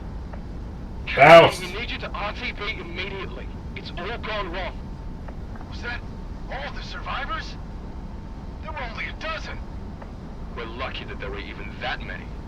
A dozen Federation planes returned from the Bering Strait. To fight their war, and they are making a mistake that they can never come back from. Shit. We're about to get caught up in this Cascadian business, aren't we? I should have stayed home and ignored the call to report. Rather take a jail sentence than whatever the hell this is. It is what it is. Hey, driver. Good stuff. Why aren't you regular Air Force? K9 for the last time. RTB immediately. We need to get set for what's coming. Jeez, Louise, all right. K9, let's head back. Rick is very goon-coded. Yeah. He sounds like the guys from Fallen Aces. Brick's I don't imagine he is. Brick's kind of in over his head, On the ground honestly. and there's barely Yeah. room to taxi. I've never seen this airport so busy. It was the closest place we could reroute survivors. The next airbase over is full. This isn't even an airport. It's just a seasonal runway. The only reason we have our combat aircraft here is to give the local mechanics jobs. We'll get used to it. I don't like this any more than you do, but this, like you, are all we have to work with. I'm sure That you know guy's from the reports Northeast. From Cascadia haven't been entirely illuminating. But you've seen with your own eyes what's going on. Because of that, you're now being called to serve. According to the statutes enshrined in the Federation Charter and the joint articles of defense as issued by the parties between the Magadan territories and the Pacific Federation, Magadan's reserve divisions are being mobilized and federalized. When I joined the reserves, I agreed to help out with earthquakes, the occasional smuggler intercepts, and even those stupid parades down by the capital, but not this. I didn't sign up to get thrown into a meat grinder. Then Prey today was the worst of it. Just a flare-up from overeager mercenaries with the confidence they've gotten with Cascadia's backing. Driver, I don't know about your leadership skills, but for now, this squadron organization works, especially after today. You saved lives, and performed far better than even I would have anticipated. Right now, with K9, you will be perhaps the most frontline fighter squadron here in Magadan. The safety of the Federation is in your hands as we regroup. Get ready. We'll need you back in the air ASAP. I mean, you don't know. They could have put her in one. They could have put her in one of those transport shoppers, Coast Guard deal or something. Yeah, exactly. I could be wrong about this, but I reckon that guy's from New South Wales. And Vita, Like he's not necessarily from Sydney, but he's like from Newcastle or something. and he's not as personable as Galaxy. Besides, No. Rex says you got to wonder why a pilot like Driver got stuck in the bottom of the reserves. Mystery for the ages. I assume. I'm going to say it's the catch-all term that they use in professional wrestling, attitude problems. Attitude problems, yeah. Yes. I thought you were going to say that Driver's a ringer, because he might be. It might be, yeah. This is the that's true. These are not their planes. It's a very different situation from Sicario. True. Case in point, there's no money in this campaign. You just have access to certain planes at certain points. Right. So it's less break out the champagne and more like break out the after action report and the pens. Yeah, exactly. Break out the Miller High Life and the Hungry Man dinner. The situation in the last week has been deteriorating rapidly since your activation. As the Federation has begun to reorganize in light of its air power losses over the Bering Strait, Cascadia and his mercenary forces, knowing that we're at our weakest, have sought out to do the unthinkable. A fleet of warships has gathered up and set sail for Magadan. Despite the fact we are still engaged within Cascadia, the Cascadians have been able to rally their own navy and merchant marine to launch a full-scale invasion. With only 1 day's notice, we've activated the ground reserve divisions and have begun to fortify likely landing zones. K9, you are needed in the air immediately to cripple the enemy landing operations. We don't know how long we can keep up a direct defensive confrontation. However, if we can give the Cascadians a black eye as they come in, it'll give the Federation more time to rally troops. We need you up there. Dismissed. Christ almighty, that's a lot of opposition. Yep. So I guess we'll find out about that next time? Yeah. If you'd like to stop here. Yeah, I mean, what, we got like 4 missions left? Yeah, another 4 missions yeah, I think. Maybe 5. I think. Either way, that works if we do them in these chunks. I'm hoping to get another bit of time before the end of the year, but I mean, this has been a blast, honestly. I've loved this. I'm glad you're enjoying it. I'm happy to have you. I'm having a great time. And I'm still looking forward to playing this myself, honestly. I still think I'm going to do it, even after seeing everything. Like, there's no twists and turns left for me, I don't think. But, like, just the sheer fun of it. Because, I mean, I love a good flight sim. Yeah. I really do. And this is the kind of flight game that errs on the side of fun over realism wherever possible. I don't want to speak for you, Cap, but I want to say, at least from my point of view, not that we haven't had enough to talk about. I like to think this has been entertaining. I think me and Cap talk pretty well with each other. I honestly think that. But for what it's worth, to anyone who's watching the stream, Cap, would you say it's safe, like, don't be shy to ask us questions? Because, I mean, we both have, like, a universe, we both have characters. I just figure, like, anytime... Because, I don't know about you, when it comes to answering questions, I'd much rather say it than type it. Typing takes forever, so... That's fair. I didn't know how much you wanted to delve into your own work, or mine, in these streams. I'm easy either way. Like, it did occur to me because there's that much happening on screen, and we had enough to talk about. But, like, I occasionally worry that anyone who's just, like, in the chat is like, oh, I don't want to bother them about this, I don't want to bother them about that. And I don't know, I personally don't feel that way. There's some stuff I'd be self-conscious about, but, like, with the amount of characters you've got going and that stuff like that, I figure you've probably got lore you can talk about, if anyone, ever asks. I'm just saying, I don't mind. It's a thing. No, that's fine. Most of the time I just get asked about, winning a fight, Lemmy or God? Which Lemmy are we talking about? Trick question. Trick question, Lemmy is God. Oh. But most of the time I just get asked about what I'm playing during streams. And sometimes... Yeah, I mean, it's fair. Like I said, we haven't really had a dead air situation. No, there isn't really dead air in this game. No, I guess not. I think we had more time to muse on more topics during Snatcher, given the pace of that game. Yeah, because Snatcher's huge. Yeah.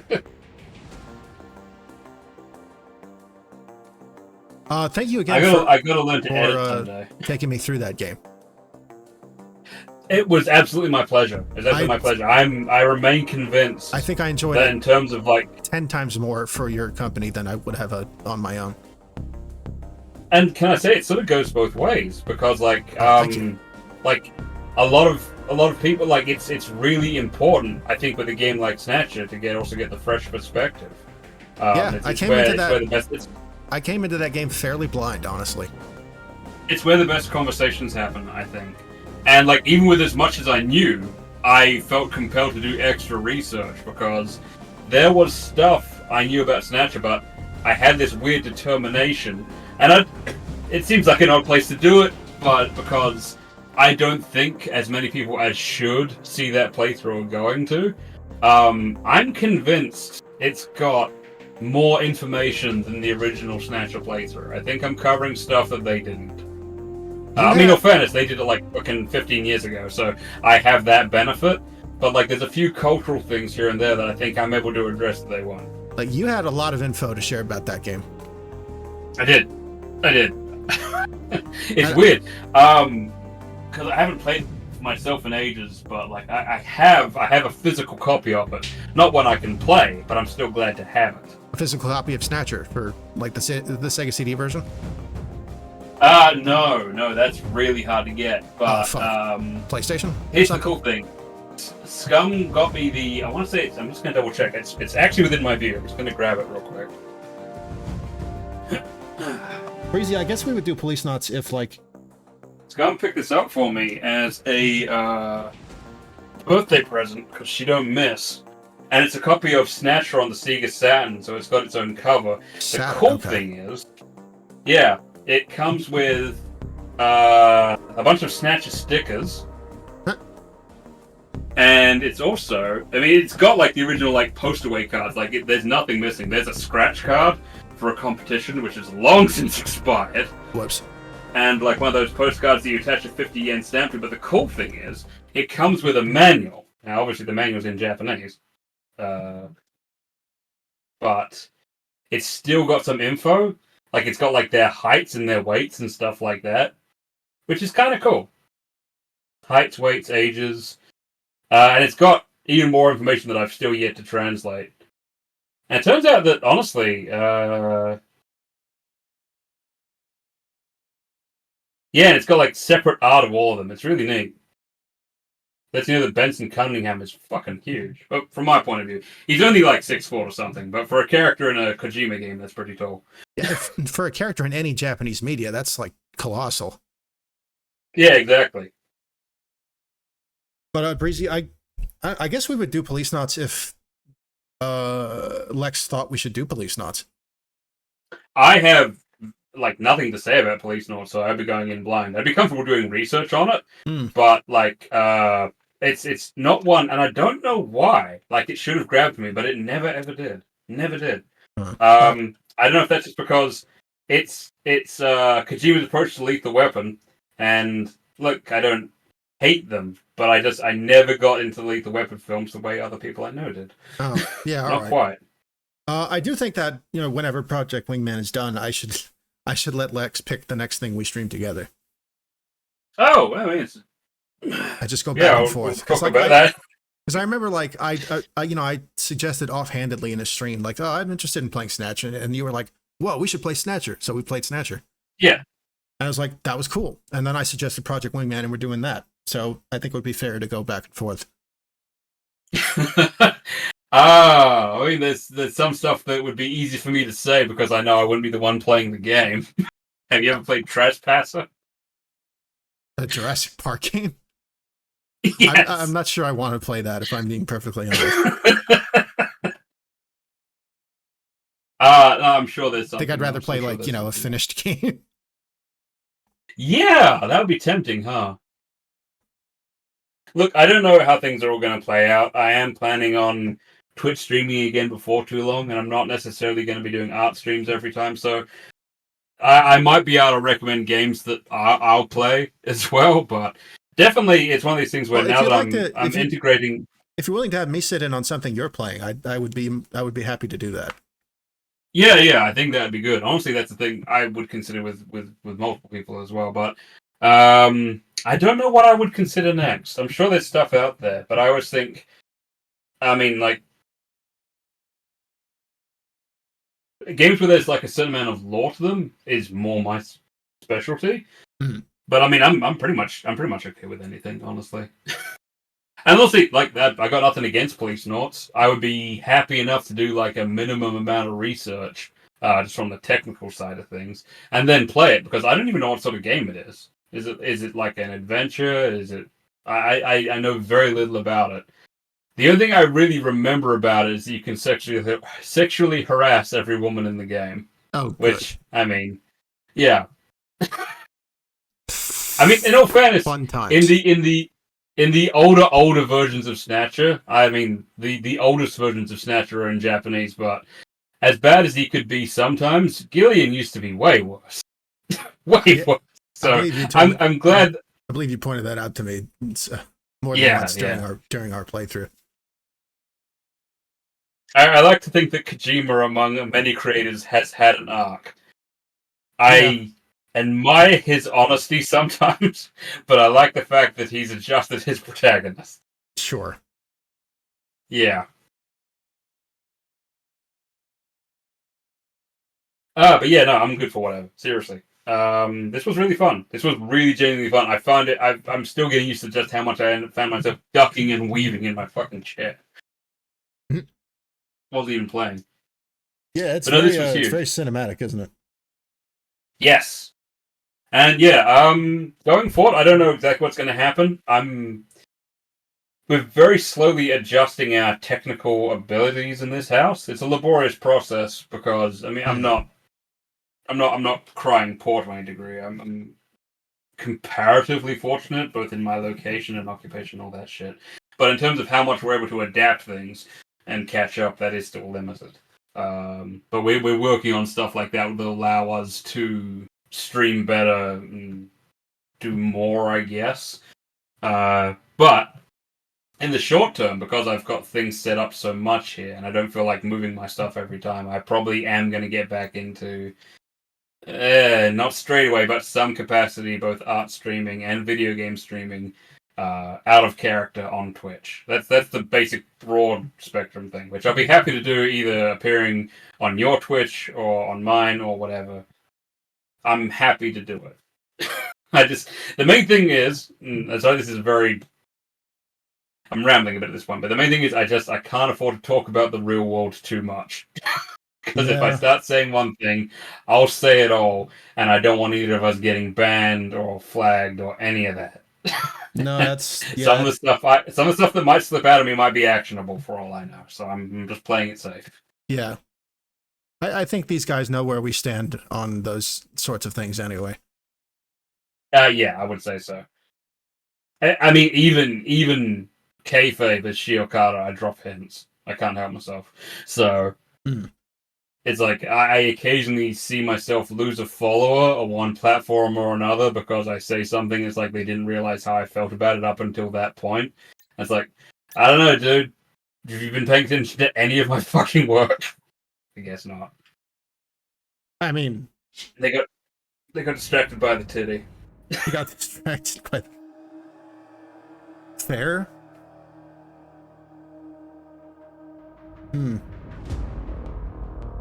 Anyways, sorry, one last thing from MBG. Loosely related, I was thinking that Gillian is somewhat Lupin the Third-esque, and I remember that I joked that Theodosi was Red Jacket Lupin, and the main character of Murcielago was the old Monkey Punch Lupin who was straight up. Yes. Yes, I think that's a fair comparison. Right, yeah, I was reading Murcielago, which I think just means bat. Anyways, yeah, I gotta catch up on that. Yeah, important differences. Vibes with characters. No, because she can't get in. Anyways, I'll let you go for now. I'm gonna eat something because I've just been like pouring around my desk for abandoned Japanese snacks, and they are tasty. Even though I'm not sure if they're all in date, but I'm not sure their sustenance. So, this was very, very fun, and I will see you next time. I hope it's soon. I'm sorry I'm not very reliable, but I had a great time, so thank you.